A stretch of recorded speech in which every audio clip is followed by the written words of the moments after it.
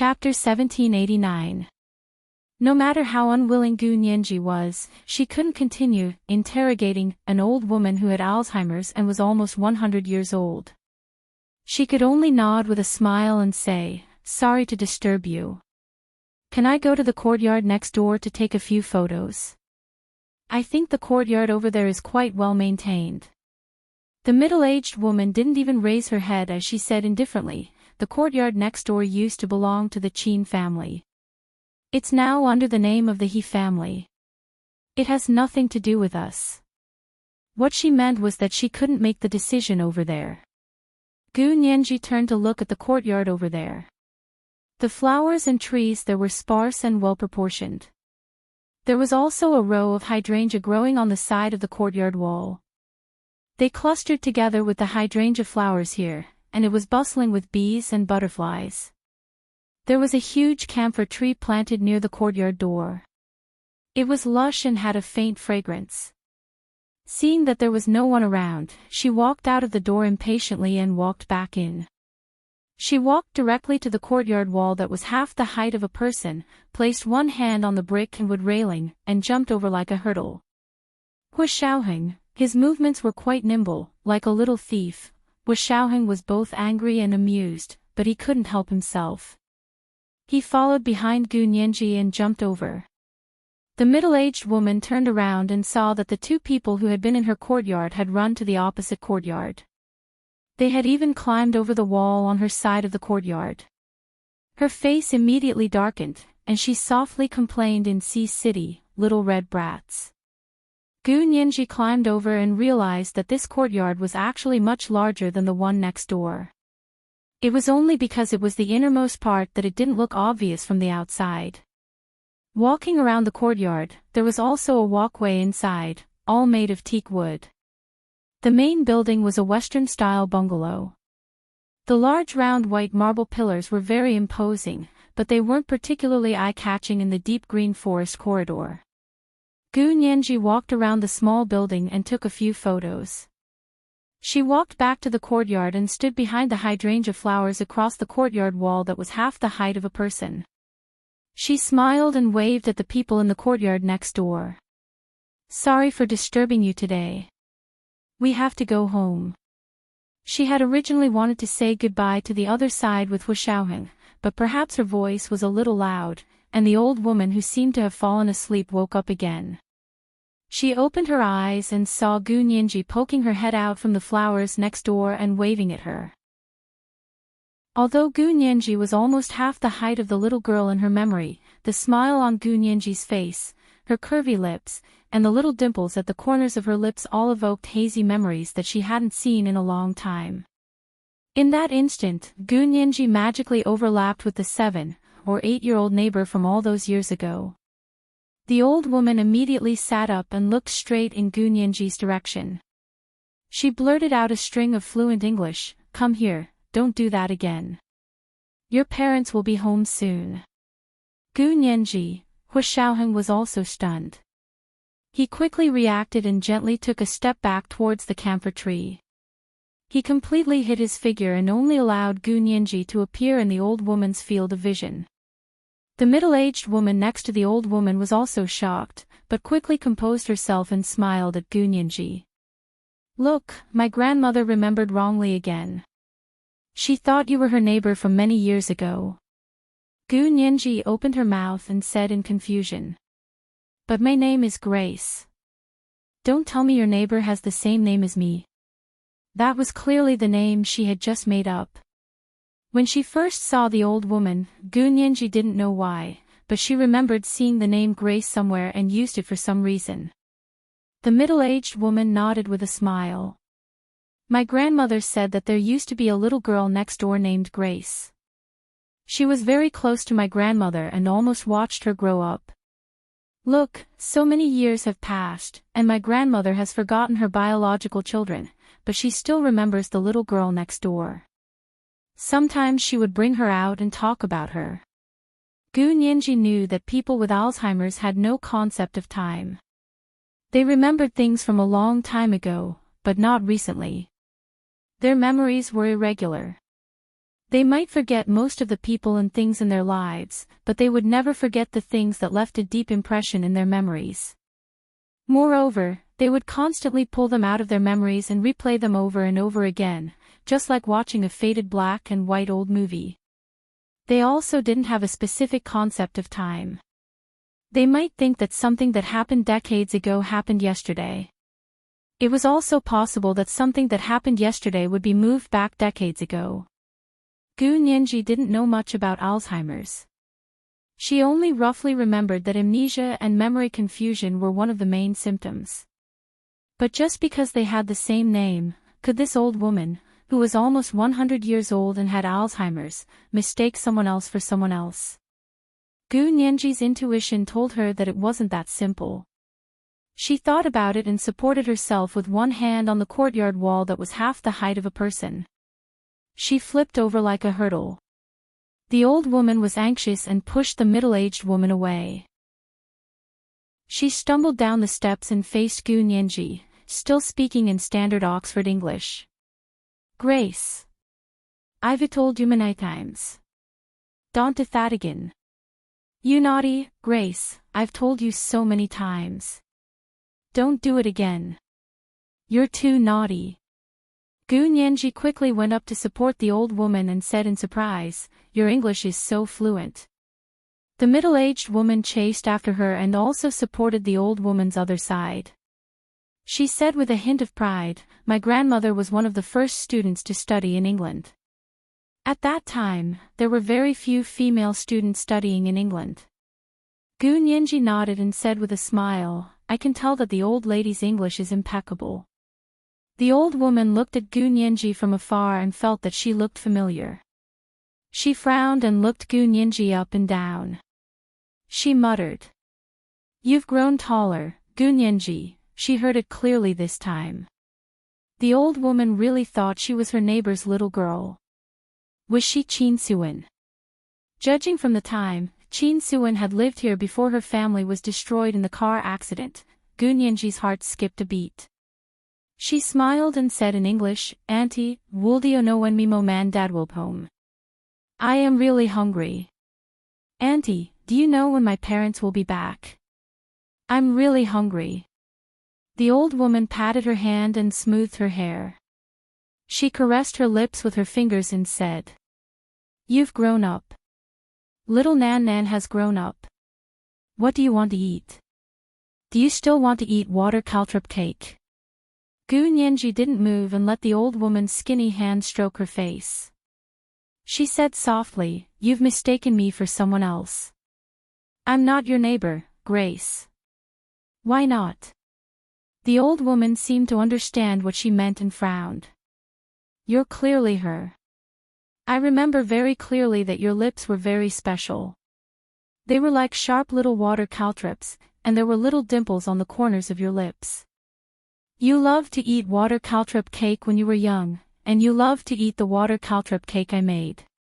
Your mother always said that it was because you loved to eat water caltrops that you grew water caltrop lips." The old woman couldn't stop talking about these old things. She looked up at the camphor tree across from her and fell into deep thought. She muttered, "It's been 100 years, right? This tree is really tall." She looked up at Gu Nianji again. "Even if it's been 100 years, I still remember how you looked before you were burned." Gu Nianji's heart trembled, and her body swayed a few times. That's right, the old woman was talking about the little girl who used to live next door, Qin Suan. And from the old woman, Gu Nianji learned for the first time what Qin Suan looked like before she was burned. She actually had water caltrop lips and little dimples. The middle-aged woman saw that Gu Nianji's expression had changed and quickly apologized. "Please don't mind it. My grandmother is sick. She doesn't remember it very clearly, so it doesn't count." "I remember it very clearly," the old woman emphasized firmly. "I remember it very clearly. I remember it for 100 years or even a century. Grace is a very beautiful little girl. She will come back. She will come back here, climb over the wall, and ask me for water caltrop cake to eat." As she spoke, she looked at Gu Nianji's fair and tender face and was confused again. She reached out to touch her face and asked in confusion, "Your face has healed. You were injured so badly. When I read the newspaper, I was almost scared to death. Now that I look at you, you haven't changed at all. Did you have plastic surgery?" Gu Nianji remembered what Qin Huichang's colleague had said yesterday. The car accident that year had caused a sensation in society, and the photo of Qin Suwen's burns had even been published in the newspaper. If it had been now, that kind of photo would never have directly appeared in the newspaper and other media. Even if it had been published, the mosaic would have been so blurry that it wouldn't even have been visible. But at that time, the photo of her being burned had been published in the newspaper. It was probably not censored, otherwise it wouldn't have caused such a huge impact on these people. Looking at the old neighbor, she was already suffering from Alzheimer's, but she still remembered some of Qin Suwen's past. If it wasn't for the thing that had left the deepest impression on them, these old people with Alzheimer's wouldn't have remembered it. And this kind of exclusive memory was even clearer and more accurate than the memories of healthy old people. Gu Nianji didn't know what to feel for a moment. She should be happy. After all, there was finally a glimmer of light to the truth that she had been pursuing for so long. But this light made her shudder. In Sea City in spring, the temperature had gradually risen. The sun shone through the treetops, making people feel warm. Even wearing a thin coat was not enough to make people feel hot. Gu Nianji stood in the sunny courtyard, but a chill rose from the soles of her feet. Her entire body was cold, and for the first time, she was a little timid. She didn't dare to face this possible and terrifying truth. This was the first update of the day, Chapter 1778, The Chilling Dawn. Reminder for everyone's recommendation votes. And monthly votes at 8 p.m., the second update. Moi moi, Big Shots and Little Angels. Chapter 1790. Hu Xiaoheng, who was hiding behind the camphor tree in the opposite courtyard, vaguely heard the old woman's words. "You're clearly her. I remember very clearly that your lips were very special. They were like small, pointed water caltrops, and there were little dimples on the corners of your lips. You loved to eat water caltrop cakes when you were young, and you loved the ones I made the most. Your mother always said that it was because you loved to eat water caltrops that you had water caltrop lips. I remember it very clearly. I remember it for 100 years, or even a century. Grace was a very beautiful girl. She'll come back. She'll come back here, climb over the wall, and ask me for water caltrop cakes to eat." Did she think Gu Nianji was the young Qin Suwen? Just like Gu Nianji, Hu Xiaoheng also suddenly thought of a possibility, and he was instantly petrified. If his conjecture was true, it would be too horrifying. Hu Xiaoheng's hands gradually clenched into fists, then suddenly relaxed, and calmly put them into his trouser pocket. He calmly walked out from behind the camphor tree and came to the front of the courtyard wall that was half the height of a person. With one hand on the decorative brick and wood wall, he leaped lightly and climbed over the wall. Gu Nianji stood beside the old woman and asked blankly. "Are you sure she looks like me?" "What do you mean look the same?" "You're her. Is your brain sick as well?"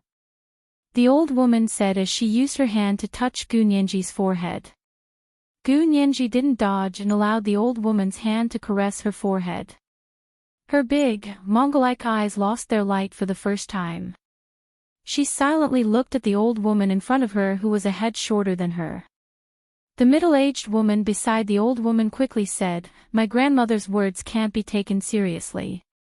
She can't remember clearly."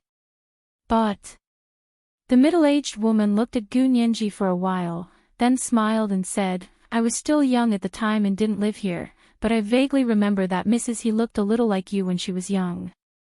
"Really? How much?"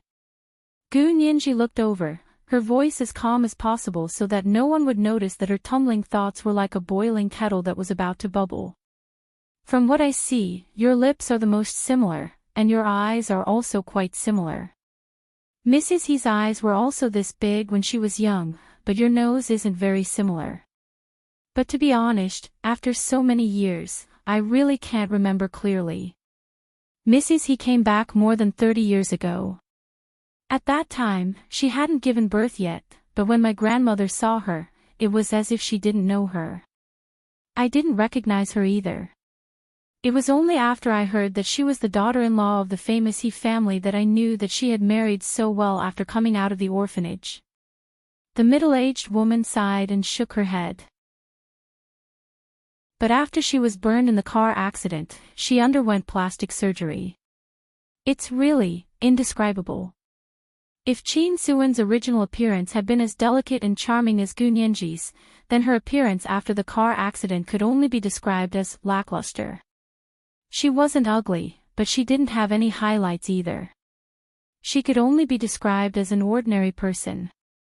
Gu Nianji's face had been extremely pale earlier, but now it gradually turned red.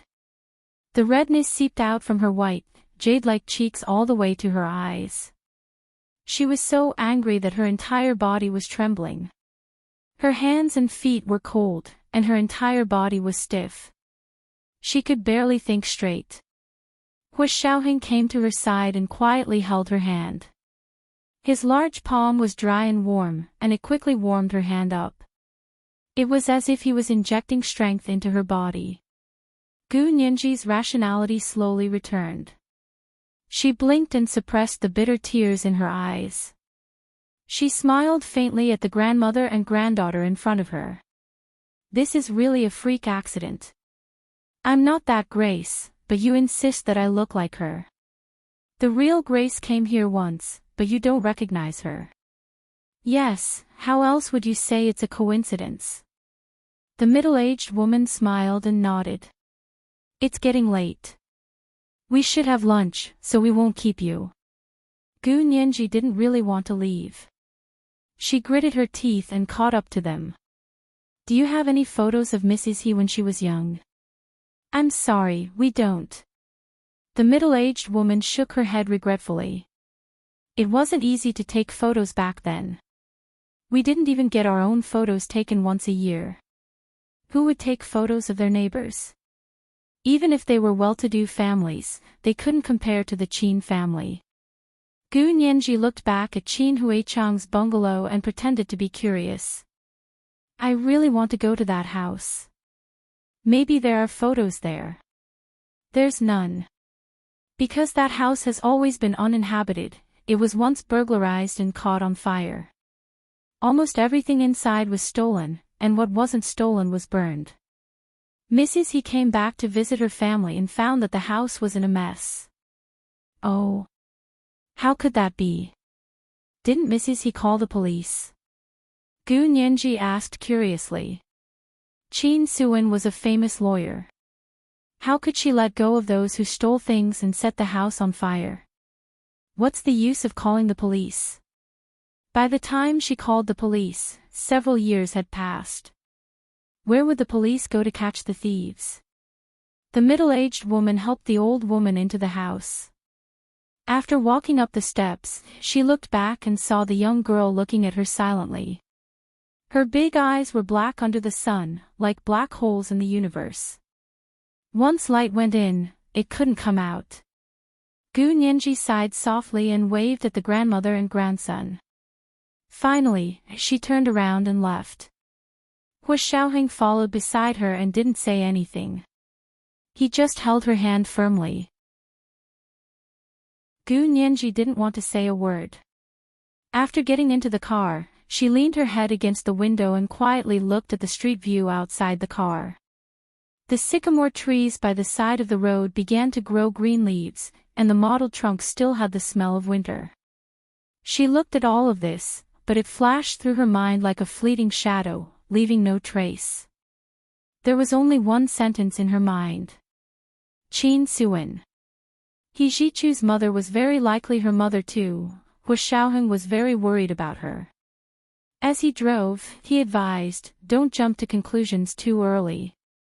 Maybe the grandmother and grandson just remembered wrongly. Gu Nianji didn't turn around. She leaned against the window and said aloofly, "Do you still remember the underwater submarine in the other world? Do you remember the first time you saw the bodies of Gu Xiangwen and his wife over there?" Hua Xiaoheng didn't say anything. How could he forget? On the other side, Gu Xiangwen was also an unyielding genius scientist. I remember what his wife looked like. Hua Xiaoheng paused. His wife's English name seems to be Grace. Gu Nianji suddenly turned to look at him.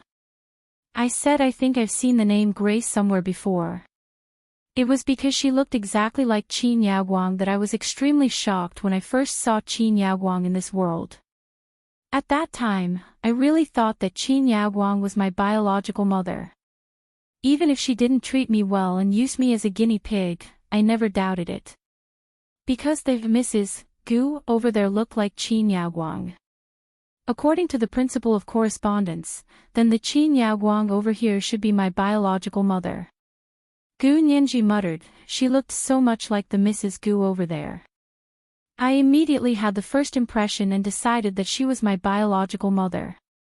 I didn't expect her to have such a trick up her sleeve. She hadn't expected Qin Yaoguang to have undergone plastic surgery. Qin Suan had also undergone plastic surgery after her face had been disfigured by the car accident. Are these two people going to change their faces?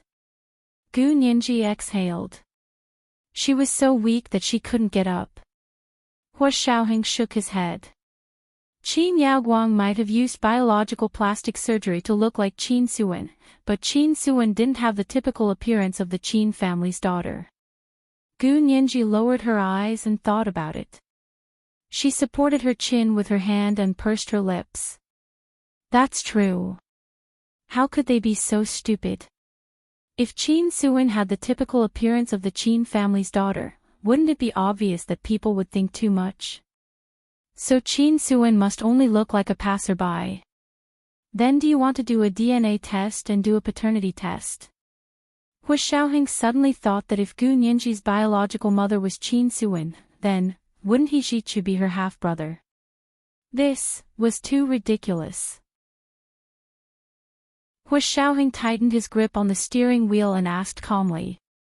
Does your father know about this? Gu Nianji furrowed her brows. You probably don't know, right? If he knew, why would he send her to the He family and agree to her engagement to He Zhichu? At this moment, Gu Nianji also came to a realization. If Qin Suan was really her biological mother, then He Zhichu would be her biological brother from a different father. OMG. She had almost married her own brother. Gu Nianji felt terrible. This was the first update of the day, chapter 1779, I feel terrible.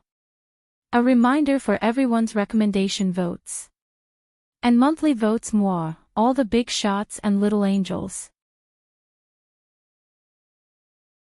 Chapter 1791. Gu Nianji looked at Hua Xiaoheng in a panic, her dark, Mongol-like eyes filled with unease and fear. Hua Xiaoheng sighed and reached out to hold her hand. Don't be afraid. It's not that simple. Go back and ask your father. Gu Nianji nodded repeatedly. She couldn't even wait to return to her apartment. She immediately took out her phone to video call Lu Jin. Lu Jin took a while to pick up. He was wearing a white lab coat and looked like he had just come out of the lab. He smiled at Gu Nianji and said, Nianji, what's up? Gu Nianji's heart was pounding. After a while, she finally squeezed out the words, Dad, who is my biological mother? Lu Jin didn't seem to have expected her to ask such a question. He paused for a few seconds before saying, Have you had lunch? Gu Nianji thought that Lu Jin was deliberately changing the topic and said angrily, Dad. Don't interrupt. I'm not hungry. I don't want lunch. Tell me, who is my biological mother? How can we skip lunch? Your stomach won't be able to handle it. If you don't eat lunch at noon, your blood sugar will also rise. You won't have the energy to work in the afternoon, which is harmful to your health. Let's go eat lunch, I still have experiments to do. The phone rang, and Lu Jin's profile picture disappeared. He cut off the video call. In Gu Nianji's eyes, this was a proper, guilty conscience. He knows. He really knows. Gu Nianji was furious. She couldn't wait to fly back to the imperial capital and confront Lu Jin. Hua Xiaoheng thought so too. After all, the way Lu Jin changed the topic in the video call was too clumsy. However, Lu Jin had a serious interpersonal disorder to begin with. Neither Hua Xiaoheng nor Gu Nianji suspected anything from his behavior. What should we do? Major General Hua. Are we going back to the capital now? Gu Nianji was restless and couldn't calm down at all. It would be a miracle if an ordinary person could remain calm after encountering such a thing. Hua Xiaoheng understood Gu Nianji's feelings, but he was much more mature and steady than Gu Nianji. Although he was also shocked, he wouldn't make an impulsive decision. He patted Gu Nianji's hand. Don't worry.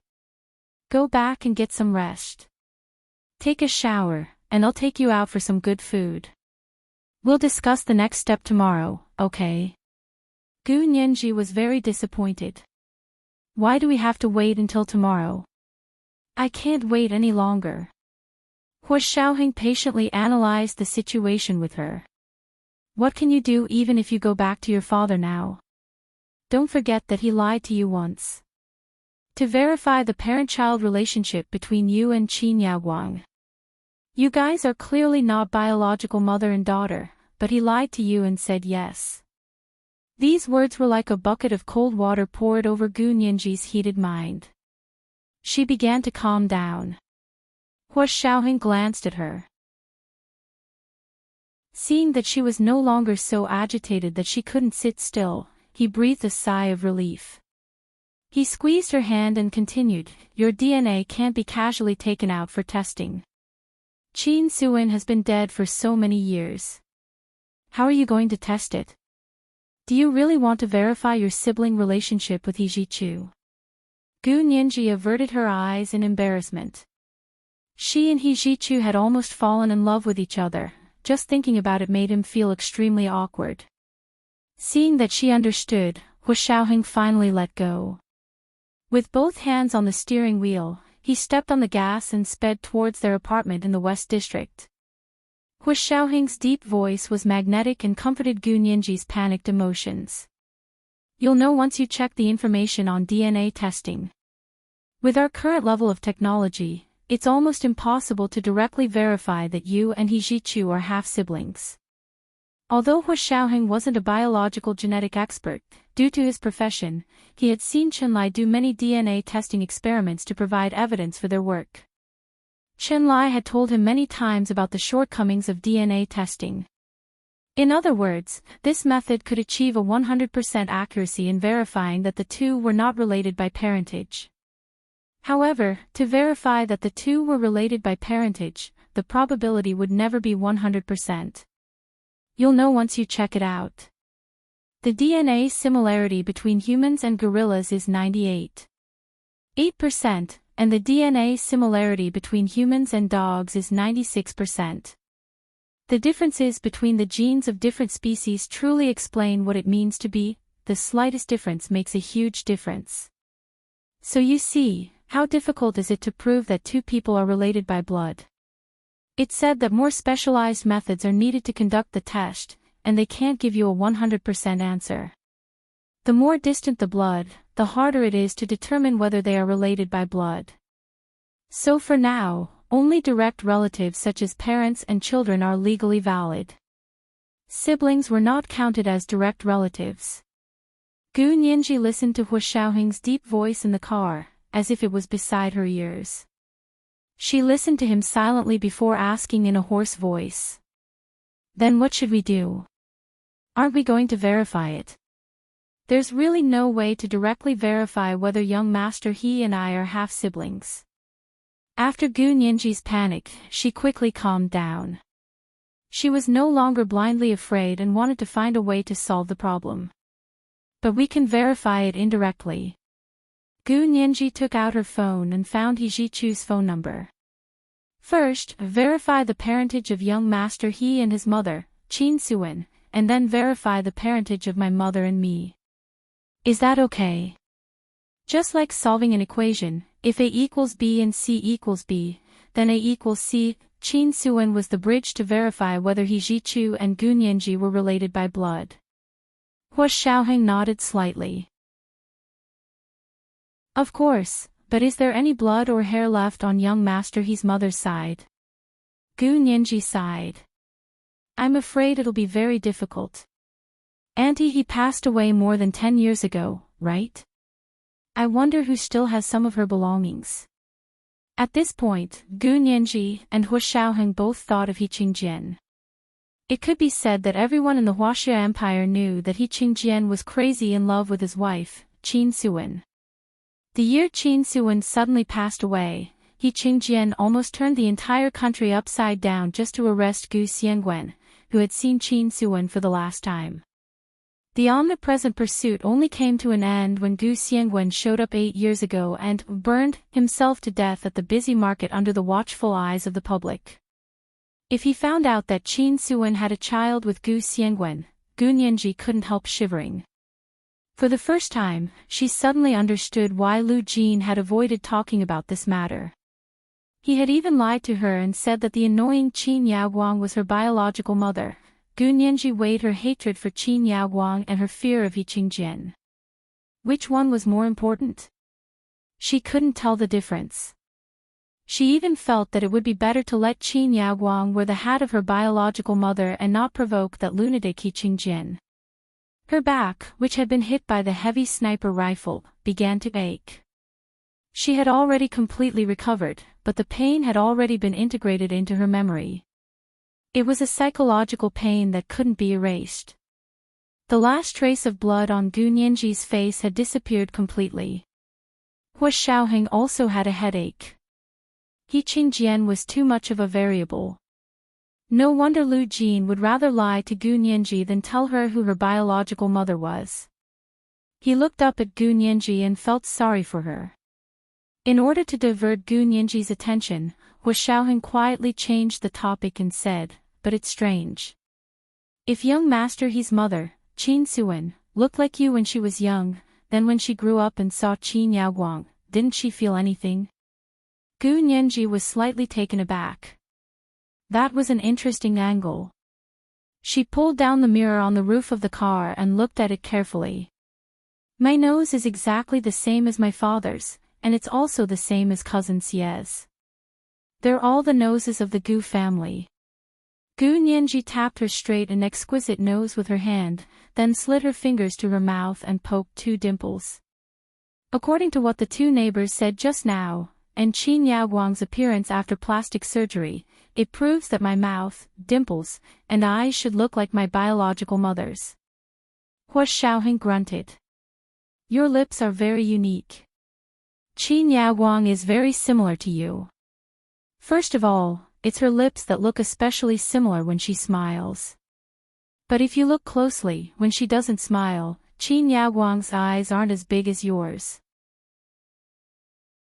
Gu Nianji raised her eyelids and widened her eyes. She carefully observed her appearance in the mirror and smiled. Do you know why? Because the eyes can't be modified. Normally, opening the corners of the eyes and the ends of the eyes only lengthens the length of the eyes. It doesn't expand the depth of the eyes, which is also the width of the eyes. And whether the eyes are really big or not depends on the size of the pupils and the width of the upper and lower eyes. No matter how much she does biological plastic surgery, she can't do plastic surgery on the pupils, nor can she change the width of the upper and lower eyes. Hua Xiaoheng turned the steering wheel and drove into the neighborhood. He said, "You're right, but you still can't explain why Qin Suan didn't recognize Qin Yaoguang's appearance."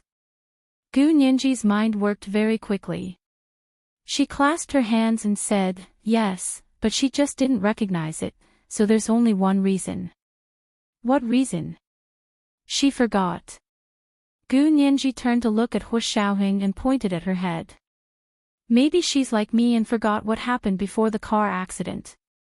Of course, this forgetting included forgetting everything. If Gu Nianji didn't look at the photos, she wouldn't have remembered what she looked like when she was a child. Hua Xiaoheng frowned and thought about it carefully. He nodded slowly and said, I think that's the only reason. Yes, I think that might be the reason why Auntie he couldn't find any evidence. Gu Nianji lowered her eyes and rubbed her phone again. She said, at that time, I heard from my father that Auntie he had investigated her parents' car accident, but she didn't continue investigating because she didn't have any evidence. I was confused at the time. She was the person involved, so she could testify directly. If she lost her memory at that time, then it would explain why she was looking for other evidence. Hua Xiaoheng immediately said, but I remember your father also saying that Qin Suwen personally testified to the police after the car accident that her parents were drunk driving. This was the first update of the day, chapter 1780, choosing the lesser of two evils. A reminder for everyone's recommendation votes. It was the end of the month. Everyone, hand over your monthly votes at 8 p.m., the second update. Mwah, all the big shots and little angels. Chapter 1792. Gu Nianji was taken aback by the question. She frowned and thought about it for a while, but she still didn't understand. Auntie he said that her parents were drunk driving after the car accident. Did she recover from her injuries? Gu Nianji asked in confusion. How could she answer the police's questions with such serious injuries? Hua Xiaoheng smirked. Good question. I've been thinking about this too. Unfortunately, there were no recording devices in that era, and there were no recording devices in the car. After so long, it's really not easy to find the truth. Gu Nianji shook her head emotionally. Was this one of the reasons why Auntie he gave up in the end? Although the whole case is suspicious, firstly, she doesn't have any direct evidence, and secondly, she doesn't remember. Hua Xiaoheng couldn't help but laugh as he pulled out the car key. You've already confirmed that she lost her memory. What if she didn't? Get out of the car, have a good rest, and we'll decide tomorrow. Hua Xiaoheng got out of the car first and went around to Gu Nianji's side to open the door for her. When Gu Nianji got out of the car, she was still thinking about it and couldn't stop thinking about it. In the bustling metropolis, Lu Jin, who had just come out of the hotel, received an automatic message from his computer. Every time Gu Nianji contacted the other side, the computer would send him the contents of the contacts so that he could be prepared. He turned on his phone and opened the video recorded on his computer. Gu Nianji's face appeared on his phone screen. Lu Jin couldn't help smiling. Gu Nianji blurted out, Dad, who is my biological mother? Lu Jin's smile froze on his lips. Why are you suddenly asking this question? Could it be that they had found something when they went to see City to investigate Qin Huichang's family? Lu Jin looked at his phone in disbelief. Back then, Qin Suwen had gone there to investigate, but she hadn't found anything in the end, so Lu Jin hadn't expected Gu Nianji to find anything. Could it be that he was wrong? The student has surpassed the master. In the video call, because his artificial intelligence couldn't find the right topic to answer, he could only use the preset eating program to answer. After Gu Nianji heard it, she became very angry. Dad! Don't interrupt. I'm not hungry. I don't want lunch. Tell me, who is my biological mother? Judging from her expression, it seemed like she had really discovered something incredible. Lu Jin's face turned suspiciously red. His fingers trembled as he shyly turned off the video call. However, his smart computer had the same idea as him and quickly cut off the video call. Lu Jin heaved a sigh of relief, but the guilt in his heart made him not dare to think further. He was a filthy person. After doing such a thing, Su Wen would never forgive him. His daughter would never forgive him either. Lu Jin raised his head and looked at the towering building opposite him. He gripped his phone tightly in his hand. He was too ashamed to see Gu Nianji. If he could get rid of the people here, he would feel less guilty. Gu Nianji returned to the apartment with a solemn expression. She didn't chatter like before. Instead, she went to the bathroom in silence and came out to eat in silence. Hu Xiaoheng had wanted to take her out to eat, but seeing that she was depressed, he didn't want to go out. He called a hotel that specialized in Spanish cuisine and ordered takeout. On the dining table was Gu Nianji's favorite seafood fried rice. Although it wasn't made by Hu Xiaoheng, it was still very authentic for the hotel. The appearance of this fried rice was very good, and the ingredients were very particular. It could be said that the quality of this fried rice didn't lie in the chef's skills, but in the ingredients. If the ingredients were good, it would be better than ordinary ingredients. The plate of Spanish seafood fried rice in front of her was made of top-notch ingredients. The snow-white, round Spanish bahia rice, after being wrapped in saffron seasoning, was as yellow as a fried egg. It whetted one's appetite at first sight.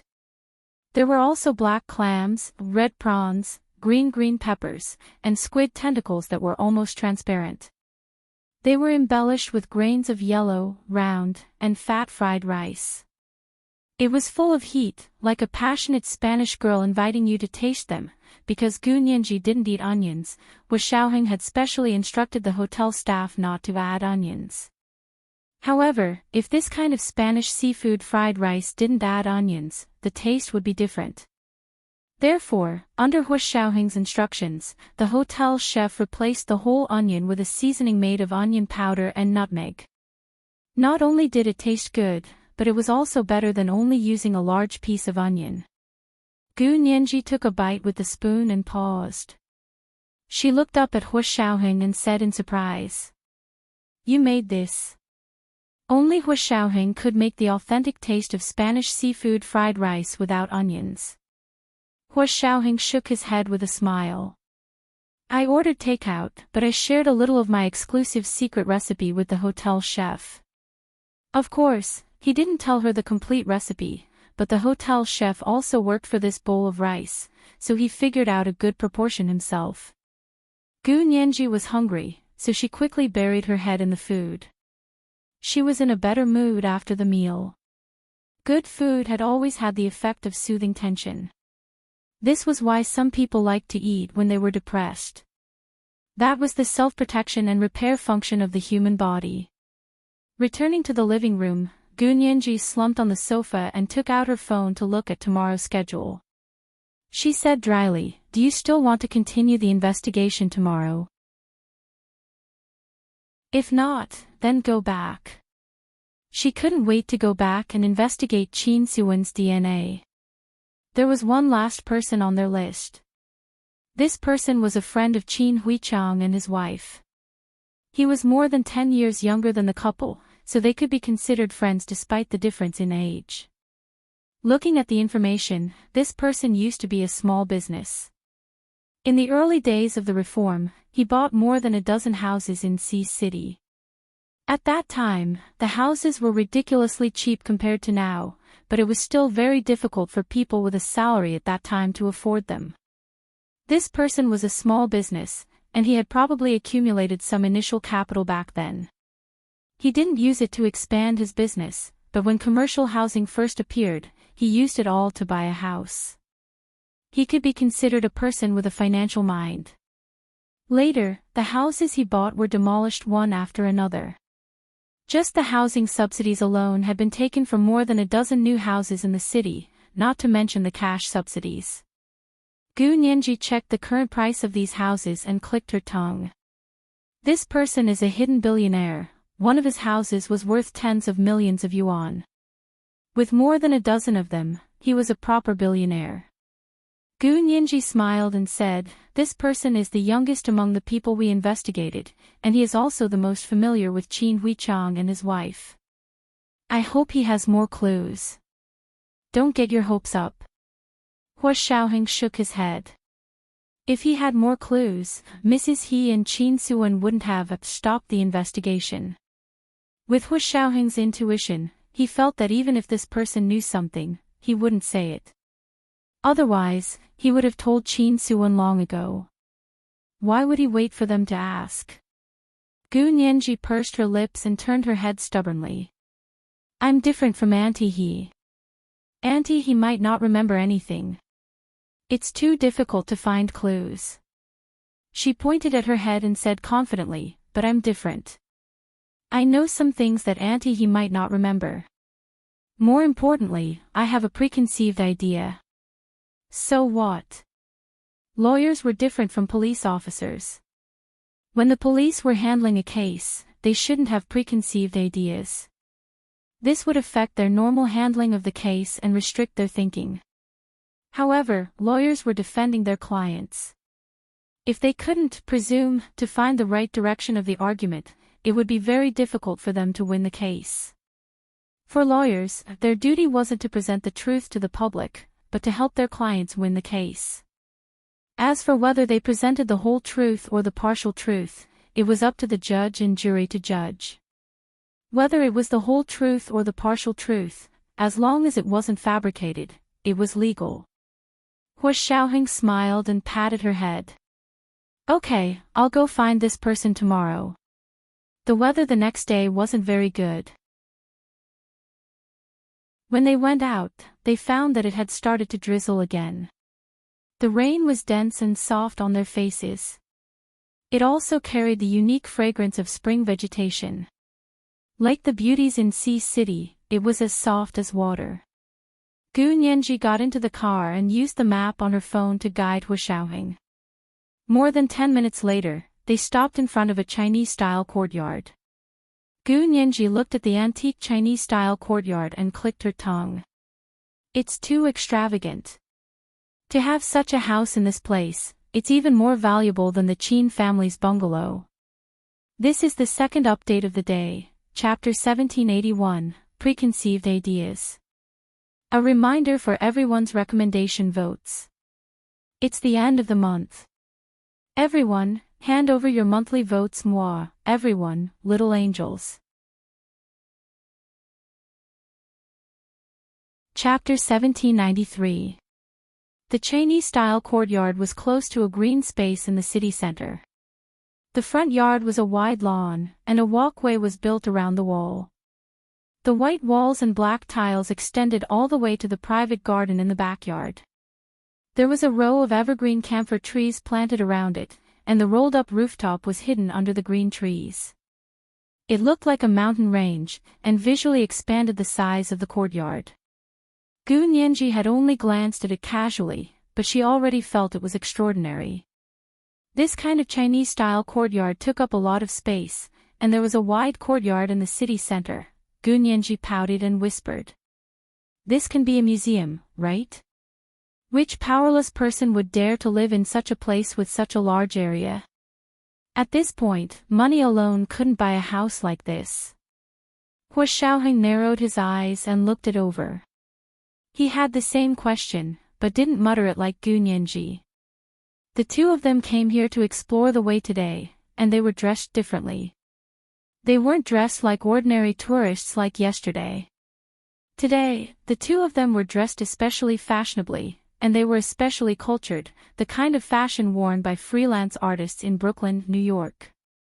They both wore large sunglasses, and their hair was deliberately messy, but it wasn't really messy. It was carefully styled with hair gel. There was order in the mess, and only arrogance could be seen. He was wearing a Panama hat, a black suede vest, and Harlem pants.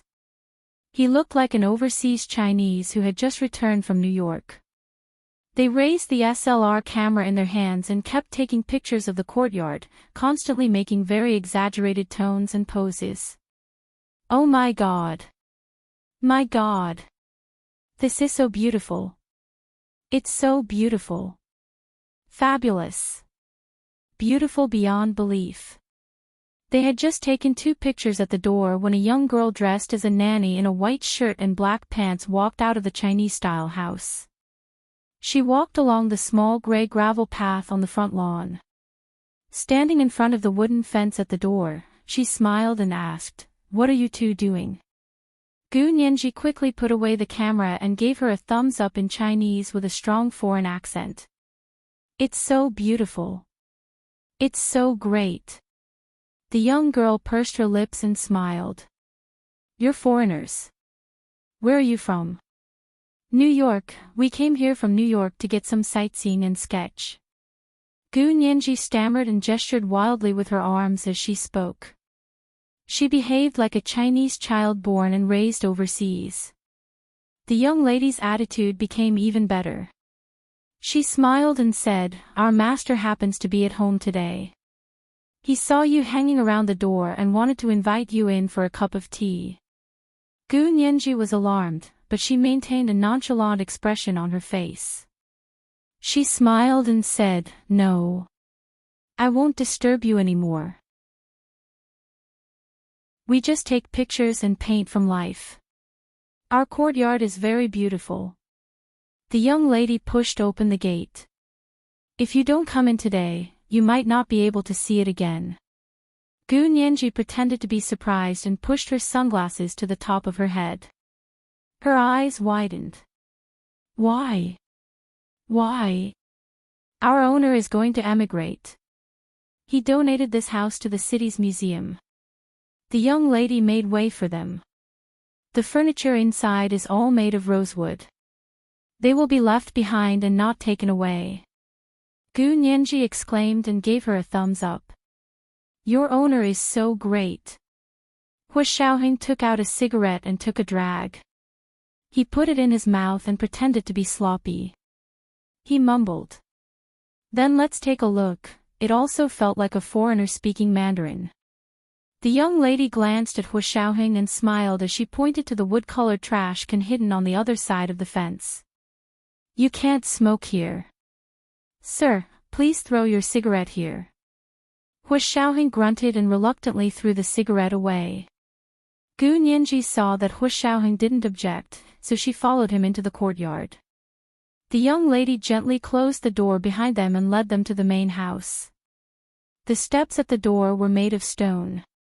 She couldn't tell what material it was made of, but the placement of the pieces was well proportioned and had a quaint charm. It looked like the owner of the house was someone who liked traditional culture. Gu Nianji muttered as she walked in. Here they are, sir, said the young girl, halting in front of him, and bowing respectfully at the waist. Gu Nianji couldn't help but roll her eyes. What day and age was it? Even being a servant was a decent job and earned money by hard work. Why did she have to bow and scrape to this extent? Did she really think Auntie May, the British Prime Minister, would want to kneel down and kiss Prince William's feet when she saw him? Speaking of which, that person wasn't even a prince yet. Gu Nianji cursed silently. Hu Xiaoheng was already studying the old man sitting on the sofa in the middle of the living room. He wasn't young, but he took good care of himself. He looked like he was in his early 50s, but according to the information, he was already 65 years old. His hair wasn't bad. It was only slightly gray and not dyed black. His face was slightly chubby, so the wrinkles weren't obvious. There was a set of kung fu tea on the mahogany coffee table in front of him. Seeing them enter, he casually raised his hand and smiled. Nice to meet you too. You're guests from afar. Would you like to sit down and have a cup of tea? Gu Nianji poked her head out from behind Hu Xiaoheng and wrinkled her nose mischievously. She said with a look of disgust, I hate drinking tea. I only drink Coke. The man stared at Gu Nianji. After a while, he smiled slightly and said to the young girl standing next to him, Ah May, go buy 2 bottles of Coke. The young girl nodded with a smile and turned to leave. Hu Xiaoheng took Gu Nianji's hand and walked with her to the sofa to sit across from the man. Hello, sorry to disturb you. We just came from New York. We're art students here to sketch and take pictures. Hu Xiaoheng gestured with his accent perfectly. As a former field officer stationed abroad, Hu Xiaoheng's disguise skills were superb. Gu Nianji didn't want to cause trouble for him, so she spoke as little as possible. It's okay, it's okay. The man smiled. The wrinkles at the corners of his eyes appeared at this moment, and he looked a little withered. His eyes wandered between Hu Xiaoheng and Gu Nianji before finally staring at Gu Nianji's face. He smiled and said, "Miss, did you also just come back from abroad?" Gu Nianji shrugged. "It's cleaner here than in New York. I like it here very much." Hearing Gu Nianji say this, the man laughed loudly and slightly dispelled some of his doubts. Only someone who had actually lived in New York for a while could say that Sea City was cleaner than New York. The man poured himself a small cup of kung fu tea and held it in his hand. He took a deep breath of the hot air and smelled it. Then he blew on it and took a sip. He closed his eyes and savored the taste of the tea. Gu Nianji resisted looking at Hu Xiaoheng and only curiously looked at the furniture in the room. The young lady had said it was all rosewood, but Gu Nianji actually didn't know much about wood. She looked around and thought the room was quite dark. There was an older cabinet in the corner with complicated carvings. It looked like the craftsmanship was exquisite, but Gu Nianji didn't like the dark color scheme. To be honest, if no one lived here, it would be a museum of ancient furniture. The man finished his cup of tea and opened his eyes to see Gu Nianji turning her head to look around. Her large eyes exuded an almost ignorant innocence. She was like a child from a wealthy family who didn't understand the suffering of the world. Gu Nianji had also changed her makeup today. She wore dark blue contact lenses to make her eyes look blue. Her hair was dyed a light color, and her nose was tall and straight. She looked like a mixed-blood Chinese. Although her lips were still very obvious. However, there were many people with lips like that. Lips alone didn't mean anything. The man looked away and smiled as he told them about New York. "I just came back from New York last year. It's a good place. I have an apartment in New York Central Park. You can see the green space in the park from the window. The scenery is pretty good." Gu Nianji suddenly pretended to be even more shocked. "You're in Central Park? There's an apartment in Central Park? You must be very rich. The apartments there are too expensive. I'm old, and I just want to find a good place to spend my remaining years. What does it matter if it's expensive?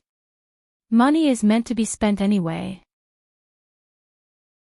I don't have any descendants. I didn't bring them with me when I was born, and I won't take them with me when I die. When I'm done spending it, I'll give it back to society," the man said as he looked at Gu Nianji with a smile. "Miss, you're American. What do your parents do?" Gu Nianji nodded. "My father is an elementary school teacher, and my mother is a housewife. They don't have much money, so I have to work to pay for school." She pointed to the camera in front of her chest and said seriously, "I just accepted a job from a magazine to come to the Huaxia Empire to take some photos of ancient buildings. I can also earn some money for next semester's school fees." The man smiled even more kindly and praised Gu Nianji. "You're ambitious. There are too few girls like you these days. You can rely on your face to make a living, but you have to compete with others for talent." Gu Nianji touched her face and pretended not to understand. She pretended to be confused. "What do you mean rely on my face to make a living? Can my face be eaten?" "Oh. Ha ha ha ha." The man was amused by Gu Nianji's words and laughed loudly. He shook his head. "No, no. Your Chinese is really..." Gu Nianji finally glanced at Hu Xiaoheng and whispered, "Did I say something wrong?" Hu Xiaoheng also looked confused. "You should be right, right?" The two of them looked like young Huaxia people who didn't understand Chinese at all. While they were talking, the young lady came back with a bag of cola and some cold drinks. She put the things in an icebox and said to Gu Nianji and Hu Xiaoheng, "Our master doesn't eat these things, so we don't have them at home. We just bought them from outside." Gu Nianji took a can of Coke and quickly scanned it. Seeing there were no problems, she opened the cap and took a sip. She said emotionally, "How can we not have Coke? What would life be like without Coke?" Hu Xiaoheng also took a bottle of Coke but didn't drink it. He put it on the coffee table in front of him and nodded at the old man. He asked the young lady standing next to him, "May I ask where the bathroom is? Can I borrow it?" The young lady quickly said, "Please come with me." She took Hu Xiaoheng to the bathroom. Only Gu Nianji and the old man were in the living room. Gu Nianji stretched her long legs and hummed an off-key English song. She looked very relaxed. The old man stared at her again and said slowly, "What's your name? How old are you this year?" Gu Nianji smiled and said, "My name is Grace. I'm 18 this year." "Why?" She purposely said she was 2 years younger, like a university student who had just started university. The old man's eyes narrowed when he heard Gu Nianji's English name was Grace. He quickly composed himself and said nonchalantly, "You just said you have to pay for your own university tuition." "Yes." Gu Nianji frowned and put the Coke on the coffee table. "My family doesn't have money, and I didn't apply for a scholarship." "Oh, you don't know how tiring working is." The old man smiled slowly and reached out to cover Gu Nianji's hand before she could pull it back. He said, "You can find someone to pay for you." "I did, but I couldn't find anyone." Gu Nianji pulled her hand back without batting an eyelid. She smiled mischievously. "How can there be such a good thing? Who would pay for my tuition for no reason?" This is the first chapter of the day, chapter 1782, Relying on Your Looks to Make a Living. A reminder for everyone's recommendation votes. It's the end of the month. Everyone, please hand over your monthly votes at 8 p.m., the second chapter. Moi, everyone, little angels. Chapter 1794. How could that be? The old man narrowed his eyes at Gu Nianji. His gaze lingered on her curvy lips as he said, "Since you're from New York, there's no way you don't know that the college girls there love to look for sugar. Daddy, right?" Gu Nianji was instantly furious. This was an insult to her. But on the surface, he had to pretend to be interested and said, "Some of my classmates are looking for her. I also know of a website that specifically asks them to look for sugar daddies." The old man smiled and slowly stood up. "Think about it. If you're interested, you can come to New York Central Park to find me at any time." He placed an English business card in front of Gu Nianji and didn't rush her. It was obvious that he was playing hard to get. Gu Nianji looked down at the name card and quickly tried to figure out what this person meant. Gu Nianji didn't think she was so beautiful that a person he met for the first time would suggest taking care of her. However, this person didn't seem like he was joking. Gu Nianji reached out and picked up the business card. She looked up and smiled. "I'll think about it." Her beauty was originally dynamic and delicate. It was especially moving when she spoke. However, when she looked up and smiled, it was like spring had returned to the earth and everything had come back to life. Her eyes were filled with the radiance of spring and were dazzlingly beautiful. The old man's eyes darkened. He seemed to have thought of something and nodded at Gu Nianji. "Think about it. I'm tired and need to rest. You can help yourself. The furniture here is not bad, and the garden outside is not bad. You can take any pictures." Gu Nianji agreed with a smile. "Thank you." She asked again, "May I ask your name? How should I address you?" The man didn't turn around. He stopped in his tracks and said dryly, "My surname is Su. You can call me Mr. Su." Gu Nianji replied, "Thank you, Mr. Su." "Okay." The man responded and went to the stairs. After the man went upstairs, Hu Xiaoheng came out of the bathroom. He was still carefree and careless.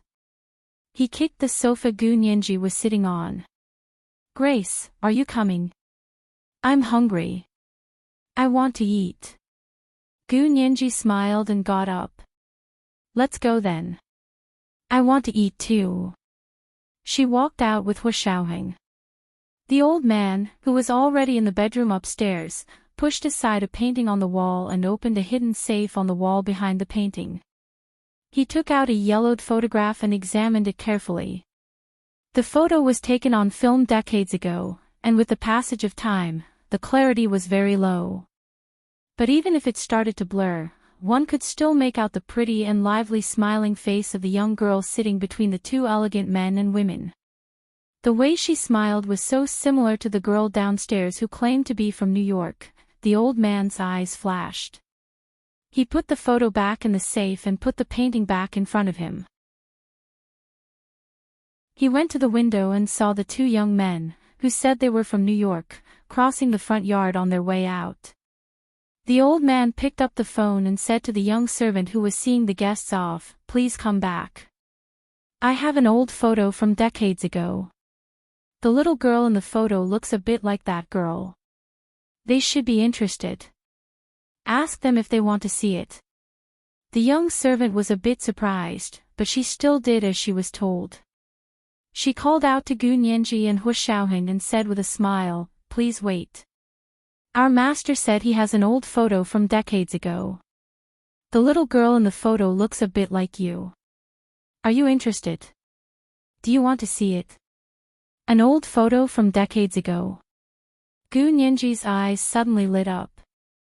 There was finally a photo. There was also a little girl who looked a bit like Gu Nianji. Gu Nianji's intuition told her that the photo was related to Qin Huichang's family. Hu Xiaoheng felt a bit uncomfortable with the old man and didn't want to go back to see the photo. However, Gu Nianji was very stubborn. She squeezed Hu Xiaoheng's hand and said to the young servant, "You go back first.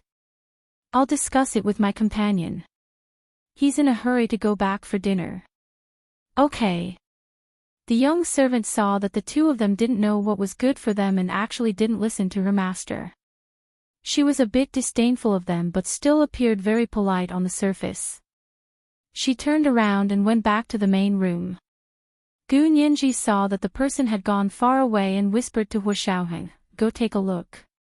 Maybe there's a major breakthrough." Hu Xiaoheng stared at her and said indifferently, "I saw him touch your hand in the living room." Gu Nianji's face suddenly turned red and she whispered, "I was beating him at his own game. He said sugar. He asked me if I wanted to find someone to help pay for the tuition. I was pretending to be confused with him." Hu Xiaoheng stroked her hair and said helplessly, "You can't beat him at his own game. We don't know how to do such a thing. This kind of method is the worst, and it usually doesn't make up for the loss." Gu Nianji pushed his hand away and said sullenly, "I won't find sugar. But I must see the photo. After investigating for so long, this is the first time I've had the chance to see an old photo related to Qin Huichang's family. The photo must have Qin Suwen's appearance before the car accident." Hu Xiaoheng watched Gu Nianji turn around and leave the main room, so he had no choice but to follow her. The old man hid behind the thin lattice antique window upstairs and watched everything silently. Seeing that they had turned around, the old man took out a remade photo and put it in an envelope. He rang the bell for another male servant and said, "Give this photo to them and tell them that this is a remake." The original photo is on the table in the small living room on the first floor, the small table in the middle of the room. The male servant agreed and took the envelope with the photo downstairs. The old man also went downstairs and went to the small living room to put his things down. Then, he came out and left through the back door. Gu Nianji and Hu Xiaoheng had just walked in. The male servant handed them the envelope with the remade photo and said, "This is for you from our master." Gu Nianji took it and opened the envelope. She took out a photo that was obviously a remade photo. The photo was very old and very blurry. It could be seen that the original photo was old, so the remade photo was even more blurry. But it could also be seen that this was a family photo of three. It had the characteristics of that era. Sitting in front of her own small Western-style building, the hostess had a high table beside her, and there was a pot of flowers on the high table. Sitting between the hostess and the hostess was a little girl with 2 braids. Her face was very small, and the clarity of the photo was too low, so it was almost impossible to see her face clearly. However, the hostess and the hostess could still see their faces clearly. She could vaguely make out their handsome and elegant appearance. Judging from their age, they should be in their early 30s. It was exactly the same as the photo of Qin Huichang and his wife that Gu Nianji and Hua Xiaoheng had collected. They had found the photo from the university information of Qin Huichang and his wife when they had entered the workforce, but it was a 1-inch square registration photo. Gu Nianji was excited and quickly asked, "Do you have the original photo? This seems to be a remake, right?" The male servant was very impressed with his master's ingenuity and quickly said, "Yes, it's in the room over there. Our master treasures this photo very much, so the original can't be shown to just anyone." Gu Nianji nodded in understanding and quickly walked over. Hua Xiaoheng's emotions were very complicated. He hadn't expected this old man to really have an old photo of Qin Huichang's family. What did this mean? This meant that this person's relationship with Qin Huichang's family wasn't ordinary. Compared to the 2 colleagues and neighbors in front of him, he should know more. However, Hua Xiaoheng instinctively didn't like that person's behavior. How could Qin Huichang and his wife be best friends with this kind of person? Hua Xiaoheng was a little puzzled and followed Gu Nianji into the small meeting room next to them.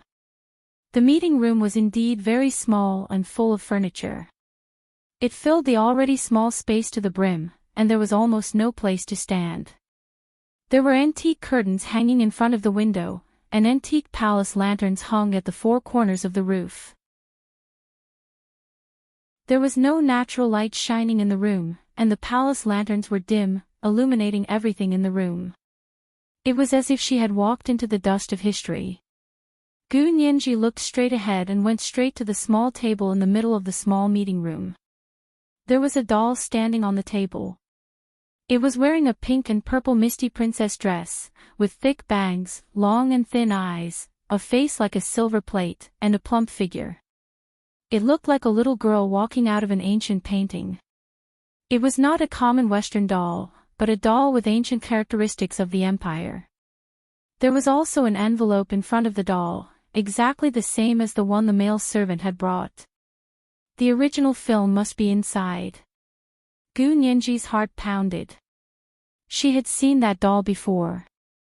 It was almost identical to the doll she was hugging in the photo on her 11th birthday. Later, Hua Xiaoheng and the others made a batch of replicas based on the doll in the photo, intending to comfort the 12-year-old Gu Nianji's frightened emotions. Gu Nianji had always liked these dolls. They used to be the best memories of her youth because she thought they represented her forgotten childhood. Later, she discovered that the doll's facial features and demeanor were somewhat similar to Wen Shi's, so she didn't like them anymore. But why would a doll like this appear here? Could it also have something to do with her maternal grandparents and biological mother? Did the envelope in front of the doll contain the original film? She was finally going to see her mother's childhood photo. Hua Xiaoheng followed her in and quickly glanced around. Suddenly, his gaze froze, and he stood still. He was about to tell Gu Nianji not to move, but Gu Nianji was so excited that she had already reached out for the envelope in front of the doll on the table. The envelope was actually stuck together with the doll. Gu Nianji instinctively tightened her grip on the doll and yanked it up. She wanted to pick up the doll and the letter together. The doll and letter were both pulled up by her, but at that moment, she seemed to have triggered some kind of mechanism. She heard a rumbling sound, and felt the ground beneath her feet disappear. The floor she was standing on suddenly staggered to both sides, revealing a hole in the ground below. She didn't have time to scream before she fell in. Hua Xiaoheng only had half a second to think. The door behind him was closing automatically, and the loose floor in front of him was also closing automatically. In a flash, Hu Xiaoheng directly pounced towards the loose floor and jumped down after Gu Nianji before it closed again. This is the second update of the day, Chapter 1783, Scene Reenactment, 1. A reminder for everyone's recommendation votes. It's the end of the month, everyone, hand over your monthly votes moi, everyone, little angels. Chapter 1795. There was a soft click, and the floor closed up seamlessly. It was as if nothing had happened. In the quaint guest room, the curtains were lowered, and the palace lanterns shone with apricot yellow light, shining on the head of the doll standing on the table in the middle of the room. The doll's cherry lips seemed to be smiling, but also seemed to be crying. Gu Nianji fell from the air with a bang and fell heavily to the ground.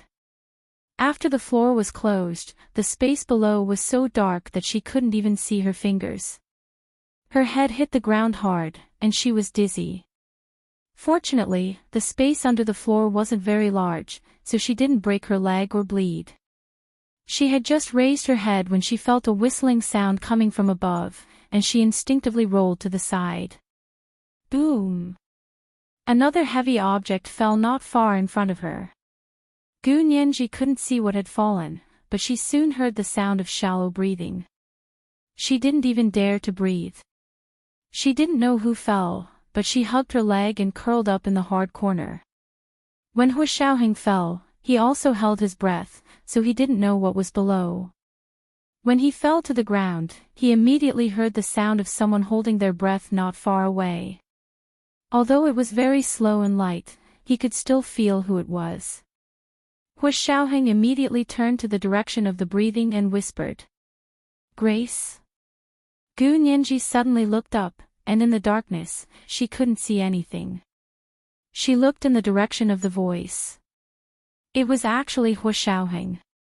He jumped down too. Gu Nianji didn't hesitate to jump over and lay in Hu Xiaoheng's arms. Hu Xiaoheng had just sat up when Gu Nianji pounced on him and pushed him to the ground. The two of them crossed their legs, chest to chest, and hugged each other without moving for a moment. Hu Xiaoheng's entire body was on fire. The warm and fragrant girl in his arms was like a pool of spring water, but it couldn't extinguish the fire in his heart. His arms suddenly hugged Gu Nianji tightly, and his lips accurately found her lips and pressed tightly against them. "Are you all right?" he whispered against her lips. His hot breath blew against her face, making her feel warm and fuzzy. Gu Nianji shook her head, and the fear and panic from earlier were swept away. As long as Hu Xiaoheng was by her side, she dared to go anywhere. This hole was nothing. Gu Nianji chuckled and kissed Hu Xiaoheng on the lips. She whispered, "It's okay. Why did you come down? Now we're both trapped here." Hu Xiaoheng held the back of her neck and used a little force to rub her forehead. His voice was low and magnetic. "I didn't think too much. I'll be wherever you are." Gu Nianji, the shallow warmth in his heart instantly turned into a torrent, flowing through his limbs and bones. She leaned against Hu Xiaoheng's forehead as tears silently flowed down her cheeks and dripped onto Hu Xiaoheng's face. Shocked, Hu Xiaoheng sat up abruptly and said anxiously, "You're hurt?" He thought Gu Nianji was crying from the pain. Gu Nianji buried her head in his chest and shook her head. "No, I'm fine.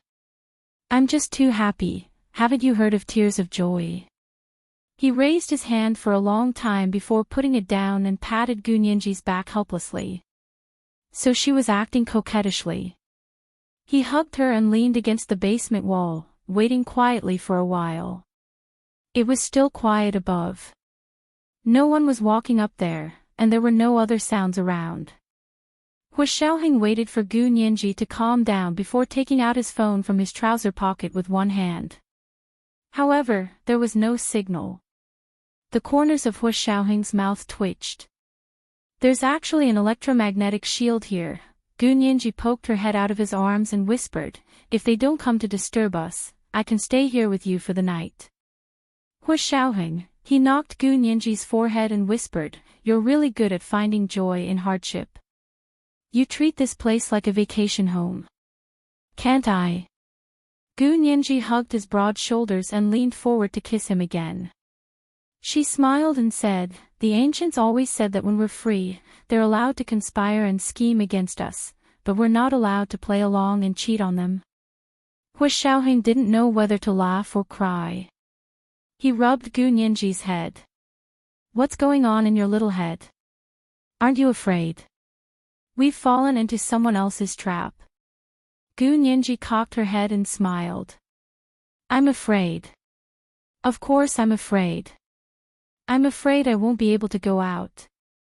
I'm afraid I won't be able to grow old with you." Hu Xiaoheng had always had a heart of stone, and he didn't even pretend to speak to Gu Nianji. However, when he heard this, his cold and hard heart actually felt a rare twinge of bitterness. "They won't. I just analyzed it. Although this is a basement, it won't be a particularly dangerous place because this is the city center of Sea City. The other party is a big business, so they won't do anything to us here. But they tricked us into coming here and locking us up. Are they trying to imprison us?" Gu Nianji used the darkness as cover to look around and flirt with Hu Xiaoheng from time to time. Hu Xiaoheng couldn't take it anymore.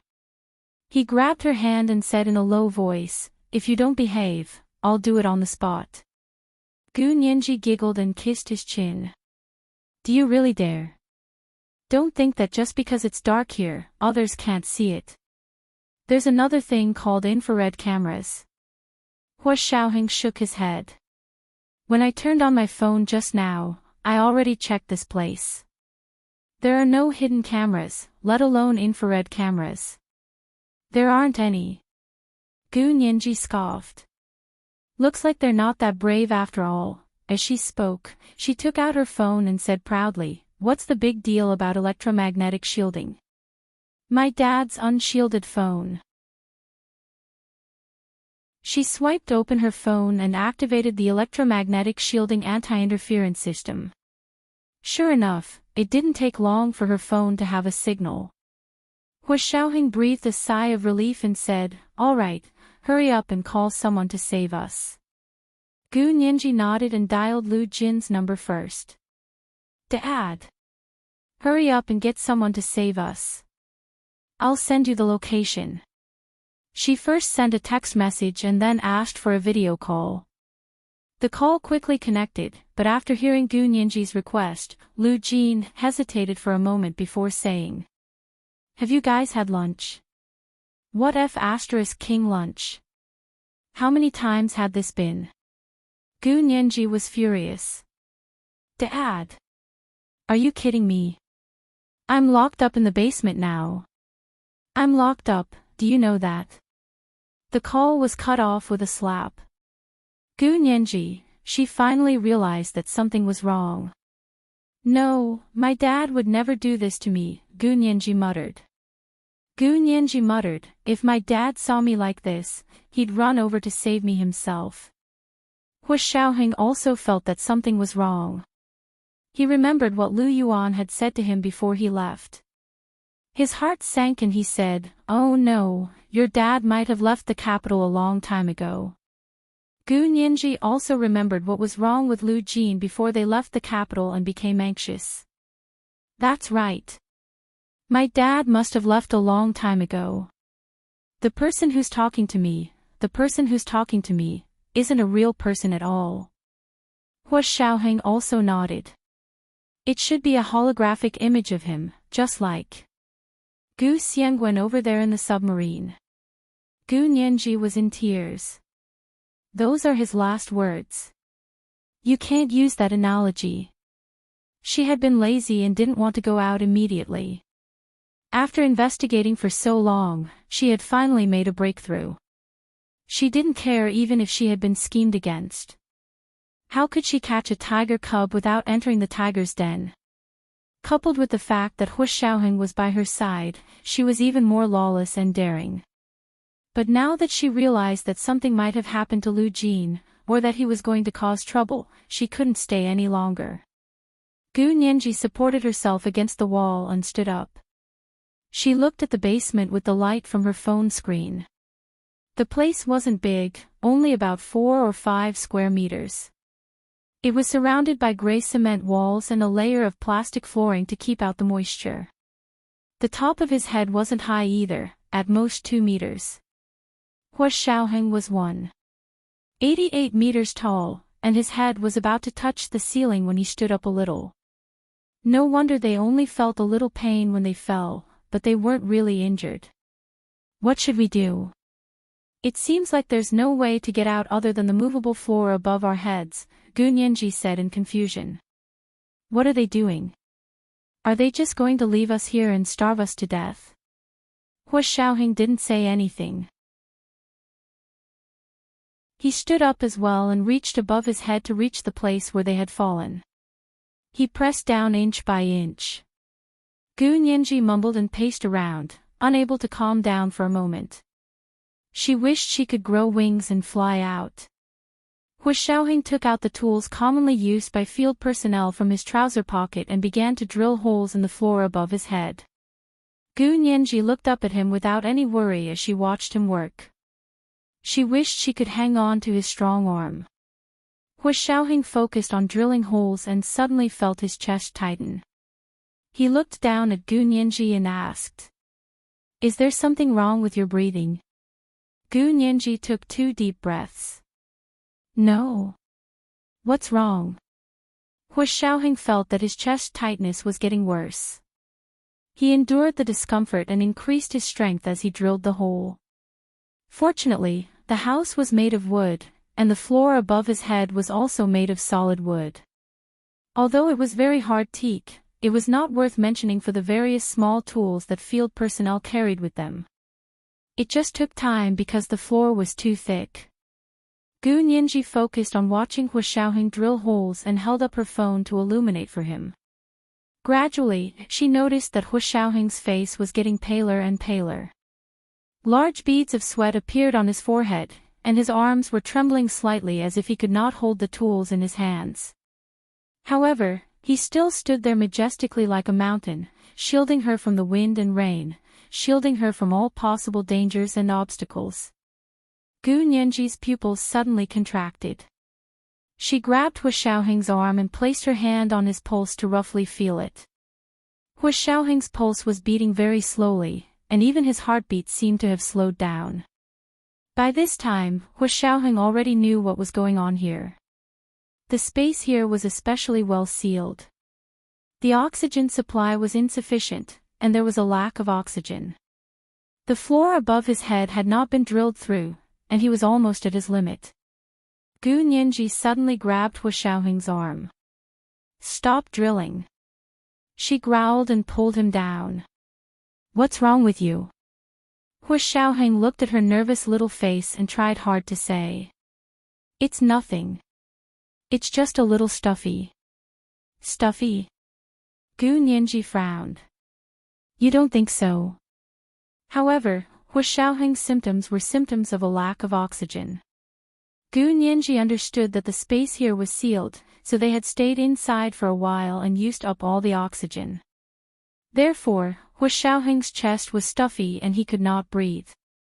She did not have time to think about why she did not have this symptom. She pulled Hua Xiaoheng away and said, "Let me do it."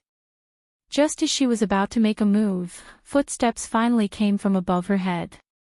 Someone was coming. This is the first update of the day, Chapter 1784, Scene Reenactment 2. A reminder for everyone's recommendation votes.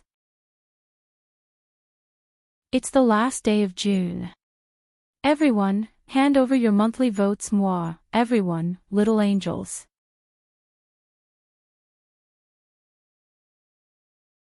Chapter 1796.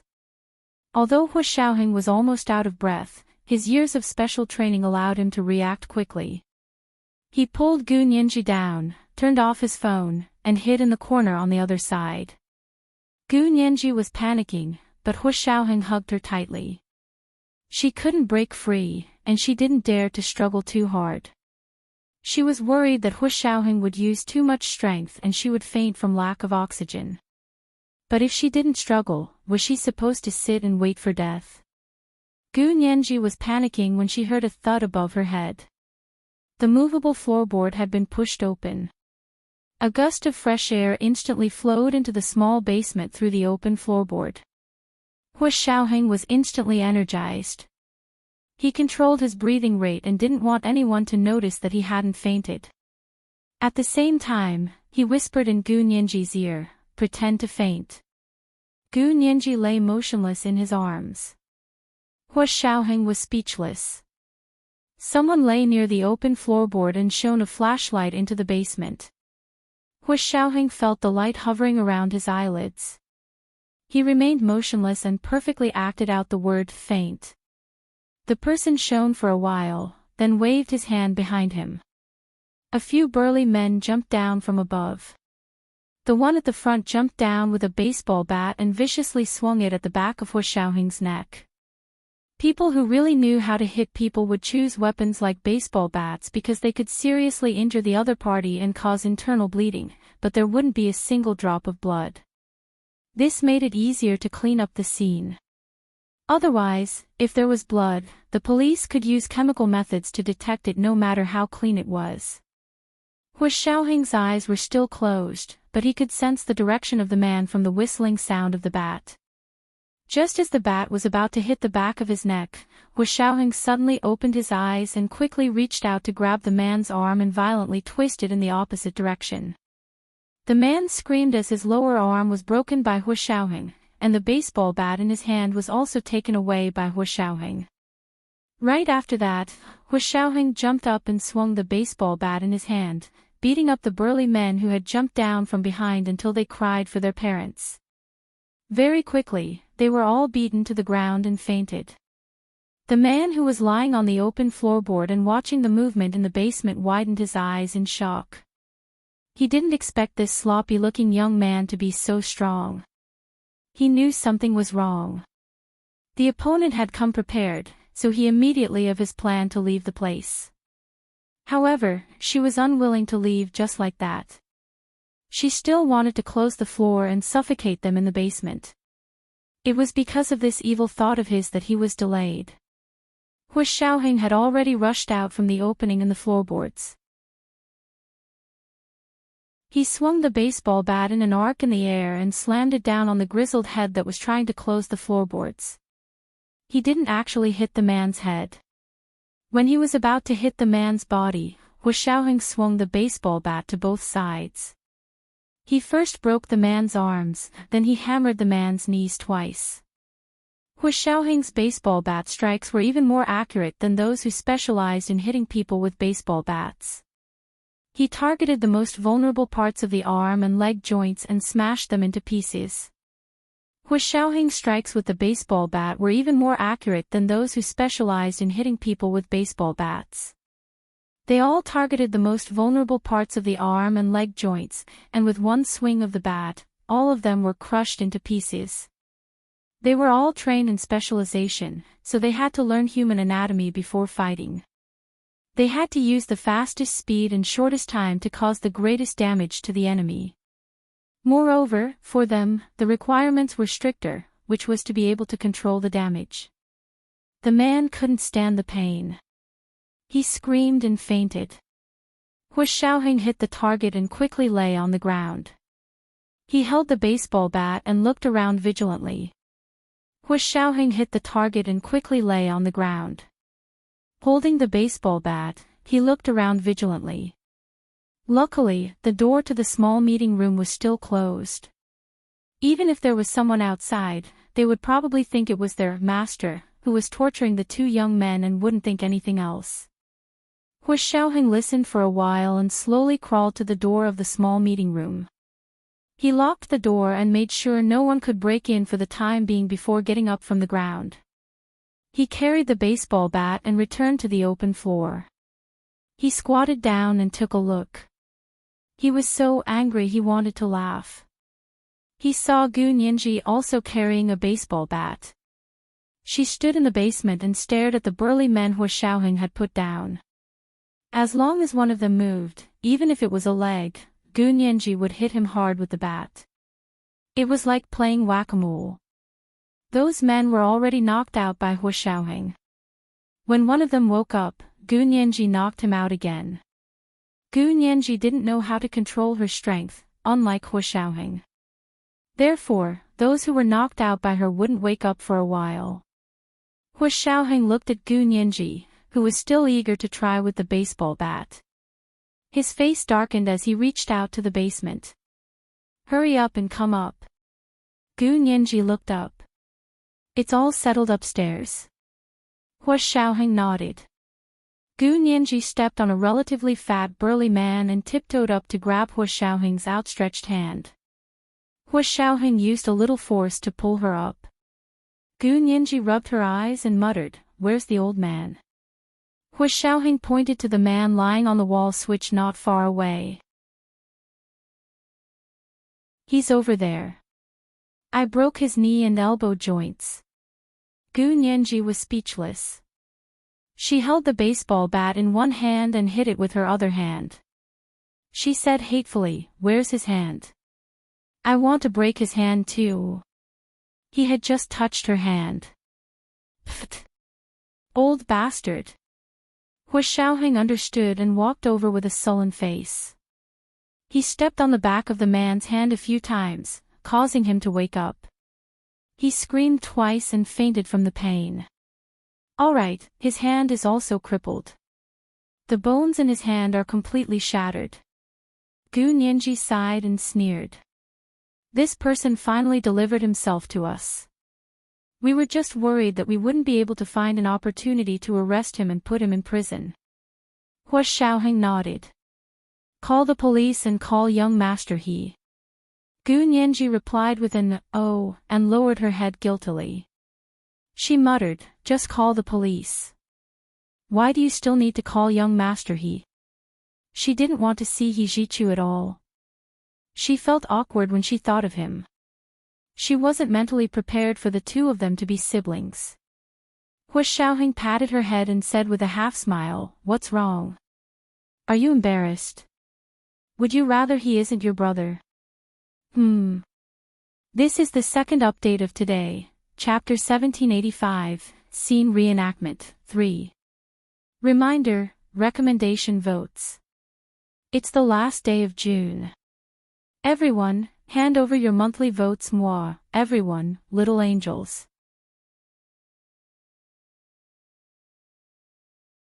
Chapter 1797.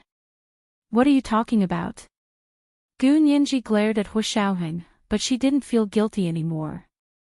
I just can't accept it at the moment. And I can't accept it. I don't know what young Master He will think, so it's better not to trouble him for the time being. You have to distinguish between public and private matters. Hu Xiaoheng said meaningfully, call him right away. The police alone can't handle the matter here. No way. Gu Nianji frowned and looked around. Isn't he just an old man with some stinky money? What kind of powerful backer could he have? Of course, Hu Xiaoheng was much more experienced than Gu Nianji. Although Gu Nianji was extremely intelligent, it was a natural IQ. Experience couldn't be born with it. It could only be polished bit by bit with time and experience. Hu Xiaoheng took out his phone and searched for the history of the house.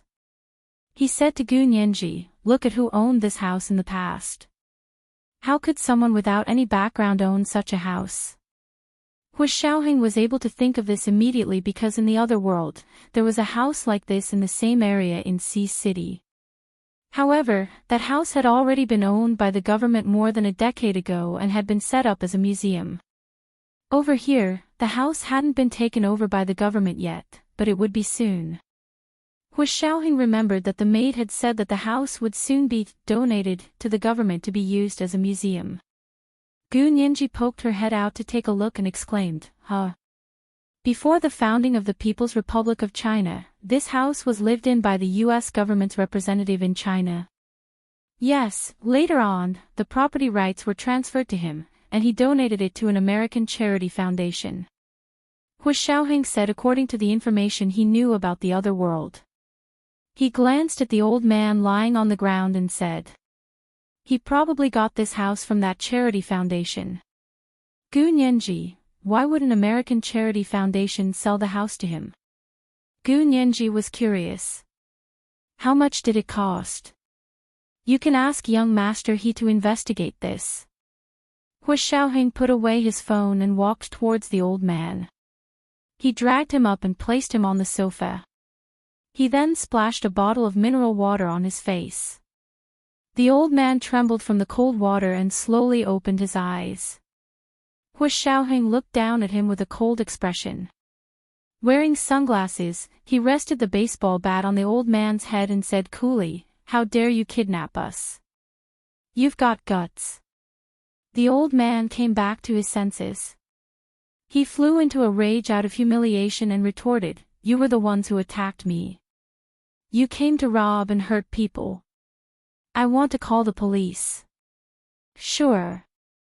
Hu Xiaoheng crossed his legs and sat across from him. He placed one hand on the armrest of the sofa and said coldly, "Your thugs are still lying in your basement. When the police come, are you going to pretend that you don't recognize them?" "What thugs?" The old man endured the sharp pain in his hand and rolled his eyes. He wanted to find a chance to escape from this small reception room.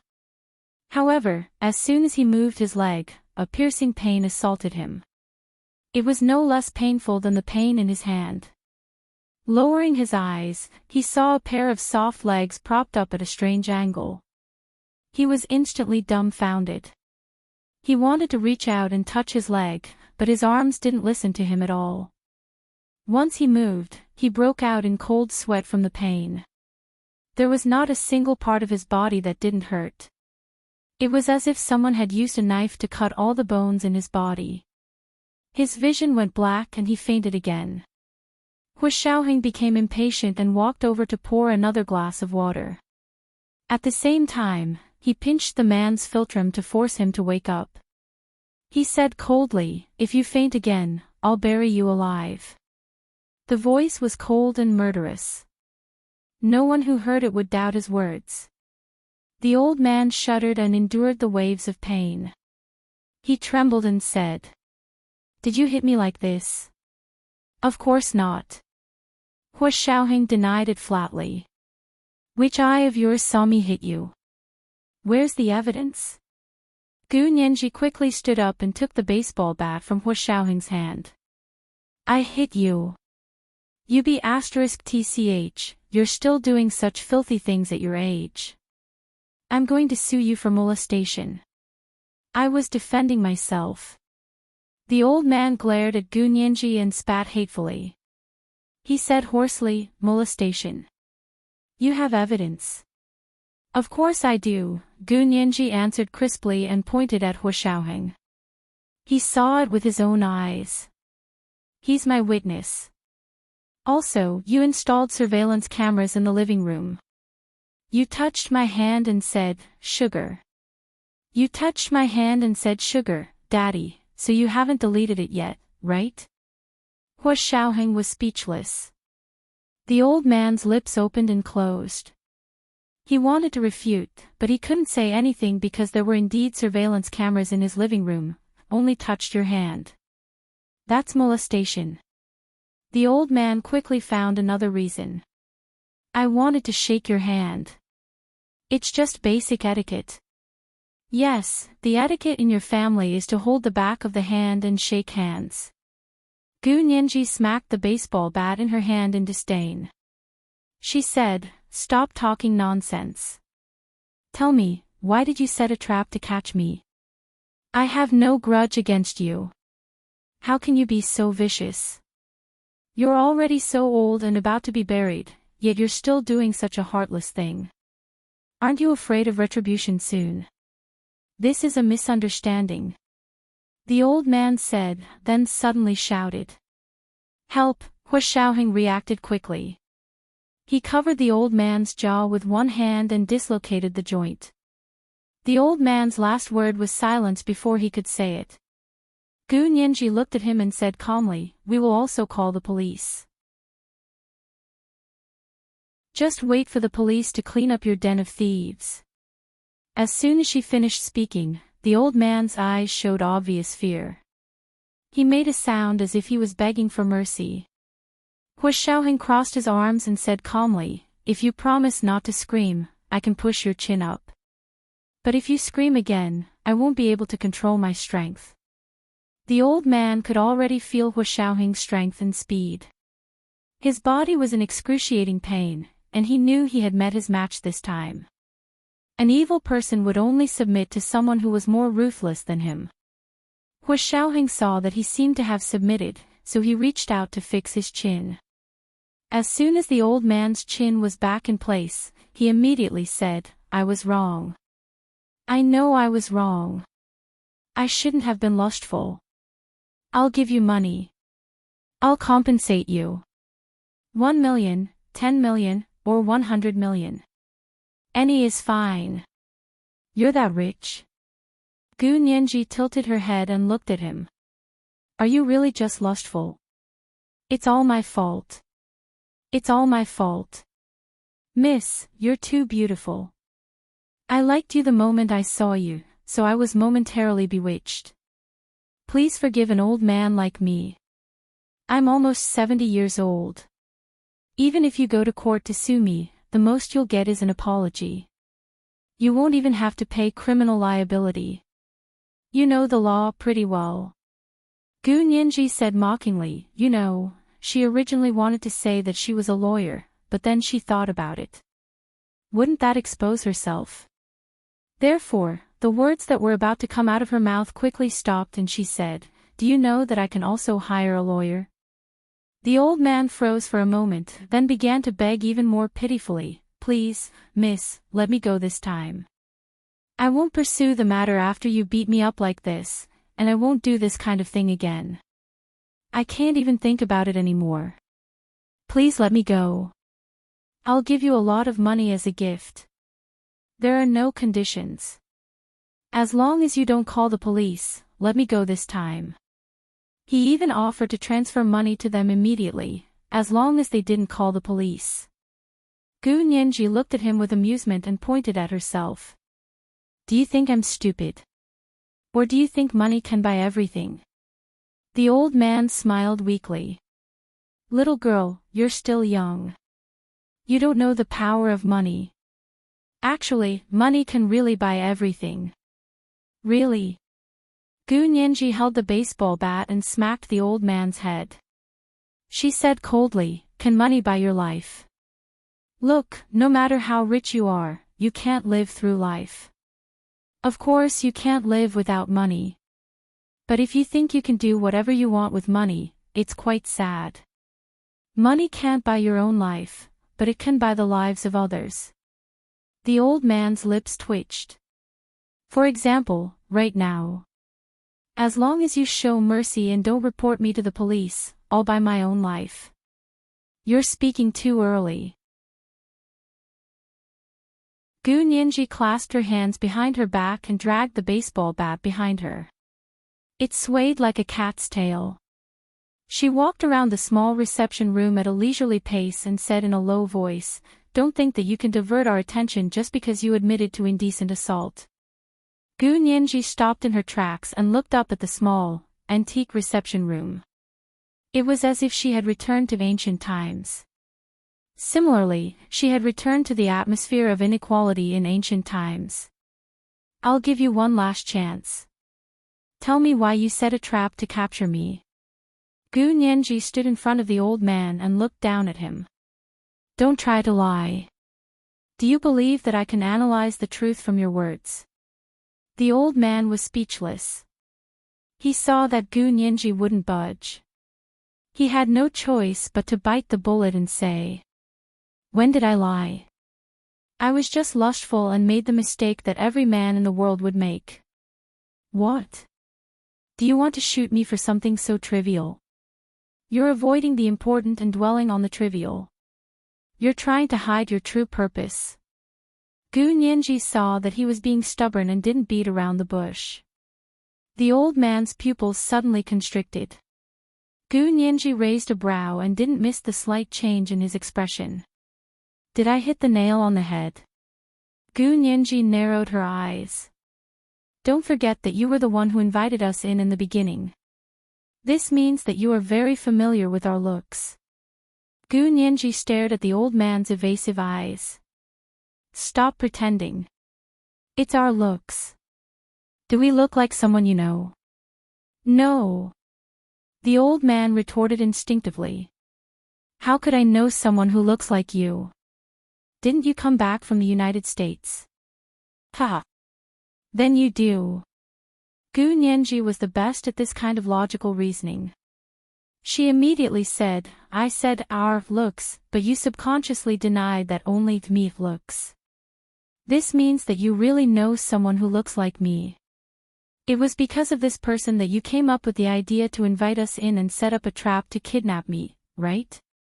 This is the first chapter of the day, chapter 1786, The Mistakes All Men Make.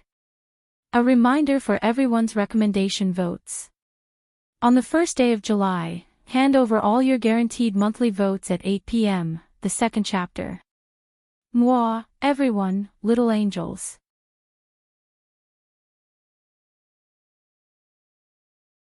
Chapter 1798. Gu Nianji's words weren't groundless. From the moment they came to Sea City to investigate Qin Huichang and his wife's colleagues, neighbors, and friends, they had first categorized them according to how close they were. Of the three people they found, the first was a colleague living in the nursing home. This person wasn't very close, but this person still remembered what happened decades ago. The second person was the neighbor's old lady that they found yesterday. From this old woman, they had a qualitative breakthrough. Gu Nianji could almost guess who her biological mother was. So today, Gu Nianji was already mentally prepared for the third person. This person must be the person who knew the most about what happened back then. He could be good or bad. Of course, he was more likely to be a bystander. If this person didn't do anything, she couldn't guess what kind of person he was for the time being. But not only did this person do it, but he also tried to use a trap to kidnap her. At this point, wasn't it obvious whether he was good or bad? Gu Nianji looked at the man's uncontrollable expression of fear. Her chin was slightly raised, and her dark and deep eyes were filled with suppressed anger. Why aren't you continuing to deny it? She held the baseball bat in her right hand and slowly tapped it in her left hand. Where's the original photo? Also, what's with this doll? When the old man heard these questions, his eyes suddenly stopped flickering. He probably knew that he had finally fallen. The other shoe he had been waiting for so many years had finally fallen, so he calmed down. Then you admit that you're not some Chinese American from New York? He said slowly with a disdainful smile on his lips. Gu Nianji didn't deny it. She smiled and said, when did I say I wasn't? Ha, a Chinese American returning from New York would be interested in that doll. The old man asked. Do you think I'm stupid? You two sneakily took photos in front of my house. Do you think I can't tell? We're just taking photos. I won't hide it from you. Before today, we took photos in many other places. Gu Nianji sneered and raised the baseball bat. No one else invited us in like you did. They all asked us to leave. If this isn't a guilty conscience, then what is? The corners of the old man's eyes twitched. He saw Gu Nianji at the door on the second floor. The more he looked at her, the more familiar she seemed. That was why he wanted to ask her to come in and see what was going on. When he saw her take off her sunglasses, she looked very similar to the Qin family's brain surgeon, Qin Yaoguang. He had an idea. This person should be Gu Nianji. She definitely did not come to Sea City with good intentions. He had also been following Gu Nianji in Qin Yaoguang's lawsuit, but he hadn't personally gone to the imperial capital. He had only asked someone to inquire about the progress of the lawsuit and the contents of the trial.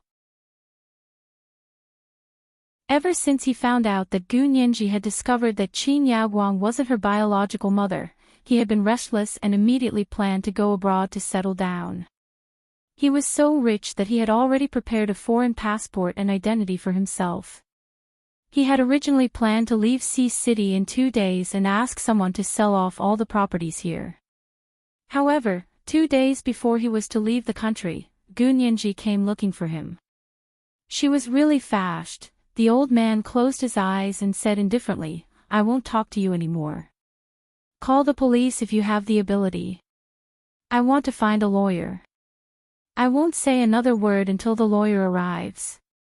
Hu Xiaoheng stood to the side and listened to Gu Nianji's questions. Now that the old man had come up with a non-violent non-cooperation strategy, Gu Nianji had no choice. Hu Xiaoheng thought about it and took out his phone to swipe it open. Seeing that there was still a signal on it, he sent He Jichu a text message. "Lawyer Gu is in trouble in Sea City. She needs help." Less than a second after sending it, he received a reply from He Jichu. "Someone notified me.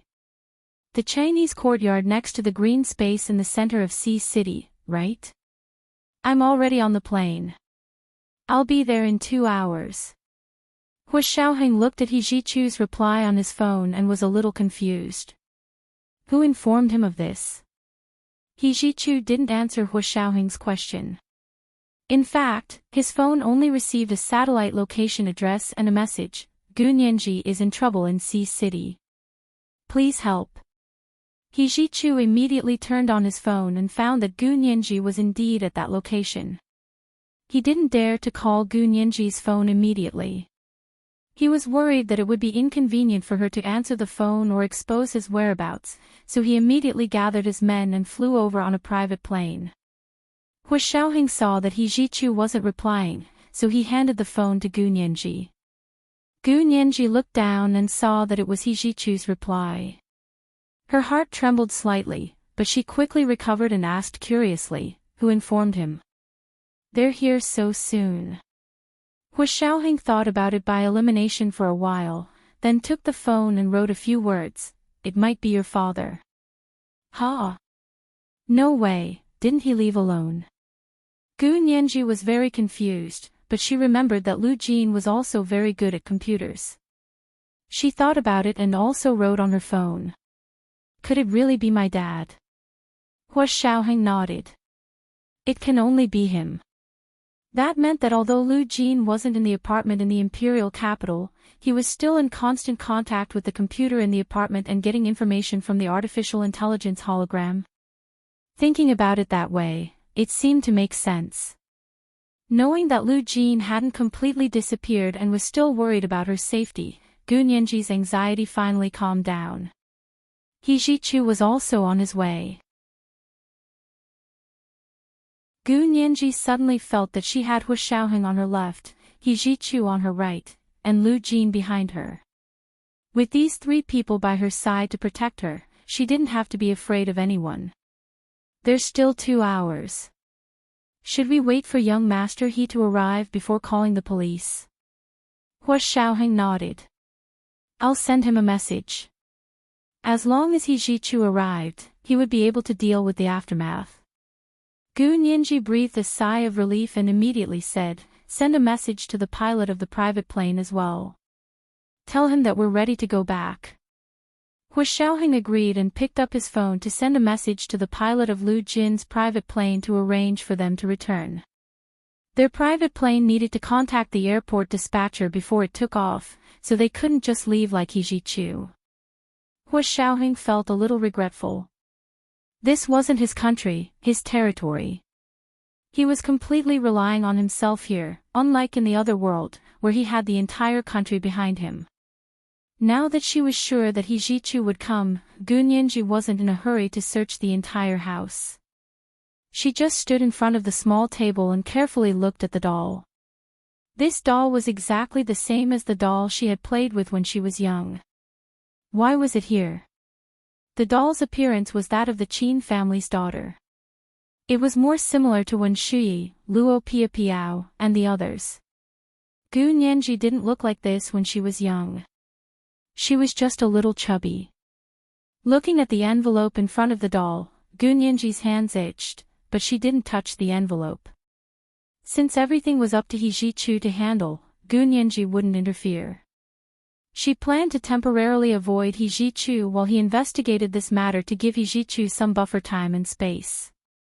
Otherwise, it would be too awkward. The two of them sat in the small meeting room and silently scrolled through their phones. Gu Nianji sent messages to Lu Jin's phone and kept asking, "Dad, where are you?"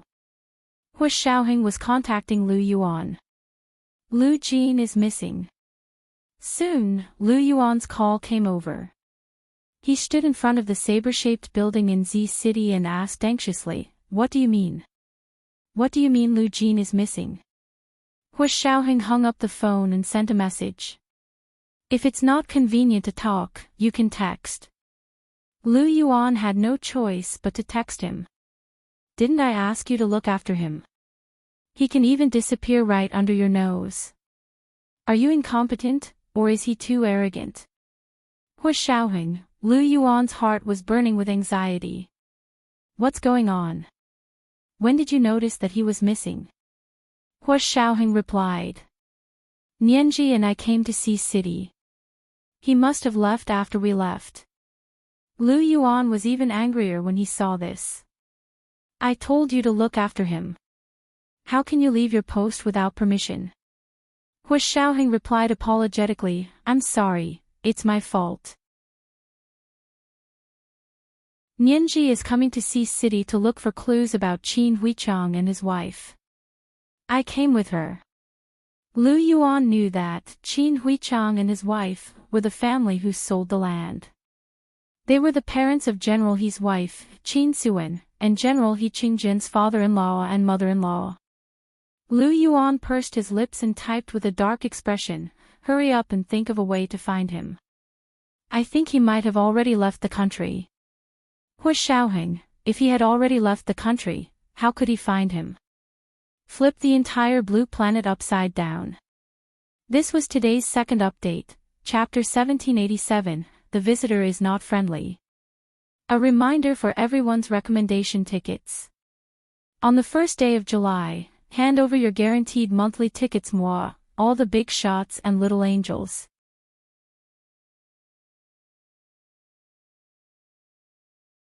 Chapter 1799.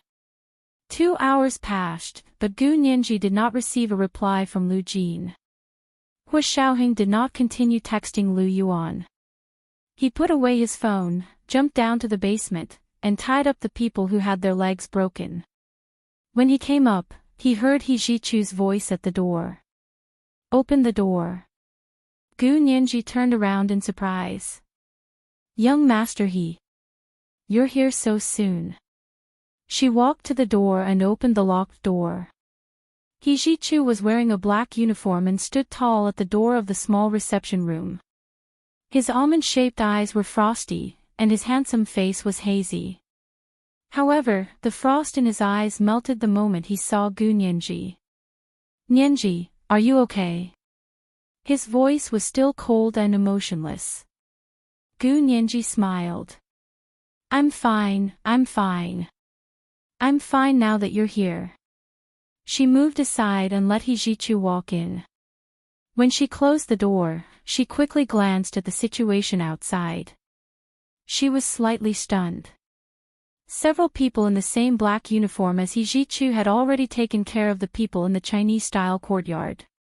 Gu Nianji's eyes were sharp, and she saw the young maid who had opened the door for them. She was trembling in a white blouse and black pants. Before the girl looked over, Gu Nianji gently closed the door of the small reception room. She turned around and saw He Jichu standing in front of the unconscious old man.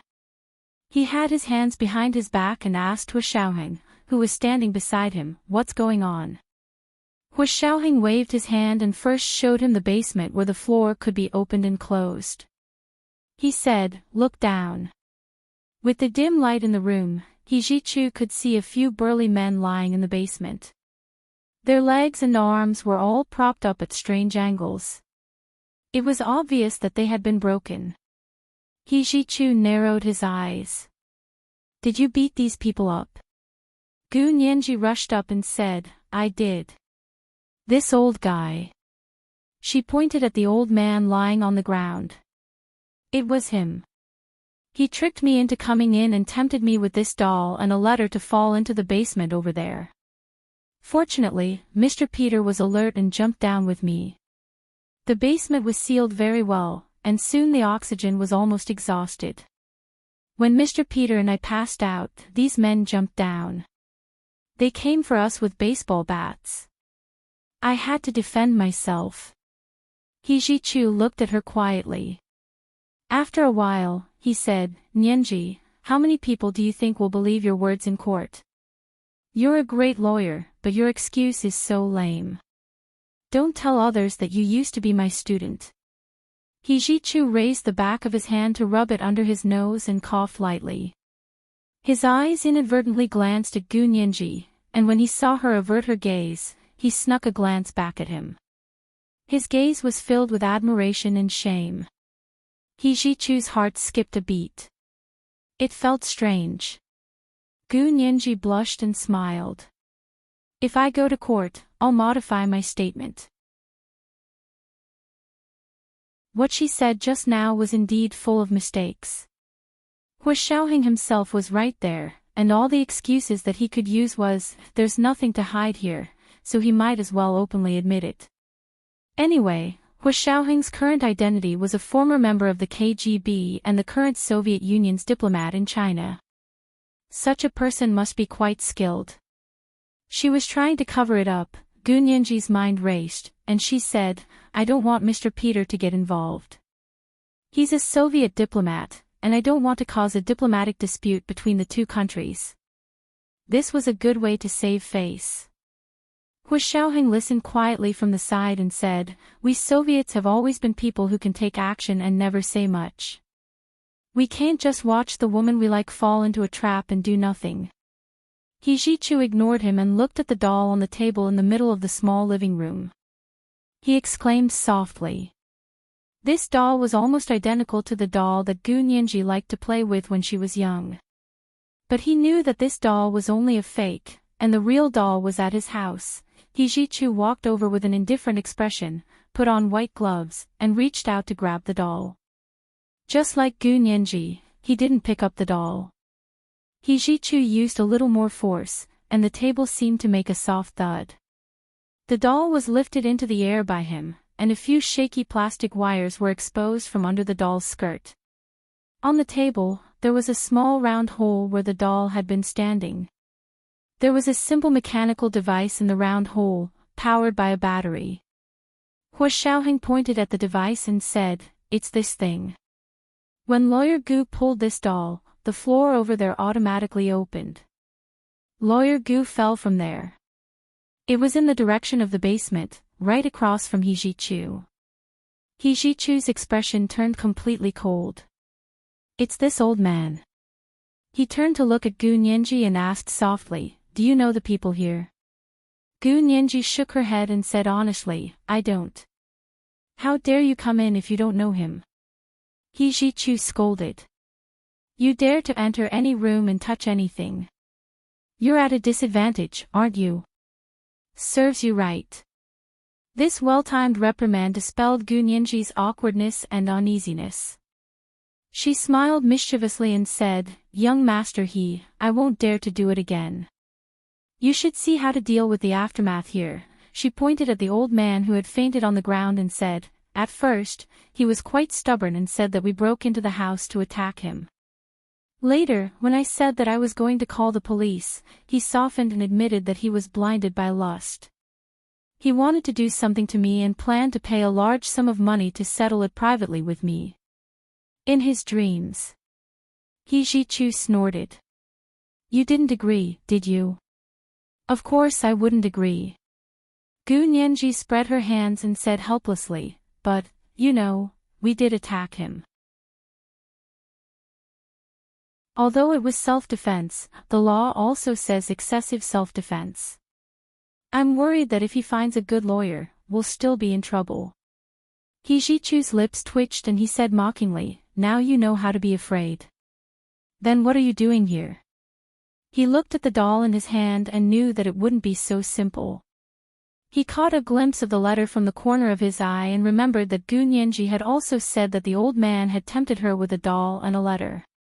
What kind of letter was it? He Ji-chu put down the doll and opened the envelope. There was nothing in the envelope except a yellowed black and white photo. He Ji-chu took out the photo and looked at it with confusion. He was stunned. There were 3 people in the photo. He knew 2 of them. No, or rather, they looked familiar. He had seen the photos before. They were his grandfather and grandmother. His mother, Chin Suan, had experienced a tragic car accident when she was young. In that car accident, not only had she lost her parents, but she had also lost her memories. Later, the photos of his grandfather and grandmother were taken by his father, He Qingjian, in order to please his wife. He had done everything he could to get the registration photos from the school where they worked. He Ji-chu had seen photos of these 2 people when he was young, so he recognized them at a glance. However, what shocked him even more was the little girl sitting between his grandfather and grandmother. This little girl was exactly the same as Gu Nianji. Of course, she was also exactly the same as Qin Yaoguang. He Ji-chu's mind didn't work for a moment. He asked in a trembling voice. Who is this person? Could it be Qin Yaoguang? How could Qin Yaoguang have photos of her childhood with her grandfather and grandmother? But that wasn't right. Qin Yaoguang had clearly undergone plastic surgery. Who is this person? She's definitely not Qin Yaoguang. He Ji-chu said firmly. Gu Nianji was a little flustered and subconsciously wanted to escape. She looked at Hu Xiaoheng and slowly moved towards him. He Ji-chu saw that she actually wanted to run, so he grabbed her arm without hesitation. His voice was as cold as the Arctic. Speak. Who is this person? Hu Xiaoheng also held Gu Nianji's hand and said coldly to He Ji-chu, let go of her. Gu Nianji was being pulled from left and right by the 2 men. She was very afraid that they would accidentally tear her arm off. She quickly said, calm down. Calm down. If you have something to say, let's talk it out. Don't do it. He Ji-chu's Adam's apple bobbed up and down. His shimmering almond-shaped eyes instantly became misty and filled his eyes that were as moving as spring water. Hu Xiaoheng's face darkened. He pried He Ji-chu's fingers open one by one, then pulled Gu Nianji behind him to protect her. He said, we don't know who this person is either. Gu Nianji only felt safer after hiding behind Hu Xiaoheng. Her heart was still pounding, and it almost jumped out of her throat. She looked over and saw that He Ji-chu's already fair face had become like snow in winter. It was both white and cold. Only his eyes were black, and they were so black that she couldn't see the bottom. Young master calm down. I was also very surprised when I saw the remake of this photo, so I was tricked by him into coming in to see the original. Gu Nianji said guiltily, otherwise, why would I have fallen for his trick? Of the 3 people they had found, the first was a colleague from the nursing home. He was kind and amiable. Although he didn't know much, he told them everything he knew. The second was an old woman's neighbor who had Alzheimer's disease. He gave them crucial information. Therefore, when it came to the 3rd friend, Gu Nianji subconsciously felt that this person would give them more useful information. This was how people's thinking was. If there was 1, then there would be 2, then there would be 3. The other party also happened to make a move here and caught them off guard. Fortunately, Gu Nianji was with Hu Xiaoheng. Even if there was an accident like this, they could still save themselves. The most powerful person wasn't someone who could calculate everything perfectly at all times. Of course, such a person didn't exist at all. The most powerful person was someone who could adapt to the situation and protect himself when the environment changed. This kind of person would always be invincible. He Ji-chu didn't know how Gu Nianji and the others had coincidentally found this place, but he knew that they definitely didn't coincidentally come here. How could there be so many coincidences? It was just that someone was scheming and planning. He Ji-chu suppressed his racing heart and carefully looked at the photo again. The three people in the photo had an intimate and natural attitude. It was obvious that they were a family. Since the two adults were his grandfather and grandmother, then who else could the little girl sitting so intimately with them be? He Ji-chu looked at the photo for a long time. Suddenly, he looked up at Gu Nianji. She smiled at him shyly. Her plump lips curved up, and her big eyes also curved into crescent moons. It happened to coincide with the little girl's smile in the photo. A thought flashed through He Ji-chu's mind. It was like a bolt of lightning exploding in his heart. He was covered in cuts and bruises, and all his support and faith collapsed at this moment. He Ji-chu staggered 2 steps back and stopped when he hit the corner of the table behind him. He turned around in a panic and didn't dare to look at Gu Nianji's eyes again. He didn't dare to look directly at his heart. This was the first update of the day, chapter 1788, thinking of someone seeing something. A reminder to everyone about the monthly and recommendation votes. The beginning of the month was also a Monday, so the monthly and recommendation votes were very important. The second update at 8 p.m. Moi, everyone, little angels.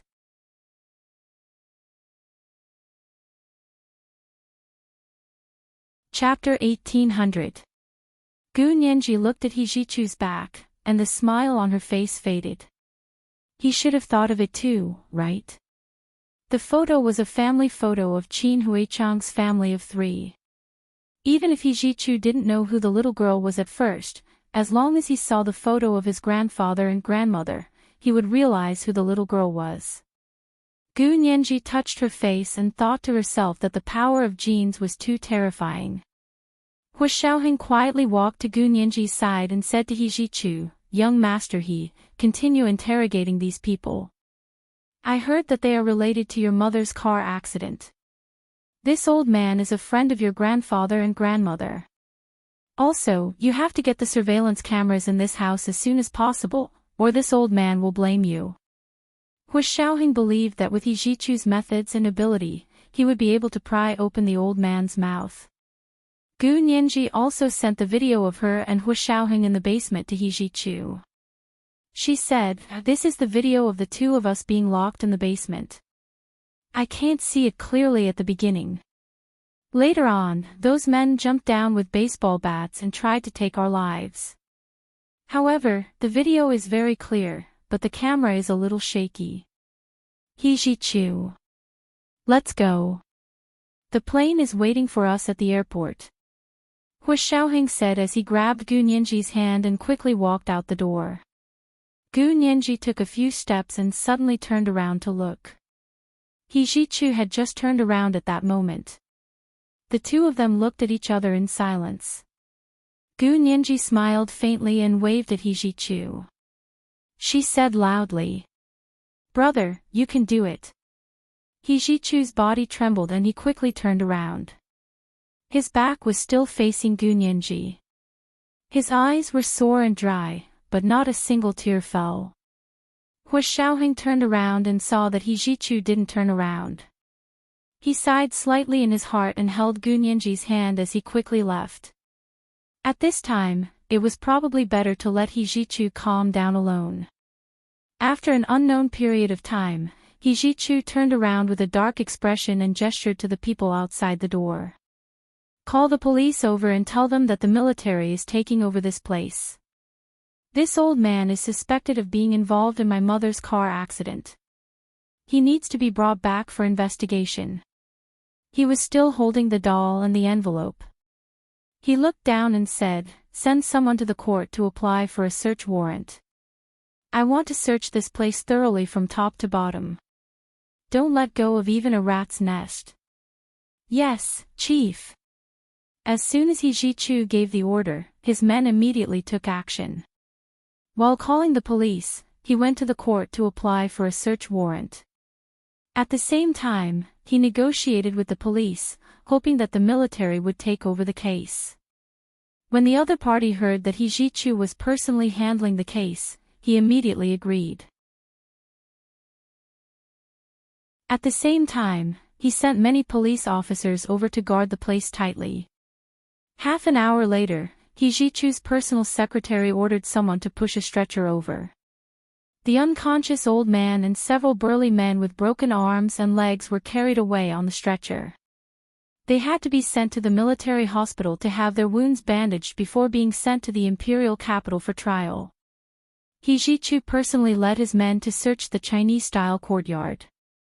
He Jichu didn't know if it was because too much time had passed, or if the old man had gotten rid of everything because he had to leave the country. In any case, they searched almost the entire house, but didn't find anything else. Only the doll, the original photo, and the video Nianji had sent her were the only pieces of evidence. In the end, He Jichu ordered someone to pull up the surveillance footage of the house and finally saw what had happened in the living room. When he saw the old man lewdly touching Gu Nianji's hand when Hu Xiaoheng wasn't around, He Jichu almost broke his teeth from clenching them. He Jichu went to the hospital to see the old man. He stood in front of the sickbed and coldly looked at the old man who was wrapped up like a dumpling. He coldly said, "You were friends with my maternal grandfather and grandmother. Why isn't there a photo of you two in your home?" Not a single one. The old man had already woken up. His arms, legs, and hands were all comminuted. He knew that he had fallen hard this time, so he closed his eyes and said, "I want to hire a lawyer." No matter what He Jichu asked, he only said, "I want to hire a lawyer." Hire a lawyer. Sure. He Jichu crossed his arms and said coldly, "I'm a lawyer." Where's your lawyer? Tell him to come see me. The old man saw that He Jichu had relented and finally gave him his lawyer's phone number. He Jichu ordered someone to call the lawyer and said that his client was looking for him. The lawyer immediately rushed to the military hospital in Sea City and was shocked to see his richest client wrapped up like a dumpling. What happened? Sir, you're fine. Why are you so badly injured? Without waiting for the old man to speak, He Jichu threw down a few photos of the scene and said coolly, "Your client is suspected of kidnapping, imprisoning, and violently beating up a pair of young people. He also hired a group of thugs. By the way, the thugs he hired have already confessed." The old man's lawyer picked up the photos and looked at them carefully. When he saw that there was a basement that looked like a hole in the ground, his forehead instantly broke out in a cold sweat. How could he argue? Without the basement, he could still turn the matter around. He could even say that the two young people had beaten up his client. But now that the basement had appeared and there seemed to be a trap, it was hard to explain. He murmured. "What about the young people? Can I talk to them?" "No," He Jichu said coldly. He Jichu said coldly, "They're victims. They won't see you before they appear in court. But my client was also seriously injured. Don't tell me that he caused these injuries himself." The lawyer took out a tissue to wipe his sweat. He Jichu raised his chin and clasped his hands behind his back. He said coolly, "The young people had a conflict with your client and his thugs in self-defense. I will explain this to the judge when we go to court." To be honest, the lawyer didn't believe that two young people could beat up 7 or 8 burly men and even beat them to the ground. He was eager to talk to the old man and ask him what the truth was. "Mr. He, there is still something fishy about this matter. May I ask if you can let me talk to my client for a bit?" He Jichu nodded. "Go ahead." He turned around and walked out of the old man's ward. He leaned against the wall at the door and lit a cigarette. His smoking addiction had been getting stronger recently. He Jichu blew out a smoke ring and looked ahead expressionlessly. He tried his best to empty his mind and not think about his true relationship with Gu Nianji. In the ward, the lawyer leaned over to the old man's ear and asked softly, "What is going on?" You have to tell me the truth. The old man closed his eyes and said hoarsely, I don't know. I didn't do it. I was attacked.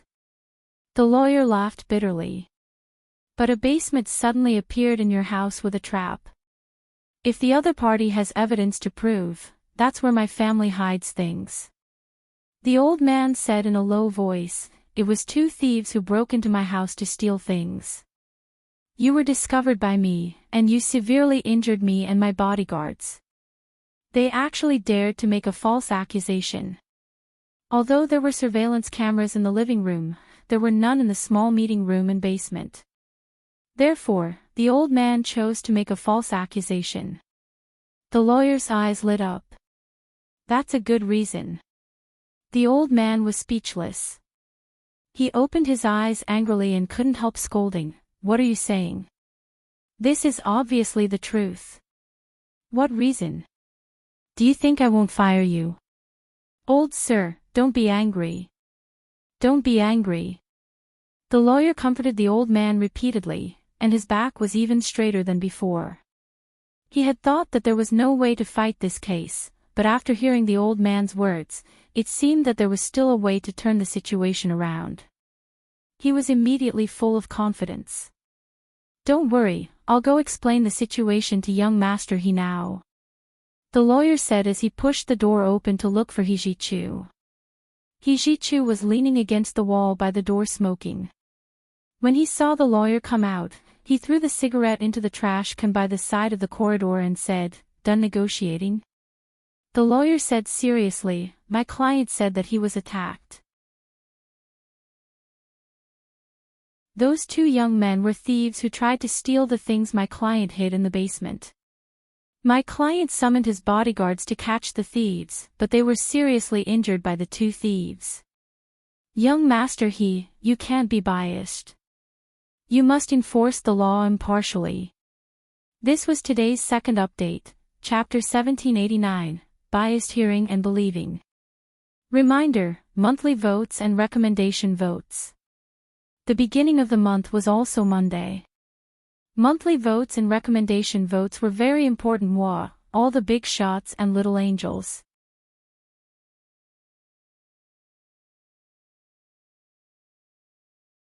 Chapter 1801. Hijichu rubbed his chin and suppressed the anxiety and discomfort in his heart. He said calmly, Those 2 are thieves. Trying to steal something from the basement. Are you sure? Of course I'm sure, the lawyer said firmly. He had full trust in his client. This was because his client was very rich. Although he kept a low profile, everyone in their circle knew about him. Weren't the 2 young people sneaking into someone else's basement because they wanted to steal something? The lawyer had already concluded that the 2 of them were up to no good. To him, rich people were the reason. People without money were not worthy of reasoning with him. Okay, then what did your client lose? Hijichu asked expressionlessly with his hands in his trouser pockets. Lawyer. We'll only know what exactly is lost after we count it. He bluffed, trying to blur his vision. So your client lost a lot of things. Hijichu emphasized the word, a lot. His eyes were not warm as he looked at the lawyer in front of him coldly. The lawyer thought of the basement he had just seen. Was there a need to say the basement of a rich person? There must be a lot of good things hidden there. For example, the landlords and old rich capitalists during the founding of the People's Republic did not store their good things in the bank. They all dug a hole at home and buried it. He nodded. Yes, I lost a lot of things. Then make the list now. Hijichu took out a lighter and tossed it up and down in his hand. Without the list, the police can't file a case. Ha! Then I'll go ask now, the lawyer said as he quickly entered the ward again. Sir, can you remember what you've lost? Young master, he said that the police can't file a case without the lost list. The old man was stunned. Lost list? When did I say I lost something? Didn't you just say? The lawyer was also stunned. He had just said it. I'm talking about an attempt. Do you understand an attempt? The old man gritted his teeth and glared at the lawyer. 2,000 yuan an hour. Why did they hire a piece of trash like you? The lawyer was shocked and quickly comforted the old man. I understand. I understand. Don't worry. I'll go talk to young Master He right now. They're trying to steal, aren't they? The old man panted heavily. Get lost. The lawyer was as fat as a bull. When he was anxious, more sweat appeared on his forehead, and his whole face was shiny. He ran out of the ward again and panted to He Ji-chu. Young Master He, it's a misunderstanding, a misunderstanding. My client didn't lose anything. The other party tried to steal, but he didn't succeed, attempted theft. He Ji-chu snickered and narrowed his shimmering almond-shaped eyes. And I said your client attempted murder. But attempted murder. The lawyer felt as if he had been struck by lightning. He glared at He Ji-chu and said, Young Master He, you can't just say that. My client was beaten half to death by them. He might have to spend the rest of his life in a wheelchair, and you're accusing him of attempted murder. Where's the evidence? Of course the evidence has to be handed over to the police. Why should I show it to you? He Ji-chu put away the lighter and his expression turned cold.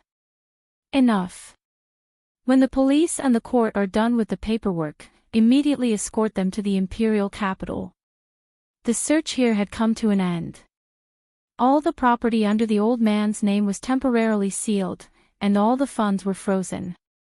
He wanted to return to the capital and interrogate this friend, who had suddenly appeared. Why did he have a doll that looked like the doll that Nianji had played with when she was young? Why did he have a family photo of his grandfather and grandmother, as well as a photo of his mother before she had plastic surgery? He Ji-chu couldn't look at the photo directly. Gu Nianji and Hu Xiaoheng came out of the old man's Chinese-style courtyard. They immediately called a taxi and went straight to the airport. The pilot of Lu Jin's private plane had already made arrangements with the airport and would soon be able to take off back to the imperial capital. They rushed to the airport and after a simple security check, they finally returned to Lu Jin's private plane. When He Ji-chu brought the old man and his thugs to the hospital in Sea City for treatment and bandaging, Gu Nianji and Hu Xiaoheng were already on the flight back to the imperial capital. Gu Nianji didn't speak, nor did she look at her phone. She sat in the plane in a daze, staring at the screen in front of her. There was an old movie on the screen, but she didn't pay attention to it at all. Hu Xiaoheng knew that she had suffered a great shock, so he didn't disturb her for the time being. He just wanted her to slowly get used to it. At around 9:00 in the evening, the plane landed at the imperial capital airport. Gu Nianji looked at the clear night sky and felt the cool and fresh air of the imperial capital spring night.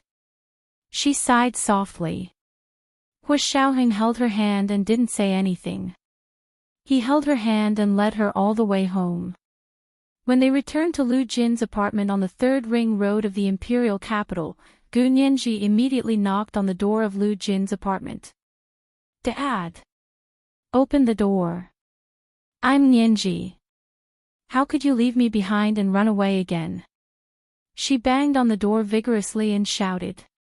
Gradually, her shouts turned into cries, as if she wanted to vent all the pain and discomfort she had been suppressing ever since she found out about her biological mother. Hu Xiaoheng had been watching from the side. It wasn't until he saw her wailing that he went over to pick her up. Gu Nianji turned around and leaned into his broad and strong chest. She buried her head in his chest and cried even harder. What exactly does he want? First he hid it from my biological mother, then he secretly ran away. Does he really want me to become an orphan? Gu Nianji sobbed. Her eyes and nose were red from crying. Hu Xiaoheng took out a tissue and patiently wiped her tears. He said, Go in and take a look. Can't you go in? Gu Nianji, she turned around and placed her palm on the fingerprint lock at Lu Jin's door. Lu Jin's fingerprint lock had Gu Nianji's palm print stored in it, so she could open his door. The door opened with a click, revealing the familiar living room. For the past few months, she had almost treated this place as her second home. Walking in, everything in the room was still the same as when Lu Jin had lived there. However, without the owner, the place inevitably felt desolate. The loneliness in the midst of the beautiful flowers was the most deadly desolation. Gu Nianji looked around and didn't give up. She rushed to the secret door of Lu Jin's laboratory and opened it. The lights in the laboratory lit up. A few beams of light shone down from the roof, and Lu Jin's holographic image gradually took shape. Nianji, my daughter, you're finally here. Lu Jin's holographic image looked at his watch. You spent time to find me. Gu Nianji's tears had almost dried up. She wiped her face with the back of her hand and shouted, Dad. Don't be like this. I know you're still alive. You're not dead. Don't make it sound like your last words. I won't believe it. I won't believe a word of it. Although she said, I don't believe it, she fell into panic when she saw the holographic image that was exactly the same as Gu Xiangwen's. They were counterparts. Would the life trajectories of the counterparts be the same? Would Lu Jin die in the resistance like Gu Xiangwen? Gu Nianji's legs went limp, and she sat on the floor of the laboratory. She looked up at the holographic image and muttered, Dad, what are you doing? Tell me and I'll help you. Hua Xiaoheng couldn't bear to watch. He bent down to pull her up and said, Stop crying. Let's think of a way to find where your father is. Lu Yuan said that he had gone abroad, but he wasn't sure which country he had gone to. Hua Xiaoheng still wanted to analyze Lu Jin's possible whereabouts with Gu Nianji. Gu Nianji stared at the holographic image of Lu Jin in front of her. Seeing that, he seemed to hesitate for a moment, her heart skipped a beat. She immediately thought of the urgent text message He Zhichu had received, asking him to come and save her. In that case, Lu Jin hadn't completely cut off contact with this side, right? Forget it, she had nothing to lose. She would take one last gamble. Hua Xiaoheng bent down and held Gu Nianji's arm. Gu Nianji grabbed Hua Xiaoheng's hand and shouted at the holographic image, Dad. Did you see that? He's not Peter. He's Hua Xiaoheng. It's Hua Xiaoheng over there. He's my fiancé. No. He's not my fiancé. We got married a long time ago. Hua Xiaoheng gradually froze. He maintained his posture of bending over to pull Gu Nianji, his face expressionless. His profile was illuminated by the projector lights on the roof. His handsome silhouette was a masterpiece created by the creator with his blood and sweat. Gu Nianji held Hua Xiaoheng's hand and raised it. Tears welled up in her eyes. Dad! Did you see that? He's already my husband. But I don't have a wedding. Everyone else has a wedding, but I don't. Do you know why? Because I don't have a father to take me down the red carpet. I don't have a father to hand me over to my husband at the wedding. I'm an orphan without parents. I don't deserve a wedding. I don't want a wedding in my life. When I have a baby in the future, I'll tell him that your mother doesn't have a wedding because your grandfather doesn't want her and doesn't want to hand her over to her husband at the wedding, an empty wedding and a cute baby. Gu Nianji used moving words to describe a beautiful and tragic scene to Lu Jin's holographic image. Lu Jin, who was far away in New York, saw this scene through his computer. He couldn't take it anymore. His excited and manic voice came through the 3D holographic image. Nianji. You're really married. Did this guy lie to you? How dare he marry my daughter without giving her a grand wedding? Who gave him the guts? Just you wait. If I don't chop him up, my surname isn't Liu. This is the first update of the day, chapter 1790, Who Gave Him the Guts? A reminder for the monthly votes and recommendation votes. How many more monthly votes do you want today? I'll try for the third update tomorrow. The second update at 8 o'clock tonight. Mwah, all the big shots and little angels.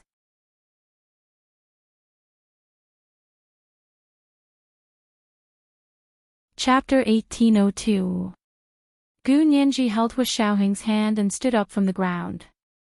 Dad, your surname isn't Lu to begin with. Gu Nianji stared intently at the 3D holographic avatar. She knew that Lu Jin was looking at her from somewhere.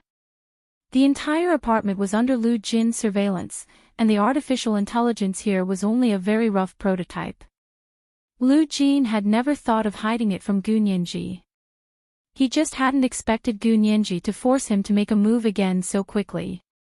He thought that by the time Gu Nianji realized that he was gone, he would have finished his business and said goodbye to her forever. Lu Jin rubbed his eyebrows in frustration. His 3D holographic avatar also rubbed his eyebrows. Gu Nianji raised her chin slightly and pouted. She said unhappily, Dad, what else do you want? Is there anything more important than living a good life with me? This reminded Lu Jin. If Gu Nianji wanted to live a good life, he had to help her get rid of future troubles. Lu Jin coughed and restrained his emotions. He said, Nothing, don't let your imagination run wild. Before he could finish, Gu Nianji interrupted him and said firmly, I'll come look for you. If you have something to say, let's talk face to face. I just discovered a secret, and I need you to explain it to me. What secret? Lu Jin wanted to cut off the communication, but he couldn't bear to. His gaze kept lingering on Gu Nianji's belly. After hesitating for a long time, he asked tentatively. You're pregnant. Gu Nianji. This train of thought was too jumpy. Pregnant? What? Gu Nianji deliberately spoke vaguely and ambiguously. Anyway, even if my child is born, he won't have a grandfather. Perhaps in the eyes of others, he'll be born out of wedlock, that is, an illegitimate child. At this point, Gu Nianji suddenly felt awkward. She herself seemed to be born out of wedlock. Gu Nianji's eyes flickered. Before she could explain, Hu Xiaoheng had already rubbed her head unhappily. What nonsense are you talking about? How could our child be born out of wedlock? Lu Jin had already backed down and planned to ignore Gu Nianji no matter how much she cried. However, when he saw Hu Xiaoheng's intimate behavior and thought about the strangeness of this Peter that he had noticed before, Lu Jin immediately became angry again. Hu Xiaoheng, let go of your hand. We haven't even had a wedding yet, so what right do you have to call yourself a husband? But we're really married, and we have a marriage certificate. Hu Xiaoheng understood Gu Nianji's intentions and began to add fuel to the fire. Marriage certificate my ass. Lu Jin spoke without thinking. He was so angry that he almost had high blood pressure in front of the computer.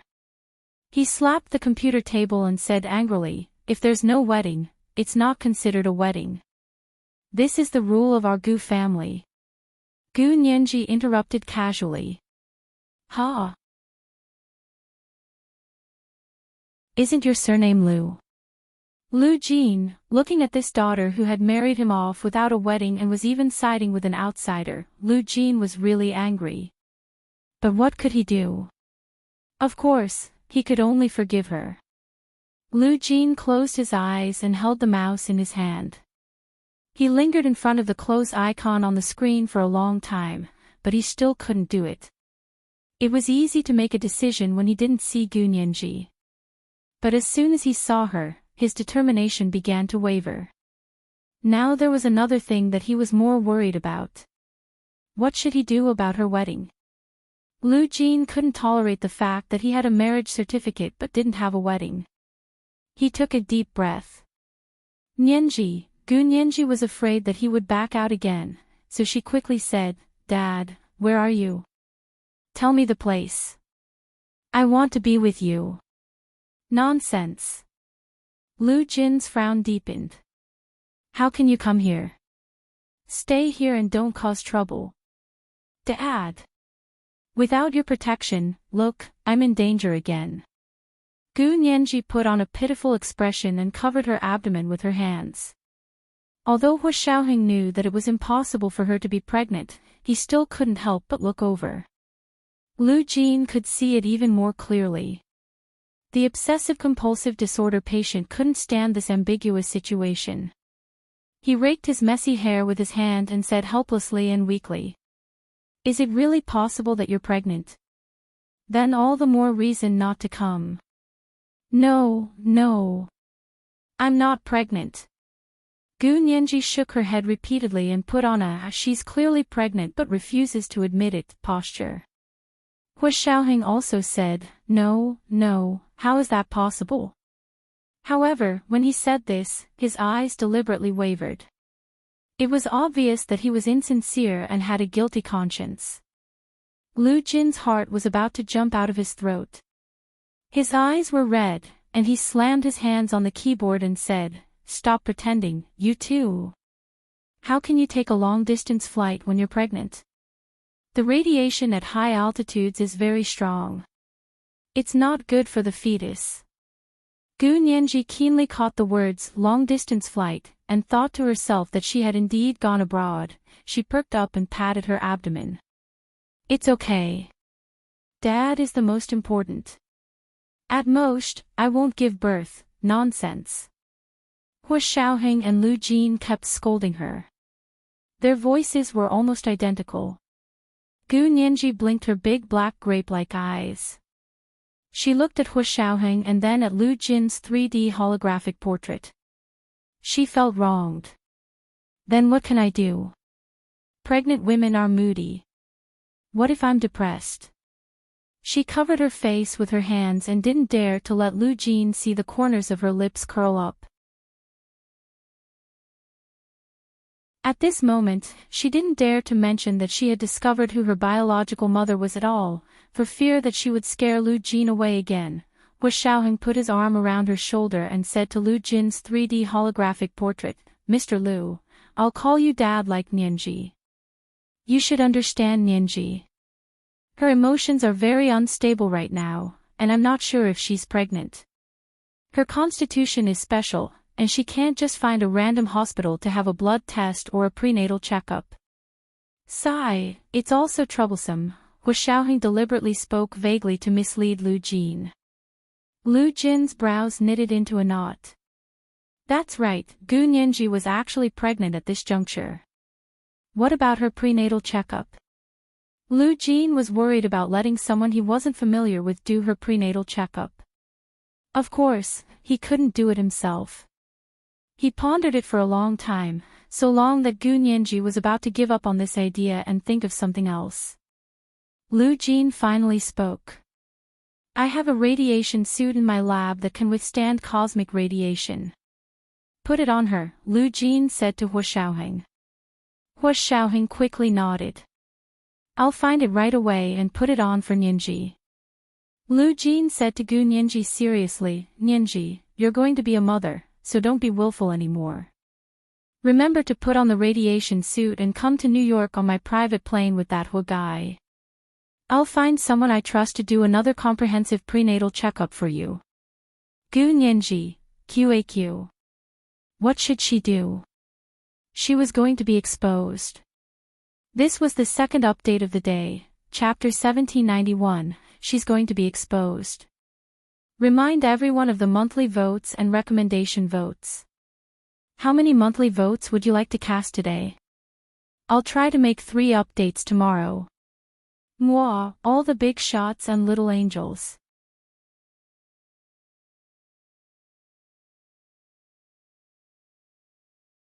Chapter 1803. The act was over. Where was she going to get a pregnancy certificate? Could a pregnancy test be faked? Gu Nianji didn't realize that she had also been led astray by Lu Jin. Hu Xiaoheng was indeed a veteran intelligence officer. He quickly extracted useful information from Lu Jin's words. "Okay, where are you in New York?" "Nianji and I went to New York." "How can I contact you?" Can I call your old phone? Hua Xiaoheng asked immediately. Lu Jin waved his hand. Okay, I received every call you made, but I forwarded it on my computer at home. The corners of Gu Nianji's mouth twitched. She silently cursed Hua Xiaoheng for being the king of acting. Even in the face of the danger of being exposed, his expression didn't change. She silently closed her mouth and raised her 2 index fingers. She was just short of poking them together. In Lu Jin's eyes, she looked like she had done something bad and was found out by her parents. Lu Jin couldn't help but feel even more sorry for her. He couldn't help but comfort Gu Nianji. Nianji, don't be afraid.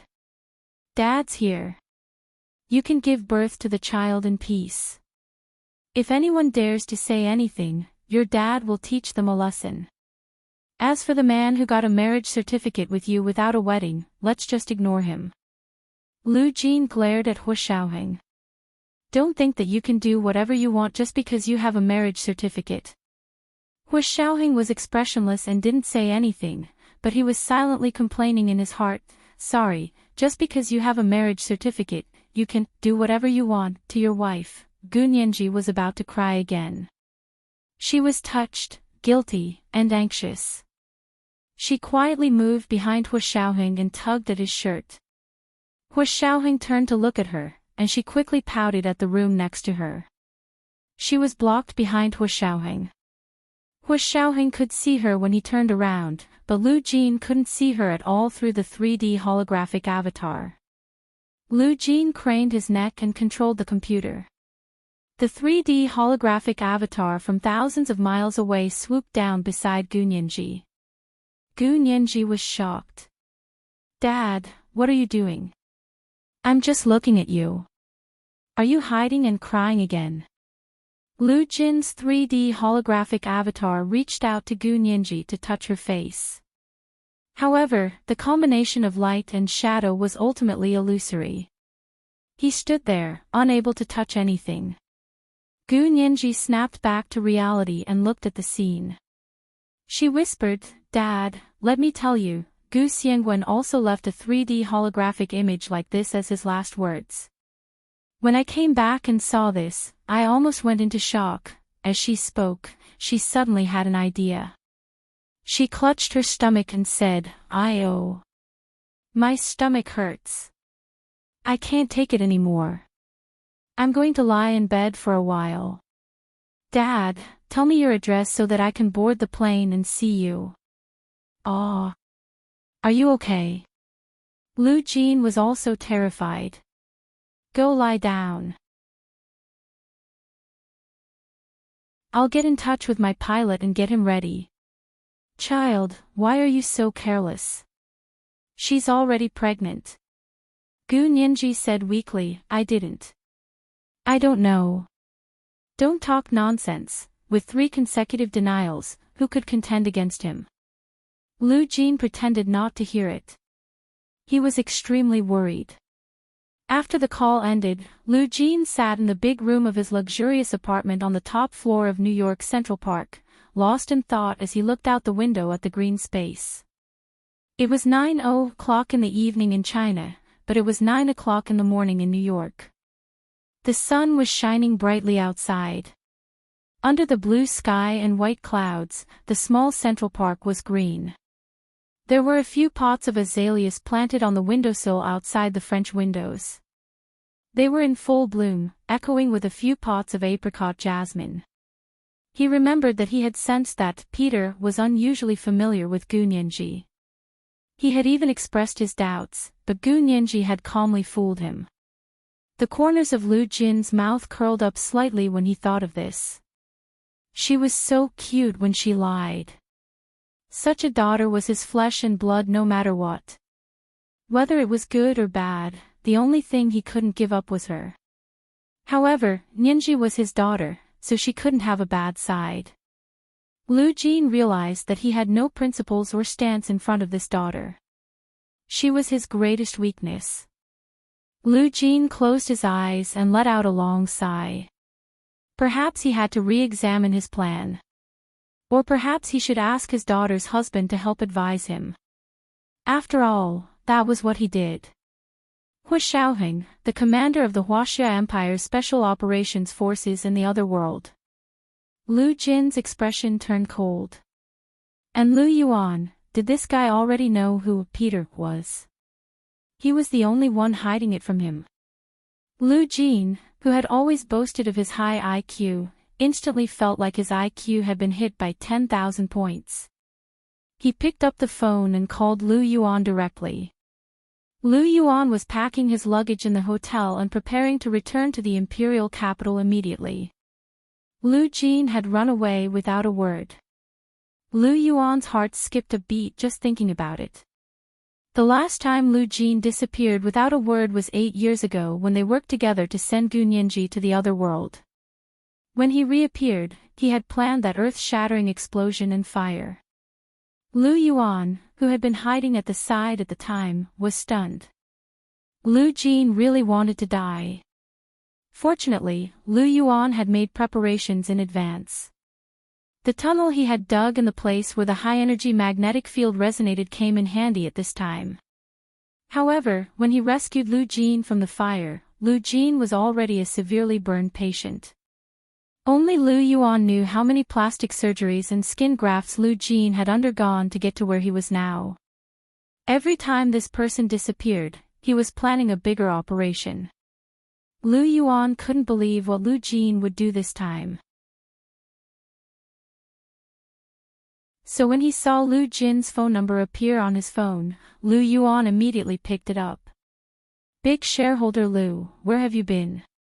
Do you know that your daughter is in danger?"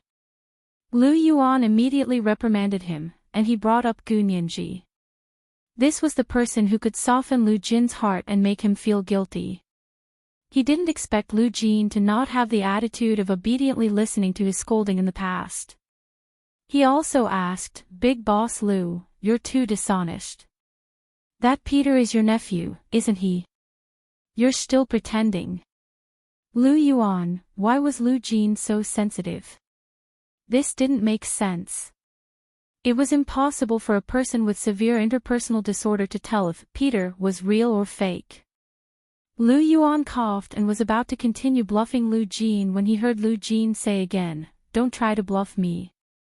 "Lu Yuan, my daughter told me personally. She said that she and your nephew are married, but they didn't hold a wedding. My daughter is pregnant." Lu Yuan. "Married? When did this happen? Why didn't I know? And she's pregnant? Really?" Lu Yuan didn't expect Hu Xiaoheng to hold back. He didn't tell him this important news. What's the use of knowing? "Big boss Lu, your nephew kidnapped my daughter to get married, but he didn't hold a wedding for her. You still say your nephew is a good person. How can a good person be so shameless?"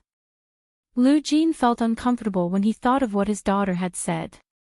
He vented all his anger on Lu Yuan. Lu Yuan was also anxious. He quickly said, "Wait, let me ask what's going on. This kid didn't tell me." "This kid? Now you admit that you already knew who he was." Lu Jin flew into a rage. "As expected, you hid it from me. Is it fun to fool me?" He was so angry that he threw his phone and sat alone in the apartment, hugging his head and sulking. Lu Yuan couldn't get through to him again. He thought for a moment and called Hu Xiaoheng directly. Hu Xiaoheng was packing his luggage in the apartment.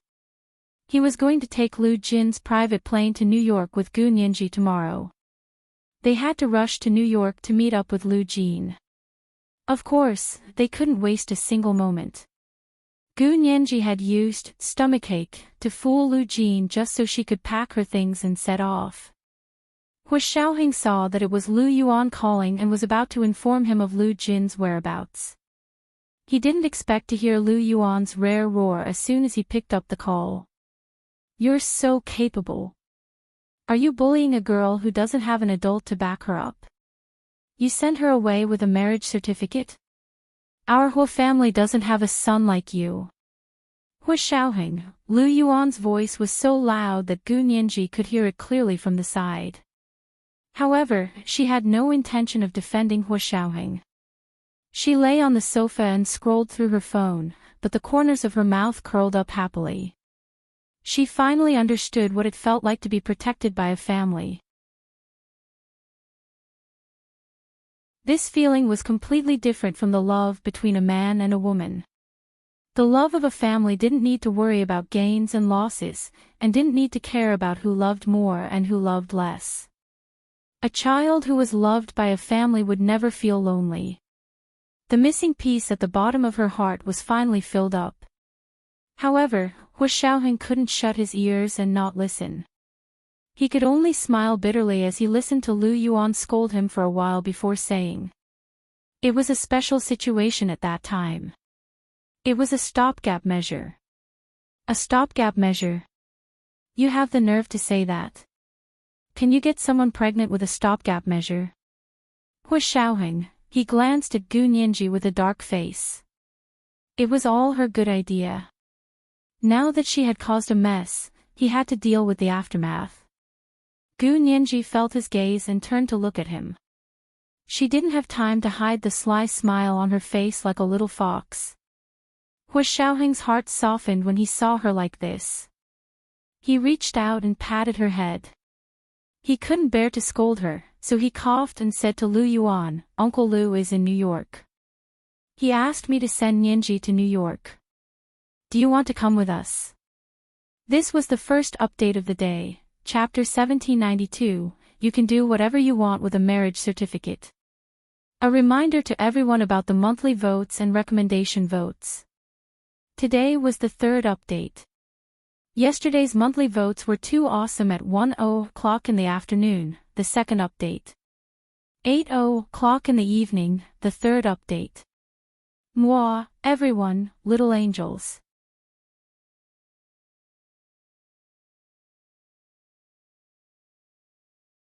Chapter 1804. Lu Yuan had wanted to ask where Lu Jin was, but when Lu Jin said that Gu Nianji and Hu Xiaoheng were married a long time ago and might be pregnant, he was completely misled. Now that he heard Hu Xiaoheng's words, he came back to his senses and quickly said, Of course I'm going. I'm going back to the capital right away. When is your flight? Are you going by private plane? Hu Xiaoheng nodded. It's all arranged. The flight is tomorrow morning. I'm going to the airport now. I'm on the next flight. I'll be in the capital at midnight. It was about 4 to 5 hours flight from Z City back to the capital. I'll pick you up at the airport, Hu Xiaoheng quickly said. He mainly wanted to find a plan to talk to Lu Yuan alone. Hu Xiaoheng felt that this trip to New York wouldn't be peaceful, so he wanted to know more about Lu Jin. Lu Yuan didn't refuse and said bluntly, I'll send you the flight number. Remember to pick me up. Drive carefully. After discussing it with him, Hu Xiaoheng hung up the phone and said to Gu Nianji, Go to bed early. I'll sleep for 4 hours. When I wake up, I'll pick up CEO Lu at the airport. Gu Nianji yawned. Then I'll go to bed. Have you packed your things for the plane tomorrow morning? I've packed my things.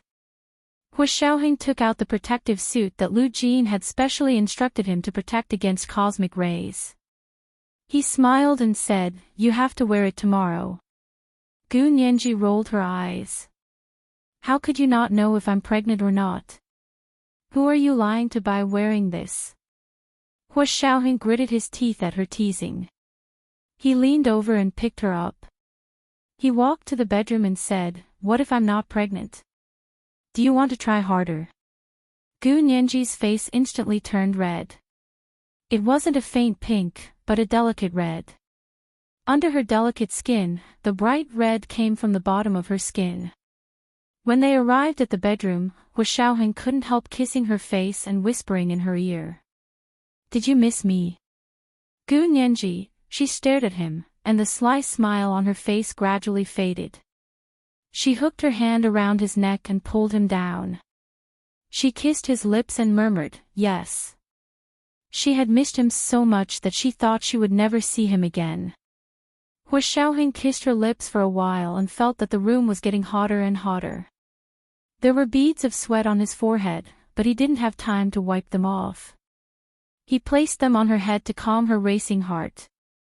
His body was clamoring again, every inch craving her. Hu Xiaoheng asked, "Do you want me?" Gu Nianji, she wanted to say no, but her legs had already wrapped around his muscular waist. Hu Xiaoheng was tall and burly, and his back strength was outstanding. Gu Nianji's slender legs wrapped around his waist. It was like she was climbing a stone statue. Her legs were spread apart, and her entire body was spread apart. Hu Xiaoheng couldn't take it anymore. He lowered his head and kissed her again and again, letting her bare her teeth and claws like a fierce kitten and tear at his clothes. In the end, he was only left with his underwear. Hu Xiaoheng finally pressed Gu Nianji's hand down. His hands were like iron pincers, immobilizing Gu Nianji. "Don't you want it?" Gu Nianji asked. She was shocked by herself. Her tone was so seductive that it could drip water. It was too shameful. Hu Xiaoheng held her hands tightly and stretched them above her head.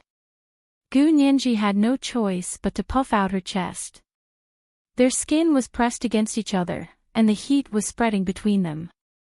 It was as if she could see the steam spreading between them, blurring her vision.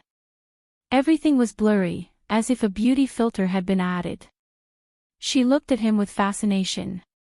His masculine body was tall and strong, and his mature man's temperament was as profound as the birch forest in autumn. Hu Xiaoheng's entire body heated up under Gu Nianji's gaze, but he used all his restraint to suppress his burgeoning desire. Gu Nianji's lips parted slightly as she looked at him longingly. Seeing that he hadn't taken any further action, she became a little anxious and said aggrievedly, "I'm not pregnant yet. Aren't you afraid of being exposed?" The word pregnant completely woke Hu Xiaoheng up. He turned over and lay flat with Gu Nianji. He panted slightly and said, "No, we can't get pregnant here." "Gu Nianji, why?" "I want to take you back. I want my child to be healthy and in a place where I can control it without any danger." Hu Xiaoheng patted her head. "I also want you to live a safe and sound life with me." Gu Nianji was extremely touched. A man who could still step on the brakes at such a critical juncture either loved you to the extreme or didn't love you at all. Gu Nianji believed that Hu Xiaoheng was the former. There was no doubt about it. Gu Nianji let go of her hand and watched Hu Xiaoheng get out of bed and walk to the bathroom. Not long after, the sound of water splashing could be heard in the bathroom. Gu Nianji had wanted to wait for Hu Xiaoheng to sleep with her, but he still hadn't come. The sound of water splashing in the bathroom was like a lullaby, and Gu Nianji slowly fell asleep in the sound of water. Hu Xiaoheng cleaned up in the bathroom and took a shower. When he came out, Gu Nianji was already asleep. He shook his head with a smile and fell asleep beside her. He had been here for a few months, and this was the first time he could sleep beside her openly. "Good night." Hu Xiaoheng kissed Gu Nianji on the cheek and closed his eyes to sleep. 4 hours later, Hu Xiaoheng woke up on time. After he went to the bathroom to wash up, he left Gu Nianji's apartment with his car keys and went to the airport to pick up Lu Yuan. If it wasn't for the fact that the arrival time of Lu Yuan's plane was so different from the departure time of their plane, they would have directly picked up Lu Yuan and taken him to the plane to the United States. Lu Yuan walked out of the exit and saw Hu Xiaoheng's tall figure. Both of them were wearing sunglasses and looked like brothers. They didn't look like they were from the same generation. Hu Xiaoheng took the suitcase from Lu Yuan and said, "How did your investigation in Z City go?" Lu Yuan shook his head. "Qin Bei still has some tricks up his sleeve. He's washed himself clean and there's almost no evidence." "Don't tell me you didn't find any evidence at all." Hu Xiaoheng didn't believe it. When his uncle worked in the military, Hu Xiaoheng was still a junior high school student. Of course not. I found no evidence at all. Lu Yuan smiled and his attitude was very easygoing. I found the Qin family's old neighbor and found something very interesting. I'd like to hear more. Hu Xiaoheng drove out of the airport and onto the highway. Lu Jin rubbed his forehead and said, I found out from Granny Qin, who did business with the Qin family, that the Qin family's orphanage had been open for many years. It started with Qin Bei's ancestors. It's not like what's written on the official website of the Qin family's private hospital group. The Qin family's orphanage was founded by Qin Bei. Hu Xiaoheng was very surprised. Is this true? Yes, I checked the local county records and found that there were 2 orphanages there more than 100 years ago. One was started by foreigners, and the other was opened by the Qin family. It's called an orphanage, but it's actually also a business. The orphanage opened by foreigners later closed down. Only the Qin family's orphanage is left here. Hu Xiaoheng thought deeply and said, but opening an orphanage requires a lot of capital. Where did the Qin family get so much money in the beginning? Lu Yuan shook his head regretfully. I didn't find out for the time being. I even lied to Granny Qin and told her that Qin Bei's family was the same as ours. They were all peasants. Why did Granny Qin only talk about that piece of land, which was Qin Huichang's family's land, when the hospital was opened? Hu Xiaoheng shook his head. The time isn't right. That hospital was opened because of the land. What I want to know is, where did they get the first startup fund for opening an orphanage? Also, I got the news from the KGB that Qin Yaoguang's memory stripping surgery is said to be an ancestral technique of the Qin family. The Qin family member who taught her this technique is now dead, so she's the only one who knows how to perform this kind of surgery now. This was the second update of the day, Chapter 1793, Do You Want Me? A reminder for everyone's monthly votes and recommendation votes. P.S. The first additional update of 100,000 Chidian coins for the president of Chasing You with 100 Million in April has arrived. 8 p.m. The third update. Moi, Big Shots, Little Angels.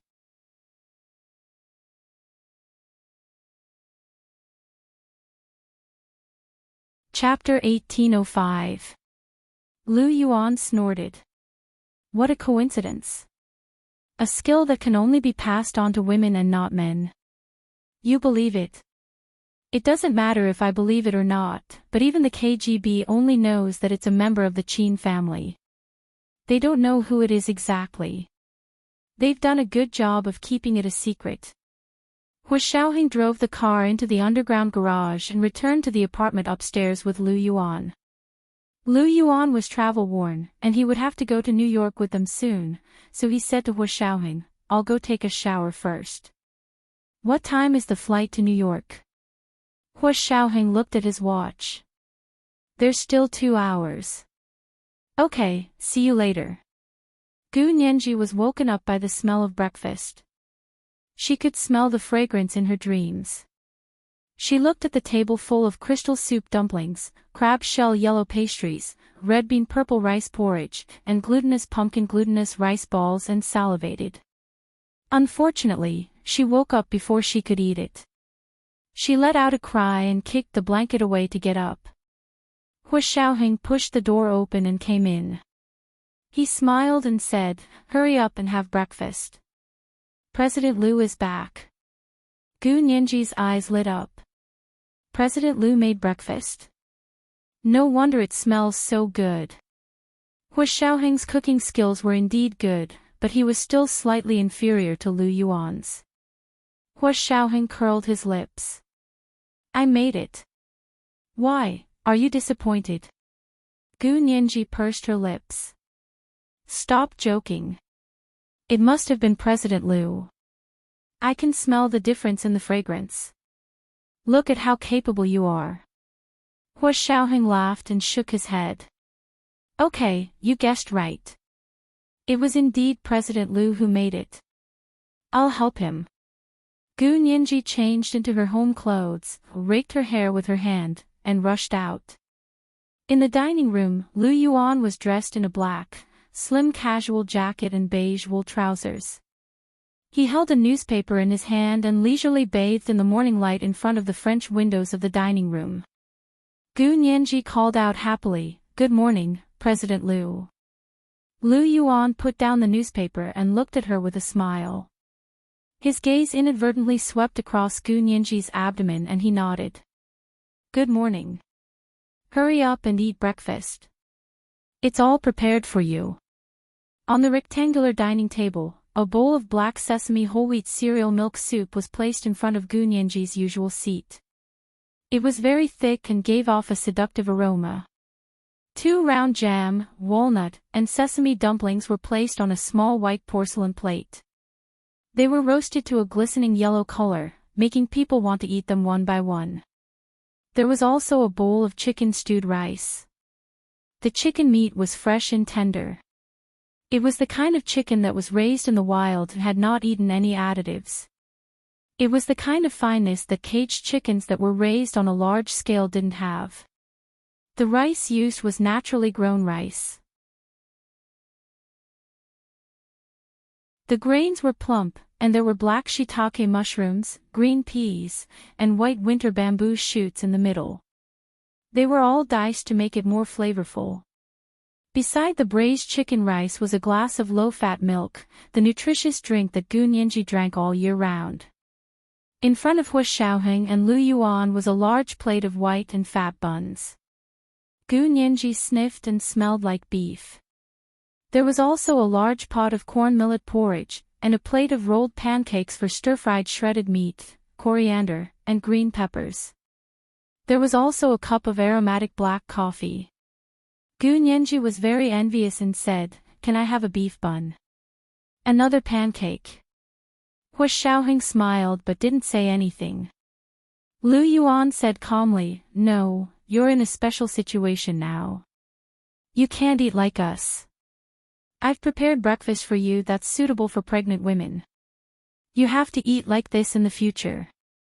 Pay attention to nutrition and can't be picky." Gu Nianji, QAQ. She really couldn't lie. She smiled sheepishly and said, "Actually, it's not necessarily true. Even the pregnancy test can't be tested now." She had to lay the foundation for herself and slowly show them the cruel truth that she wasn't pregnant. Lu Yuan said nonchalantly, "The pregnancy test isn't accurate at all. When we get to New York, I'll ask your father to test your blood." Blood tests and ultrasound were the 2 tests that confirmed pregnancy. Pregnancy tests and test strips were just household aids. The corners of Gu Nianji's mouth twitched. She thought to herself, "Uncle, is it really good for a man to know so much?" She bit the bullet and finished her pregnant breakfast and immediately rushed back to wash up. Not long after, the 3 of them were already sitting on Lu Jin's private plane. The destination of the flight was JFK Airport in New York. It was a 12-hour flight from Huaxia to the United States. Gu Nianji fell asleep again after getting on the plane. Because she hadn't slept well last night, she was catching up on her sleep on the plane. But in Lu Yuan's eyes, this was another piece of irrefutable evidence of pregnancy. He also reminded Hu Xiaoheng, "Don't disturb Nianji's rest. Come to my side and talk. Let her sleep alone for a while." Hu Xiaoheng. However, he didn't dare to disobey his elder's orders. However, seeing how serious Lu Yuan was, Hu Xiaoheng didn't dare to continue hiding it. He sat down in front of Lu Yuan and said in a low voice, "Actually, Nianji isn't pregnant. We're using this method to force her father to appear." Lu Yuan, he wanted to ask, "No way." But the person in front of him was Gu Nianji's husband. If he said that Gu Nianji wasn't pregnant, how could he insist? Lu Yuan glared at Hu Xiaoheng and kicked him angrily. "Look at what you've done. Explain it to her father when you get to New York. Don't expect me to help you." Hu Xiaoheng raised his head and looked at Lu Yuan with a smile. He said calmly, CEO Lu, this matter can be big or small. It depends on how you say it. Besides, the purpose of our trip to New York isn't to give Nianji a prenatal checkup. It's to find her father and ask him what he wants to do. This was indeed a serious matter. Lu Yuan glared at him for a while and couldn't hold back his laughter. He punched him hard. You're good. You can even think of this. Hua Xiaoheng continued to smile. How could I have come up with such a genius idea? Nianji was just fooling around, and her father actually believed her. Lu Yuan shook his head with emotion and said, how could he not believe it? Even if Gu Nianji said that the sun rose from the west, Lu Jin would have verified it for her. Hua Xiaoheng, if he loves her so much, why would he leave her alone in New York and pretend to cut off contact? Lu Yuan frowned. I don't know either, that's why I'm worried. Lu Jin is a genius. Sometimes, the brain circuits of a genius are not something that ordinary people like us can understand. As he spoke, he told Hua Xiaoheng in detail what had happened 8 years ago. Hua Xiaoheng knew what had happened in the other world, but he didn't know what had happened in the other world. It wasn't until Lu Yuan told him that he came to a realization. Uncle Lu deliberately let the car explode that time. Lu Yuan nodded. He wanted to really die so that no one would continue to investigate. I didn't expect He Zhichu to not give up. He Qingjian couldn't bear to see his son become dispirited, and he found the magnetic resonance device, so he sent people to the other world to make preparations. They first found the location of the He family in the other world. Unfortunately, at that time, He Qingjian and He Zhichu weren't in their hometown. They didn't know where they went. They used the identity of the He family in the other world as a cover. They used the technology and financial resources of this world to rise strongly in South America in the other world. They killed the biggest drug lord in Colombia almost overnight and rose strongly to become the underground godfather of South America. They also worked with the CIA in the other world to secretly search for Nianji all over the world, but to no avail. 3 years later, He Zhichu pulled himself together from his decadence and insisted on going to the other world to look for Nianji personally. He Qingjian originally didn't allow it because He Qingjian and He Zhichu in the other world had lost contact. What if they were still alive? He Zhichu would be courting death if he went. He didn't dare to let his son take the risk. But he couldn't resist He Zhichu's desperate request. He said that if he didn't look for Nianji, he wouldn't survive alone. He threatened to die, so He Qingjian finally let him go. Fortunately, he didn't die after going over. This means that He Zhichu on the other side died a long time ago. Hua Xiaoheng listened carefully and compared it with the situation on his side. He said, no wonder He Zhichu entered Harvard University 4 years ago to become a law professor. He quickly made a name for himself in the legal world. This should have been due to the CIA's matchmaking. Why didn't he contact us? Hua Xiaoheng said regretfully. Lu Yuan understood this very well. They used their identity as the He family to set up a base in South America. It was more convenient to cooperate with the United States. Besides, you protected Nianji so well that they couldn't get any information, so they could only stay put. When it came to finding people on a global scale, the CIA was better at it. Hua Xiaoheng understood. Later, we couldn't find out Nianji's background, so we simply let her go to university and interact with society.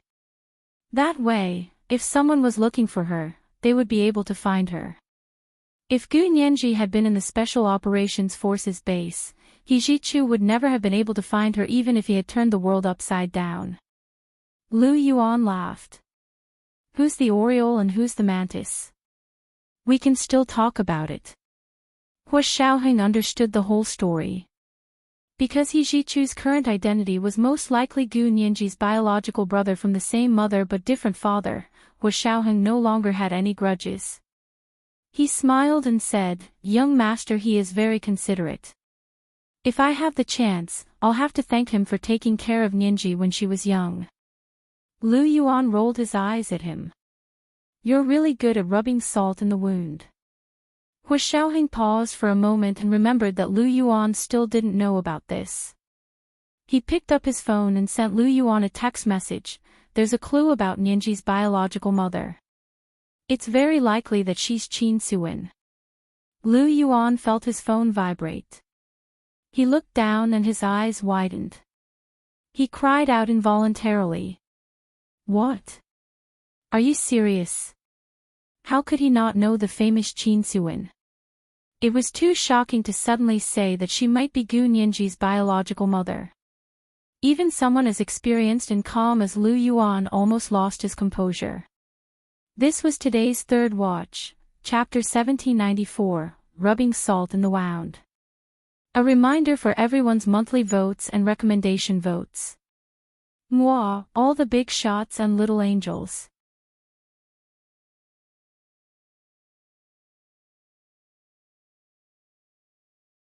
Chapter 1806. Hu Xiaoheng immediately sent another text message. Don't say it out loud. This is Uncle Lu's private plane. Hu Xiaoheng had no doubt that Lu Jin would be monitoring this place. He didn't want to reveal this matter for the time being. Lu Jin chose to hide it from Gu Nianji, which meant that there was a lot going on here. Moreover, there was also an elusive time bomb, He Qingjin involved, so it was best if, I know, the heavens know, and the earth know. Lu Yuan quickly understood and hid his surprised expression. He lowered his head and sent a text message to Hu Xiaoheng. How did you know? Hu Xiaoheng only replied with one sentence. We saw a family photo of young Master He's grandfather's family. The little girl in it looked very similar to Nianji. Lu Yuan's eyebrows rose high. He didn't reply to the text message. He turned to look at Hu Xiaoheng and asked in confusion. You only saw a photo, and you came to such an earth-shattering conclusion. Isn't this a little too reckless? Not only that, but we were also in danger because of this. Hu Xiaoheng cut the long story short. Otherwise, why would you be on the plane with us? That's a little strange. Lu Yuan frowned and thought about the past of the two Qin families. Have you ever thought that they all have the same surname, Qin? Is there some kind of relationship? Lu Yuan asked thoughtfully. Hu Xiaoheng leaned back in his seat indifferently and said calmly, even if there is, it's a very distant relationship. Otherwise, Qin Huichang wouldn't be unwilling to sell the land when Qin Bei wanted to buy it. A piece of land that seemed insignificant at the time, if the two families were very close relatives, there would be no need for it to be so complicated. Moreover, judging from the ancestors of the two families, they shouldn't be the same family. They just happen to have the same surname. Lu Yuan nodded. I thought about it and thought that was the only reason. The Qin family is now being held back by the He family, so we can ignore them for the time being. It's more important to take care of Lu Jin first. Hu Xiaoheng grunted. He remembered Gu Nianji's pregnancy and wanted to say something, but hesitated. He had a headache about how to explain it to Lu Yuan. Lu Yuan saw that he seemed to have something to say and snorted unhappily. Is there anything you can't say to me? Hu Xiaoheng smiled bitterly and lowered his head. He thought that he would talk after he got off the plane. He didn't even dare to text about it now. Gu Nianji slept on the plane and woke up to find that she had already arrived at New York's JFK International Airport. Rubbing her eyes, she went to the bathroom to freshen up. Putting on her sunglasses, she followed Hu Xiaoheng off the plane. Lu Yuan was already waiting in the car below. She bent over to get in the car and asked, Are we going straight to my dad's place? Lu Yuan nodded and said amiably, We're almost there. Are you hungry? What do you want to eat? Uncle will cook for you. Gu Nianji, was he giving up on his identity as Boss Lu? He directly addressed himself as uncle.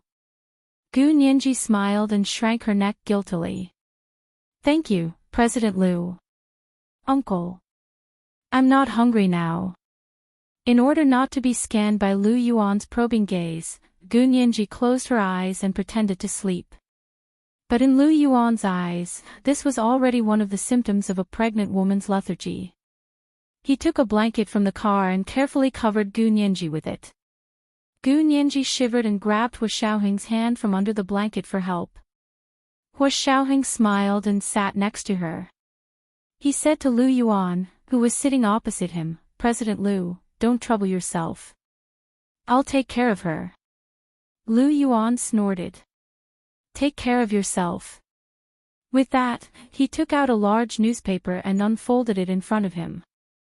Hua Xiaoheng breathed a sigh of relief and held Gu Nianji's hand under the blanket. He looked at her with a half-smile. Gu Nianji quietly opened one eye and happened to meet Hua Xiaoheng's gaze.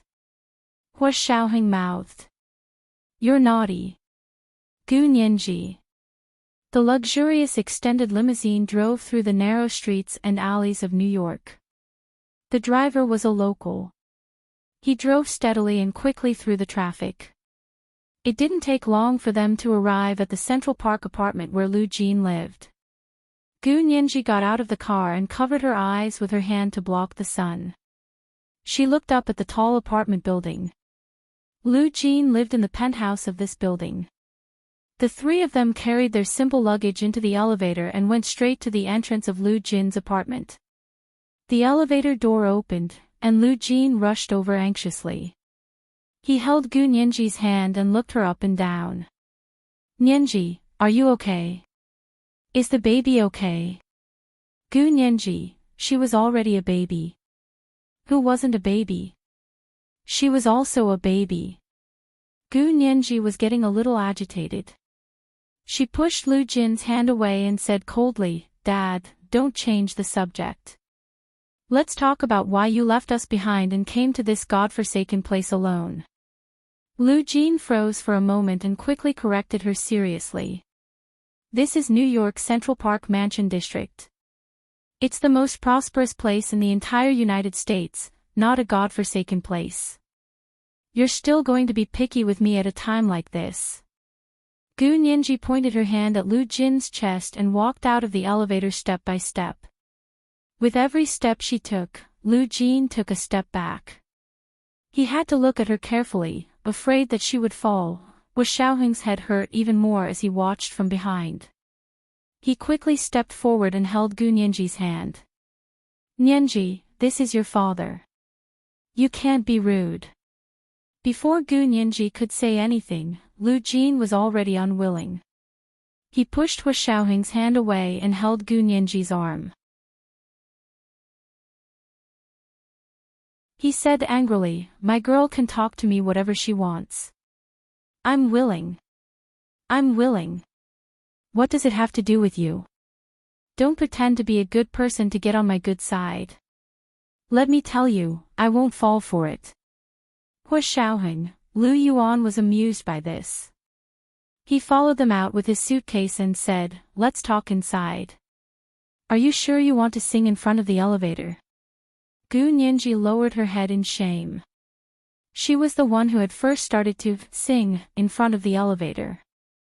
Was Lu Yuan talking about her? Lu Jin saw that Gu Nianji was embarrassed and quickly frowned at Lu Yuan. Boss Lu, why are you so long-winded? Can't I express my joy at reuniting with my girl after a long time? What do you mean by singing a big show? Who's better than you and your nephew when it comes to singing a big show? You two drama queens pretend like nothing happened all day long, and you still have the face to say that we're singing a big show today. The we he was referring to was, of course, him and his biological daughter, Gu Nianji. Gu Nianji was actually a little embarrassed, but when Lu Jin said it, she suddenly felt righteous and didn't feel embarrassed at all. That's right. Didn't he see who was the king of drama queens and his uncle? He actually said that she and her father were singing a big show. TSK. Gu Nianji wished she could reach out and slap her mouth. She wanted to poke out her tongue and mock Lu Yuan. Lu Yuan sighed and said, "See, this is why we didn't tell you. You have to know that we can talk about it anytime and anywhere. Do you think we're surrounded by iron and no one is watching us? If someone hears us, we'll both die." Gu Nianji came back to her senses and quickly pulled Lu Jin into the house. "Dad, come in and talk." Lu Yuan had asked him to come in just now, but Lu Jin had retorted and refused to come in. However, Gu Nianji had said that Lu Jin had followed her advice and immediately followed her in. After Lu Yuan and Hua Xiaoheng came in, they carefully closed the door and heaved a sigh of relief. Gu Nianji quickly looked around Lu Jin's apartment. The luxurious duplex apartment on the top floor was decorated in a simple and lively manner. The postmodern style was very obvious. Everything was practical and comfortable, but the furnishings and furniture were very avant-garde and beautiful. It matched Lu Jin's aesthetic sense of a scientist. Gu Nianji sat down on the sofa in the large corner of the living room. She sat cross-legged and looked at the lush green scenery of Central Park through the large glass window opposite her. She stretched and said, "Dad, you really know how to enjoy yourself. You left me behind and came here alone to enjoy such a beautiful scenery." Lu Jin sat down beside her and observed her expression without blinking. Suddenly, he reached out and grabbed her pulse. "Gu Nianji, it was over." Had she been exposed so quickly? Gu Nianji instinctively wanted to retract her hand, but Lu Jin held it tightly. She couldn't help looking at Hua Xiaoheng. Hua Xiaoheng was slightly stunned. He hadn't expected Lu Jin to know how to take pulses. Lu Yuan sat down on the sofa opposite Gu Nianji and Lu Jin and asked worriedly, "What's wrong? Do you want to go to the hospital for a checkup?" Lu Jin closed his eyes and felt Gu Nianji's pulse. After a while, he let go of her hand and let out a big sigh. He opened his eyes and smiled.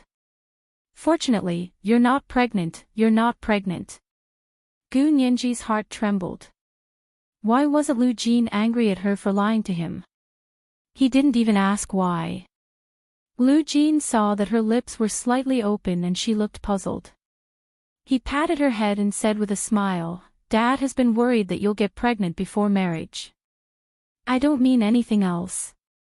Although Dad doesn't care, Dad will still be unhappy if someone who doesn't want to have a wedding takes advantage of the loophole. Nianji, Dad isn't angry at you. Dad is angry at that coward. He'll be struck by lightning if he deceives a little girl to get a marriage certificate but doesn't have a wedding." Hua Xiaoheng rubbed his nose and decided to fight back. Otherwise, Lu Jin would keep pointing at his nose and saying that he was deceiving a little girl.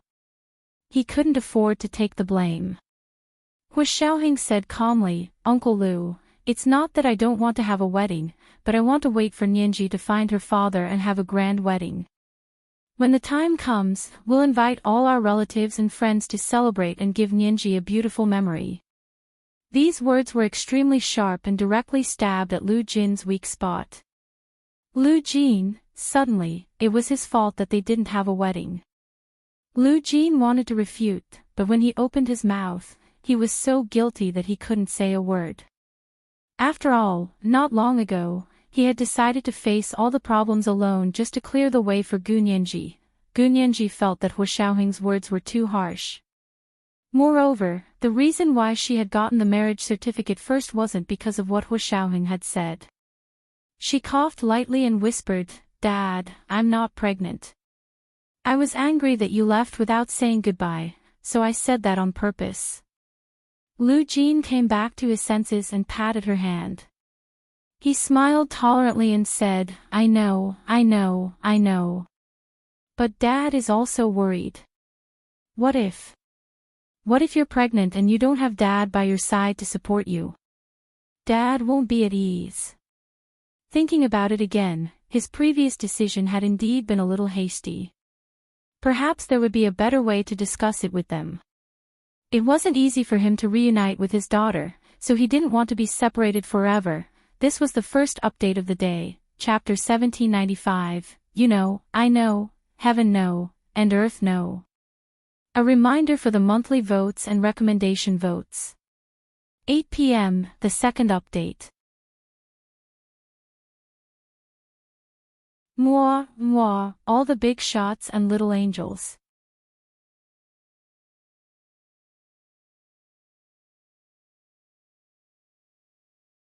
Chapter 1807. When Lu Yuan saw that Lu Jin had finally turned the corner, he let out a long sigh and said, "All right, it'll be fine once everyone gets to the point." "Oh right, big shareholder Lu, remember to keep his affairs a secret. Otherwise, if that person finds out, I'm afraid he won't let this matter rest." Lu Yuan pointed at Hu Xiaoheng and emphasized. Lu Jin nodded heavily. "Am I such a reckless person?" The other three looked at him and didn't reply. Obviously, in their eyes, it wasn't that he didn't know what was important, but that he didn't know what was important and what was light. Perhaps his concept of weight was different from that of ordinary people. Lu Jin also knew his problem. He shrunk his neck and said embarrassedly, all right, I understand. Even if I don't give you face, Boss Lu, I still have to give my daughter and my future grandson face. I won't let anything happen to your nephew. That's your son-in-law." Lu Yuan shook his head helplessly. "It doesn't count if there's no wedding. He's still a fiancé. This identity is quite suitable." Lu Jin was very firm on this point. Hu Xiaoheng glanced at Lu Yuan and said, "Uncle Lu is right. Actually, the number of people over there who know that we're married can be counted on 5 fingers. Most people think that we've just gotten engaged, including my mother." Hearing Hu Xiaoheng mention Song Jining, Lu Yuan's mind wandered for a moment and he didn't continue. Only then did Lu Jin relax his brows. He nodded with a smile and said, "That's more like it. A girl is just a little more reserved. You're a man, so be more tolerant. Thank you for your understanding, Uncle Lu." He looked at Gu Nianji and saw that her head was lowered. She didn't say a word. He didn't know what she was thinking. Lu Jin patted Gu Nianji's arm. "Nianji, what do you think?" Gu Nianji nodded. There was a smile in her voice. "I'll listen to Dad." It was rare for Gu Nianji to be so obedient. Lu Jin was so touched that he was about to burst into tears. "All right, since my daughter has said so, as her father, I will definitely remember the wedding." Hu Xiaoheng was speechless. Was she delaying the wedding? Without batting an eyelid, he pulled the topic back. "Uncle Lu, we're here this time to ask you if there's anything you need our help with." Lu Yuan came back to his senses and quickly said, "That's right. You've already run away twice. We can't let you continue. No matter what you want to do, can you discuss it with everyone?" Gu Nianji also grabbed Lu Jin's arm and said nervously, "Dad, what are you going to do? Don't do anything stupid. Those people are not worth it for you to do stupid things. You are not as important as the people from both worlds combined. Just remember this." Hu Xiaoheng was speechless. "Are you sure it's a combination of the 2 worlds?" The expression on Lu Jin's face was a little strange. He didn't know where to start. Because this matter involved too many people, he only wanted to perish together with the other party. Say it. If there's a problem, we can discuss it. Maybe it'll be better than you coming up with a solution alone. Lu Yuan encouraged, "Although we will never be able to compare to you in particle physics and genetic science, Peter and I are both experts in figuring out people's minds, formulating action plans, and retreating unscathed." In order to be careful not to spill the beans, Lu Yuan still called Hu Xiaoheng Peter. Lu Jin looked at them hesitantly and said, "In the face of the power of the entire country, or even the combined power of several countries, you can still retreat unscathed?" You're that powerful. Hu Xiaoheng saw that Lu Jin was still doubting their abilities, so he couldn't help but look at Lu Yuan. What misunderstanding do you have about their abilities? Gu Nianji praised Hu Xiaoheng with a smile. Not to mention that he and President Liu have received professional training, even I only learned a little from him. I even caused the German Gestapo to tumble over there. The German Gestapo? How did you offend the German Gestapo? Lu Jin was very confused. Gu Nianji was stunned. She quickly glanced at Hu Xiaoheng and saw that he was looking at her with a half-smile. She had no choice but to grit her teeth and cut to the chase. She said concisely. That's it. I hacked into their internet and packed all their information into our mailbox. My girl is so amazing. Lu Jin clicked his tongue and gave her a thumbs up. Lu Yuan still didn't know about this, but with his experience, he could tell that Gu Nianji wasn't telling the truth. She was a typical, only reporting the good news and not the bad news. However, he didn't expose her. He continued, do you believe me now? Your girl is already better than many people. What are you still worried about?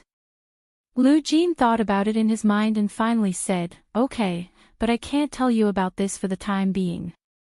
How about this? I'm going to the LoveLore building for a meeting today. I'll be wearing an instant messaging camera.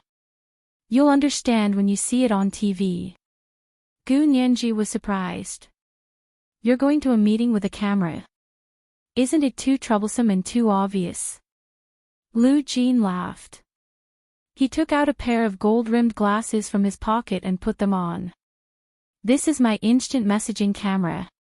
As he spoke, he turned on the curved TV in the living room. Soon, what he saw in his glasses appeared on the TV screen. It's that amazing. Gu Nianji was amazed and smiled at herself on the TV. And won't find out about this, will she? Hu Xiaoheng didn't know what meeting Lu Jin was going to, but holding a public event in the United States, even if it was a meeting, security checks were inevitable. Lu Jin shook his head. How are we going to check this? You're the only people who know that there's something wrong with my glasses. If you don't betray me, no one will know. Gu Nianji was speechless. How could we betray you? You're thinking too much. The three of them were the last people in the world to betray Lu Jin. Even if they wanted to, they wouldn't know who to sell it to. Lu Jin smiled and nodded. I know, so I told you. He took off his gold-rimmed glasses. I still need to change. Excuse me. Lu Jin walked to his bedroom to change. Lu Yuan looked thoughtfully at the closed bedroom door and said, I know where he's going. Gu Nianji and Hu Xiaoheng looked at him together. Your father has another identity, Lu Yuan said awkwardly. Lu Jin, the major shareholder of the Lu Corporation, is just one of his identities. Another identity. Gu Nianji was so surprised that she couldn't close her mouth. What exactly is my dad going to do? I'm not sure either. Lu Yuan pondered for a moment. After you were sent away, your father recovered and started working on this matter. At that time, he told me that the reason he did this was because he couldn't let go of his scientific research work. He wanted to keep pace with the world's scientific research achievements and pay close attention to the latest developments in genetic science. Gu Nianji sighed and relaxed her nervousness. She smiled and said, so he's a scientist. Then it's fine. My dad has made full use of himself. It would be a huge loss to humanity if such a genius didn't become a scientist. Looking at Gu Nianji's relieved smile, Lu Yuan smiled. He's not a scientist. Then what is it? What could be more concerned about the latest developments in genetic science than scientists themselves? Gu Nianji asked in confusion. Of course. Lu Yuan sighed. Capital. Only capital and consortiums are more concerned about the latest developments in genetic science than scientists themselves. This is because in a capitalistic society, only capital and consortiums are the supporters and financial providers of all scientific development. This is today's second update, Chapter 1796, The Most Important Person in My Heart. Reminder, monthly votes and recommendation votes. P.S. The chapter in the morning has been slightly revised. You can read it later. Moi, everyone, little angels.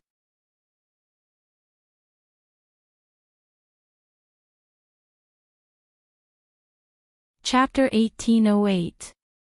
Gu Nianji. Capital. Consortium. To be honest, Gu Nianji didn't even take Lu Jin's identity as a major shareholder of the Lu Corporation seriously.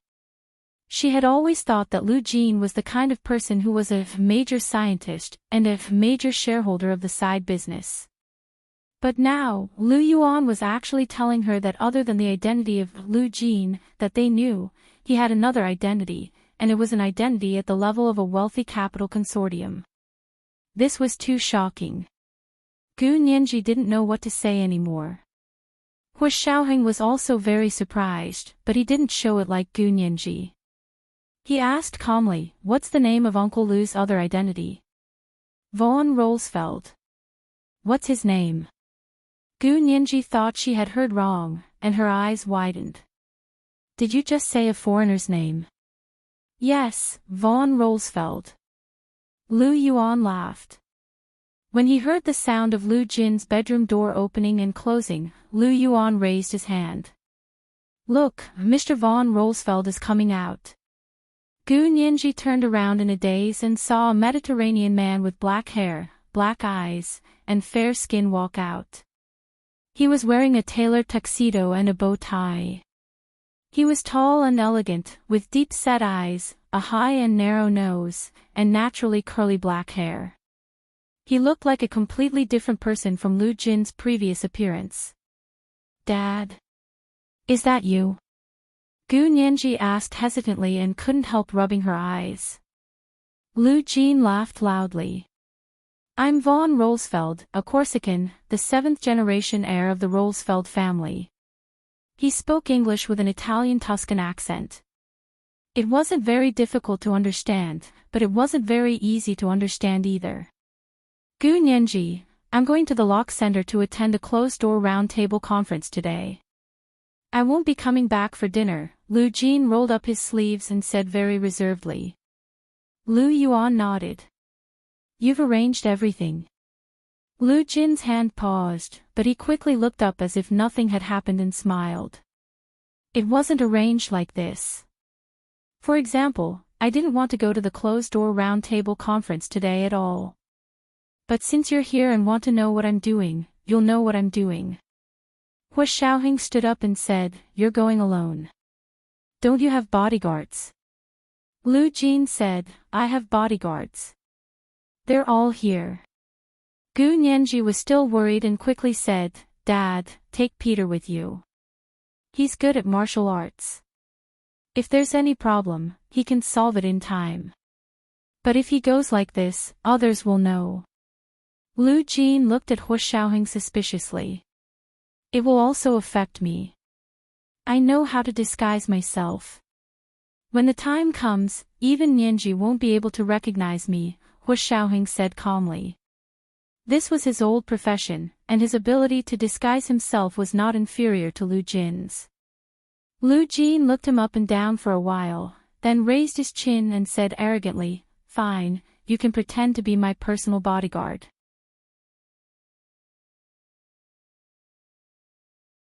Remember to dress up as the same kind of person as me. Can you do it?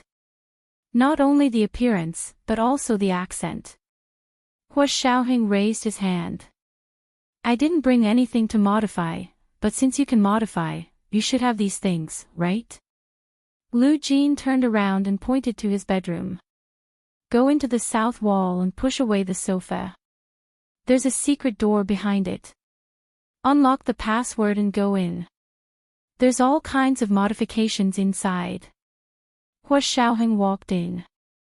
Lu Jin returned to Gu Nianji's side and sat down. He immediately smiled and said, Nianji, do you think I look good in this?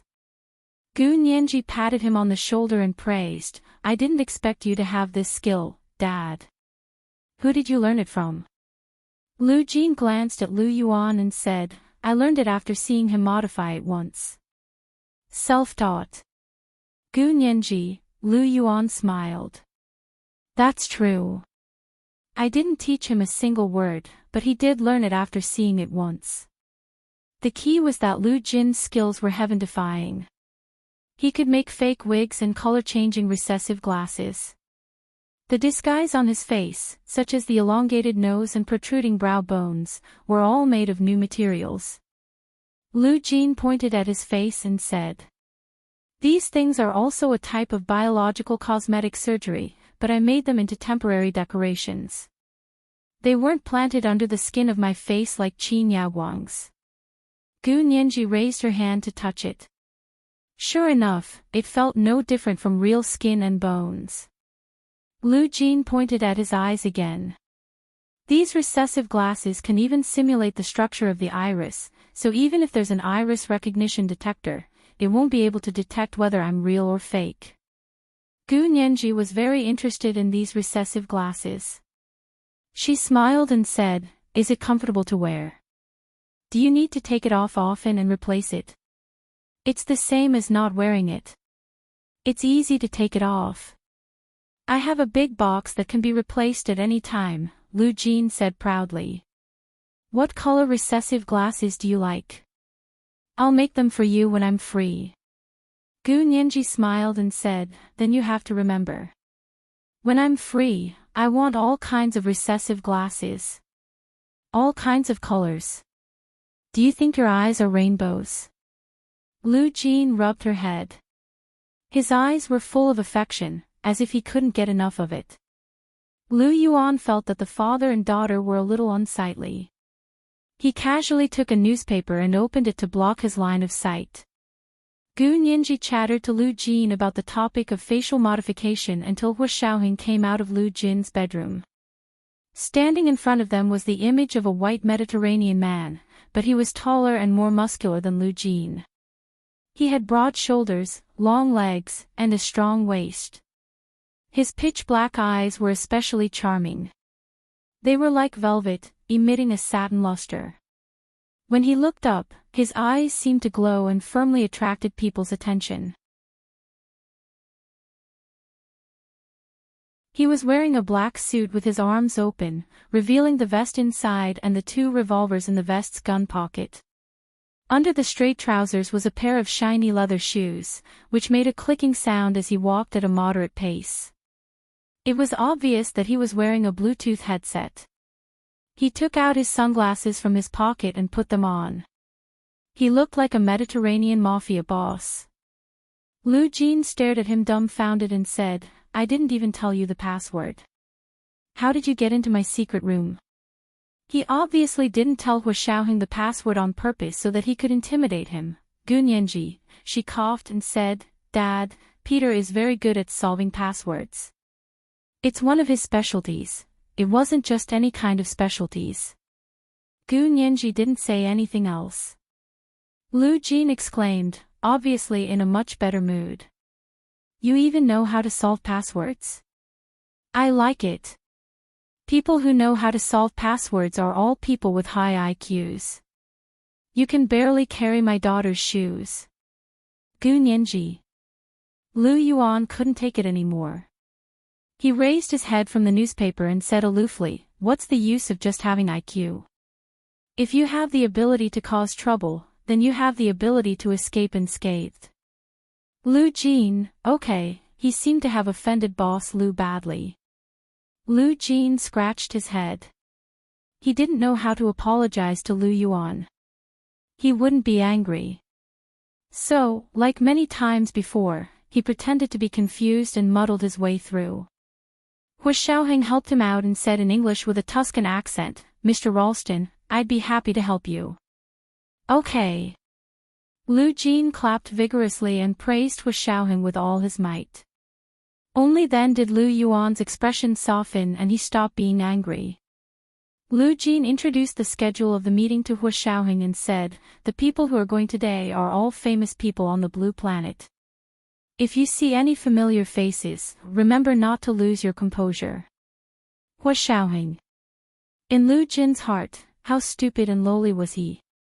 However, he knew that it was useless to reason with Lu Jin. The logic and brain circuits of geniuses were different from those of ordinary people, so don't try to reason with geniuses. They would use their superior intelligence to defeat you and make you feel so stupid that you had nothing to live for. The corners of Gu Nianji's lips twitched as she watched Lu Jin and Hua Xiaoheng's backs disappear through the door. As the door closed with a click, Gu Nianji turned around and looked at Lu Yuan. "CEO Lu, are you sure that my father, a patient with severe interpersonal disorder, can be on an equal footing with those big capitalists and tycoons and communicate effectively? Instead of offending all the tycoons around the world." Lu Yuan chuckled softly. His magnetic voice, which was exactly the same as Hua Xiaoheng's, made Gu Nianji exclaim in admiration. Lu Yuan walked to the sofa beside her and sat down. In front of capital, there's no such thing as interpersonal relationships. Capitalists only look at money. As for whether you know how to speak or whether you will offend people, it's not in their consideration at all. For the sake of profit, capital will even produce the rope to hang itself. Who cares about a supercilious look or a nasty word? Von Rollesfeld's wealth is enough for those capitalists to treat his inability to speak as a high and mighty disdain.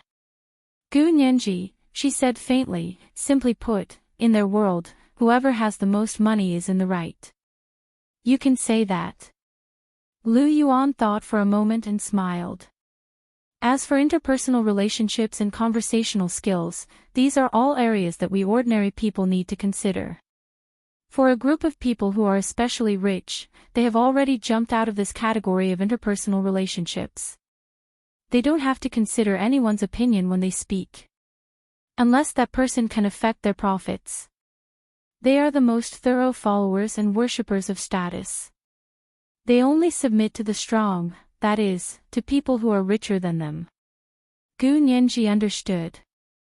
In that case, my dad is doing well in that circle, like a fish in water. Lu Yuan turned on the TV. You'll know his position in that circle later. Gu Nianji looked at the local TV news that appeared on the TV. It happened to be broadcasting the LoveLore Center. It was a huge building complex that occupied several blocks on Manhattan's Fifth Avenue. It was a textbook embodiment of the modernist architectural style of the last century. Almost 100 years had passed, and these buildings showed a kind of beauty that had been accumulated over the years. They were like works of art. Gu Nianji saw the spacious and clean streets on the TV. In the past, there was always a lot of traffic here, but now there was a one-way street separated by rows of traffic obstacles. All kinds of luxury cars drove over. The host of the local TV station was a blonde beauty. She immediately became excited and said to the audience in front of the TV, "They're here. They are the most powerful people on our planet. Their combined wealth accounts for 95% of the world's wealth. Today, they are holding a closed-door roundtable conference at the LoveLore Center to discuss the development and future of mankind. Only they are qualified to discuss this kind of topic." Not far away, Gu Nianji's sharp eyes saw someone waving a flag, waving their fists, and shouting slogans. "Down with the capitalists who eat human flesh and blood. They are covered in blood and filth from head to toe. They are not worthy of dictating our fate." These slogans greatly aroused the passers-by's common hatred for the enemy. The passers-by, who were originally just passing by, or had to take a detour because the main passage was under martial law, also joined in the shouting slogans.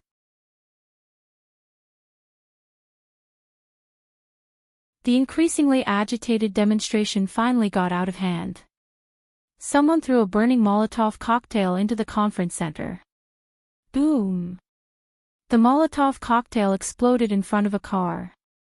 The car was unscathed, but the young man who threw the Molotov cocktail was locked on by a sniper on a nearby building.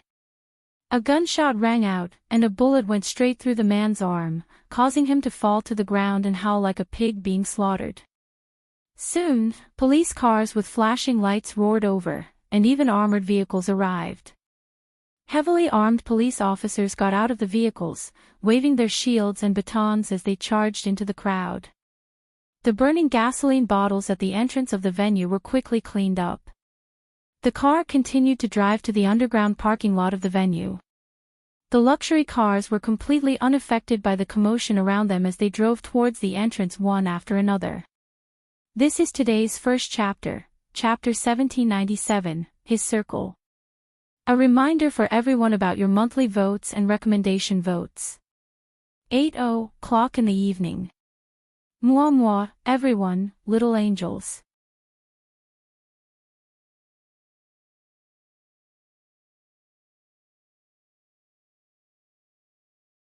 Chapter 1809. Gu Nianji really wanted to see what it was like inside the venue, but Lu Jin's footage hadn't been sent back yet, so they had no choice but to continue watching the demonstration outside. Gu Nianji asked Lu Yuan worriedly, "President Lu, do these people all know that there will be a meeting here today? They've already sealed off the road in advance, and they didn't specifically block the news. Someone must know." Lu Yuan leaned back on the sofa casually and sipped a cup of tea. He blew at the hot air and smiled at Gu Nianji. "Are you anxious?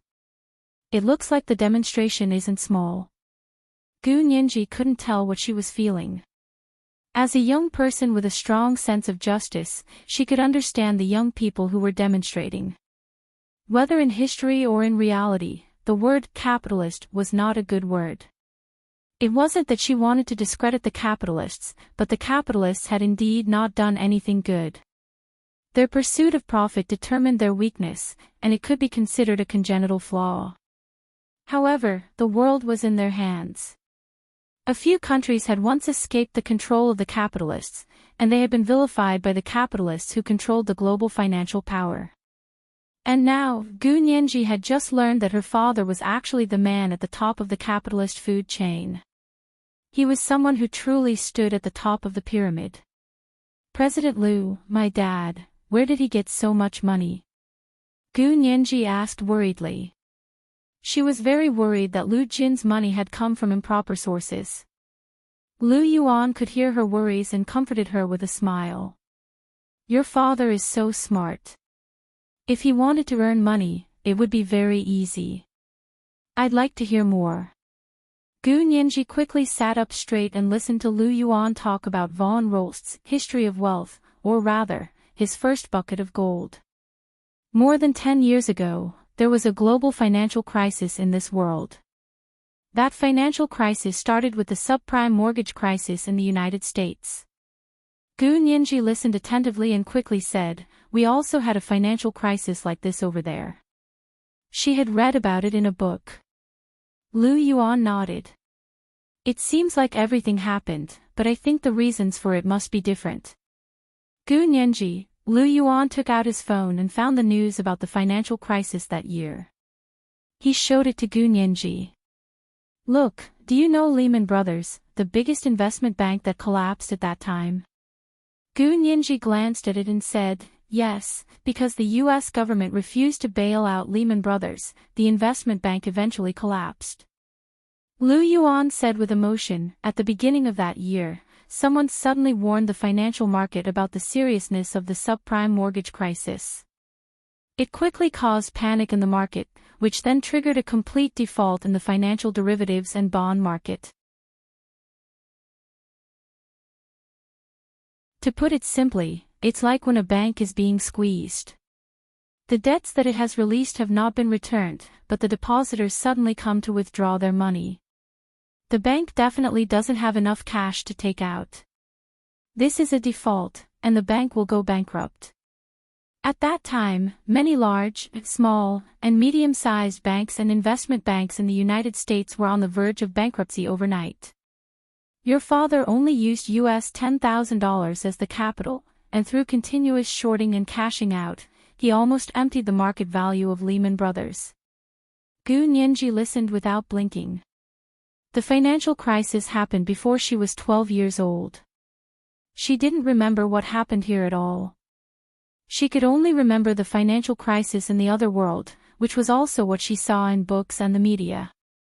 After collapsing Lehman Brothers, your father entered the highly leveraged financial derivatives market. That era was the era of financial bears. It was a place where the timid would starve to death and the bold would explode.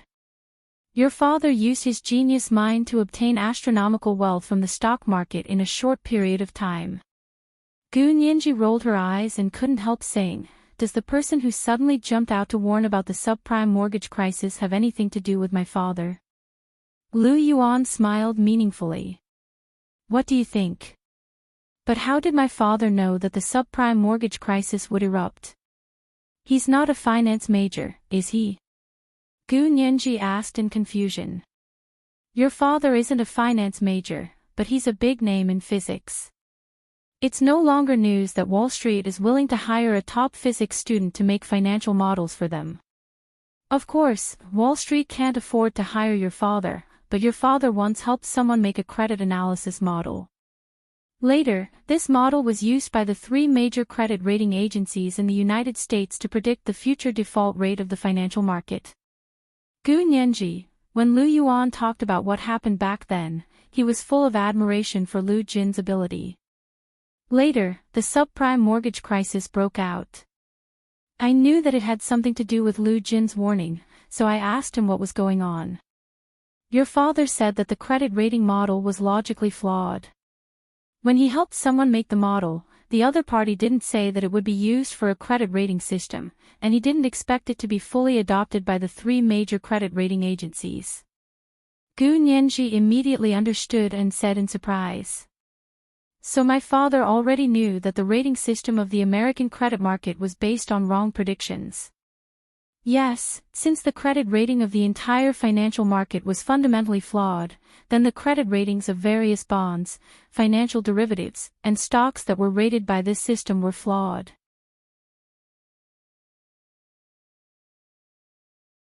This flaw determined that the entire credit rating and the financial market would collapse within a certain period of time. Your father calculated the time when the entire market would collapse and gave a warning after all the short selling. Gu Nianji recalled how her father had never left the house. He had been devising strategies in front of the computer and had relied entirely on his knowledge of mathematics and physics to make huge profits. She was speechless. With such a heaven-defying father, no wonder Major General Hua's sense of crisis had increased. Gu Nianji secretly grimaced in her heart, and a mischievous smile appeared on her lips. Lu Yuan continued. The entire Western financial credit system could be said to have been destroyed by him alone. Gu Nianji, she coughed lightly to show that they weren't going to take the blame. CEO Lu, you don't make sense. First of all, my father had no intention of destroying the Western financial system. You just said that he made credit rating models for people out of friendship. That means it was completely free. Lu Yuan laughed and nodded. Yes, this is a lesson. Free things are the most expensive. Gu Nianji curled her lips. Yes, so the other party actually took advantage of my father. Secondly, after he was infringed, he still disregarded the past and gave an early warning at the appropriate time. This was equivalent to saving the Western financial system and preventing them from being destroyed. Isn't that enough? This is already considered great. Gu Nianji tapped her fingers on the coffee table in front of her. My father had already done his best. As for the small fortune he made later, it was just a reward he deserved. Don't you have to pay for using other people's credit models? This might be the biggest loss in history caused by piracy. Lu Yuan was amused by Gu Nianji's sophistry. He pointed at her and said repeatedly, "That mouth of yours is really eloquent. It's really comparable to the famous lawyer Qin Suan from back then." This is today's second update, Chapter 1798, Free Things Are the Most Expensive. A reminder for everyone's monthly votes and recommendation votes. Moi, everyone, little angels.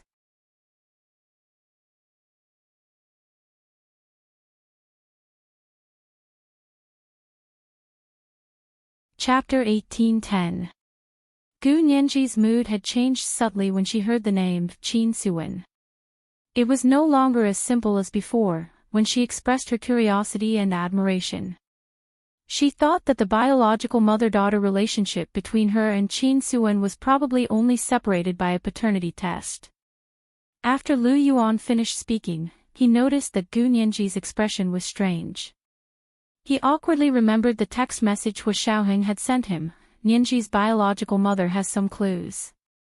It's very likely that she's Qin Suwen. If they were biological mother and daughter, it wouldn't be strange for them to be similar. Gu Nianji was only stunned for a moment, then quickly asked curiously. Really? Why do you think so? Have you met lawyer Qin Suwen? Lu Yuan saw that Gu Nianji was non-committal, so he didn't bring up the topic. Moreover, he didn't dare to speak carelessly in Lu Jin's apartment. He only smiled and nodded. Your father was very familiar with lawyer Qin Suwen back then. I had a few meals with them. That's what lawyer Qin Suwen thinks about capital. She opposes the excessive infiltration of capital into the national economy and people's livelihood. On this point, she greatly influenced General He Qingjian. With the support of the military, many of the Huaxia Empire's state-owned projects were able to maintain their state-owned status and were not tainted by the new capitalists who were eager to make a move. Gu Nianji replied with an "oh." She admired and yearned for Qin Suwen, and there was also a hint of indescribable admiration. However, she was also very open-minded. It didn't matter whether Qin Suwen was her biological mother or not. What was important was that Qin Yaoguang wasn't her biological mother. Gu Nianji didn't mind that her biological mother was an ordinary person. As long as she was a kind and upright ordinary person, it was 10,000 times better than that disgusting woman, Qin Yaoguang. She and Lu Yuan chatted casually as they watched the television. Finally, Lu Jin's video image was transmitted back. On the big television screen in front of them, the live broadcast from the local television station was suddenly cut off. After a moment of chaos, an exquisite and small room appeared on the television screen. It didn't look like the grand hall that Gu Nianji had imagined at all. Where is this? Gu Nianji looked over in surprise. Why are there only 7 or 8 people in this room? He could count them all at a glance. Lu Yuan smiled and adjusted the volume with the remote control in his hand. What do you think? The number of corporations that can influence the world's financial market can be counted on 5 fingers. Therefore, among the 7 or 8 people, there were some who were not particularly influential.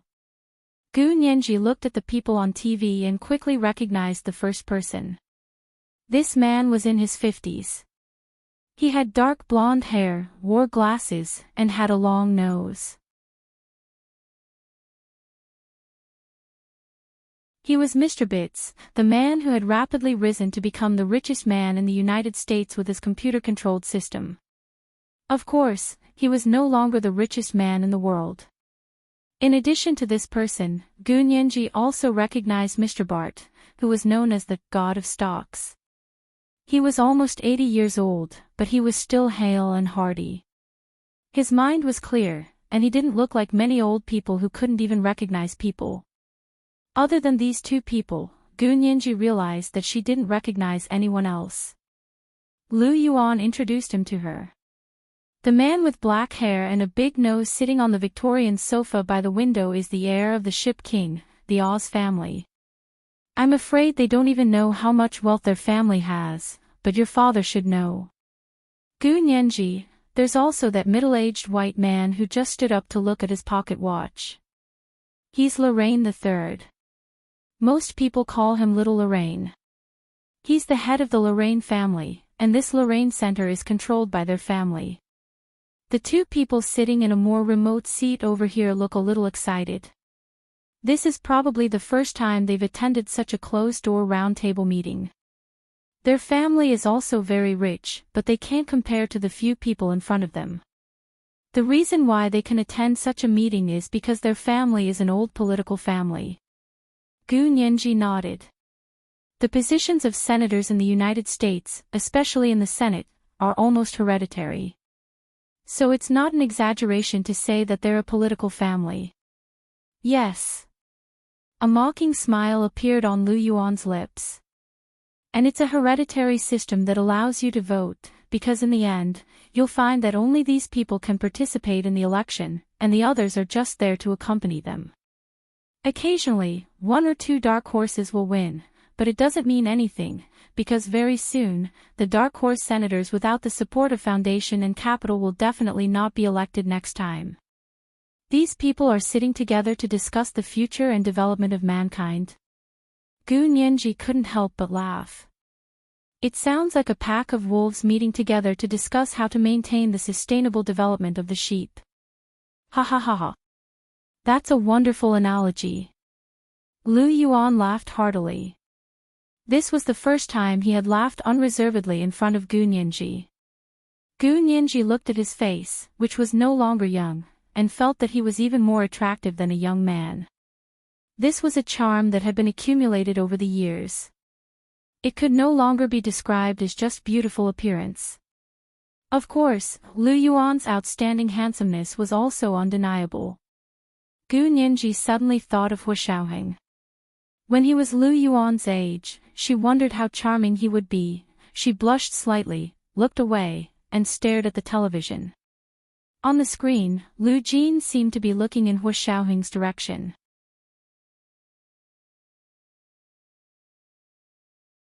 Gu Nianji saw a tall and burly young man, who was no less handsome than the Nordics. He stood expressionlessly under a huge oil painting with his hands behind his back. No matter how Hu Xiaoheng dressed up, he could always attract Gu Nianji's attention. It was a kind of breathtaking beauty, because when you saw him, you would forget to breathe. Gu Nianji hadn't seen enough when the image on the television changed again. This time, Lu Jin was probably looking at the middle-aged man who had stood up.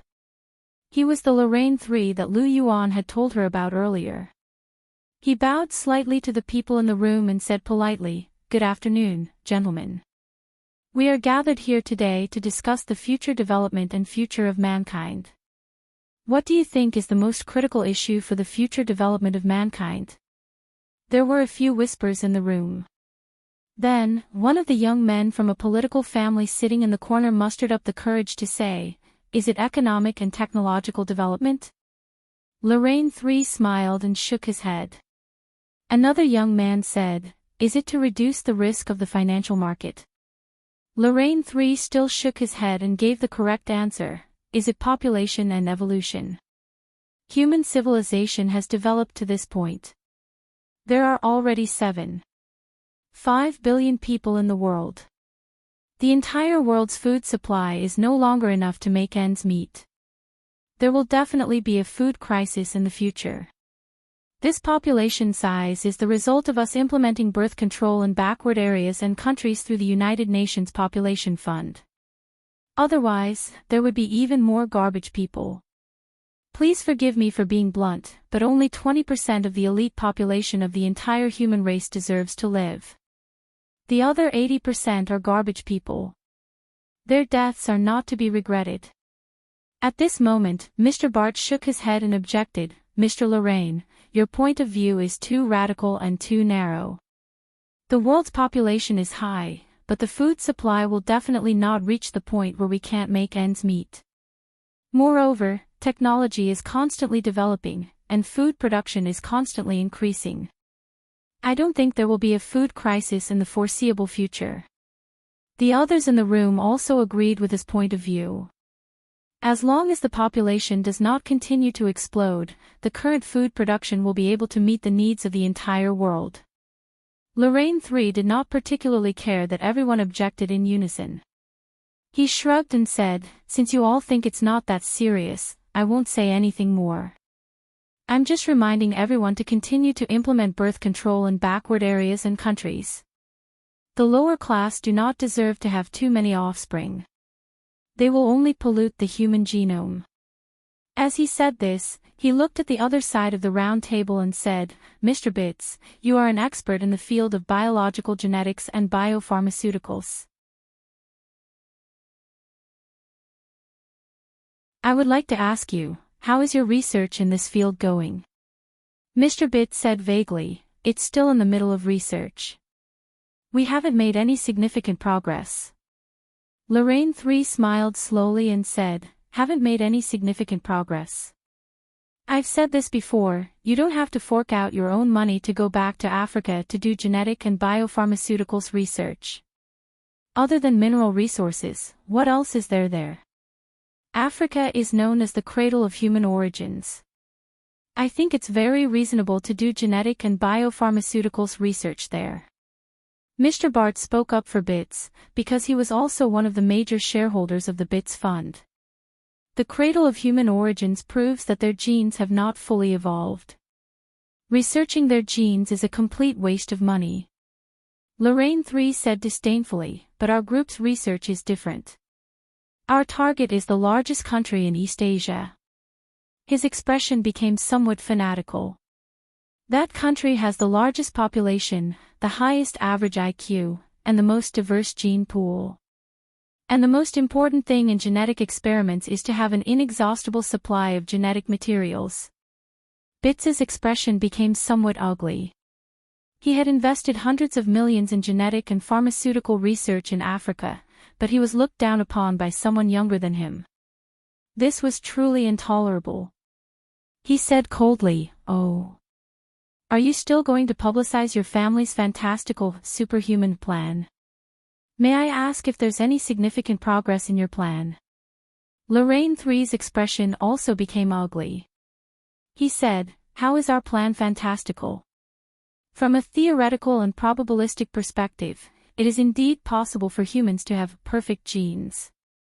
As long as we do enough experiments and find enough genetic materials to edit.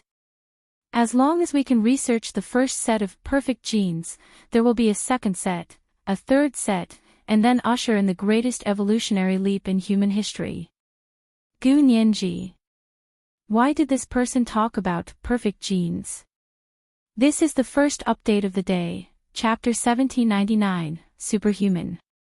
A reminder for your monthly votes and recommendation votes. At 8:00 p.m., the second update. Mwah, everyone, little angels. You're tuning into the LoveLore Library YouTube channel.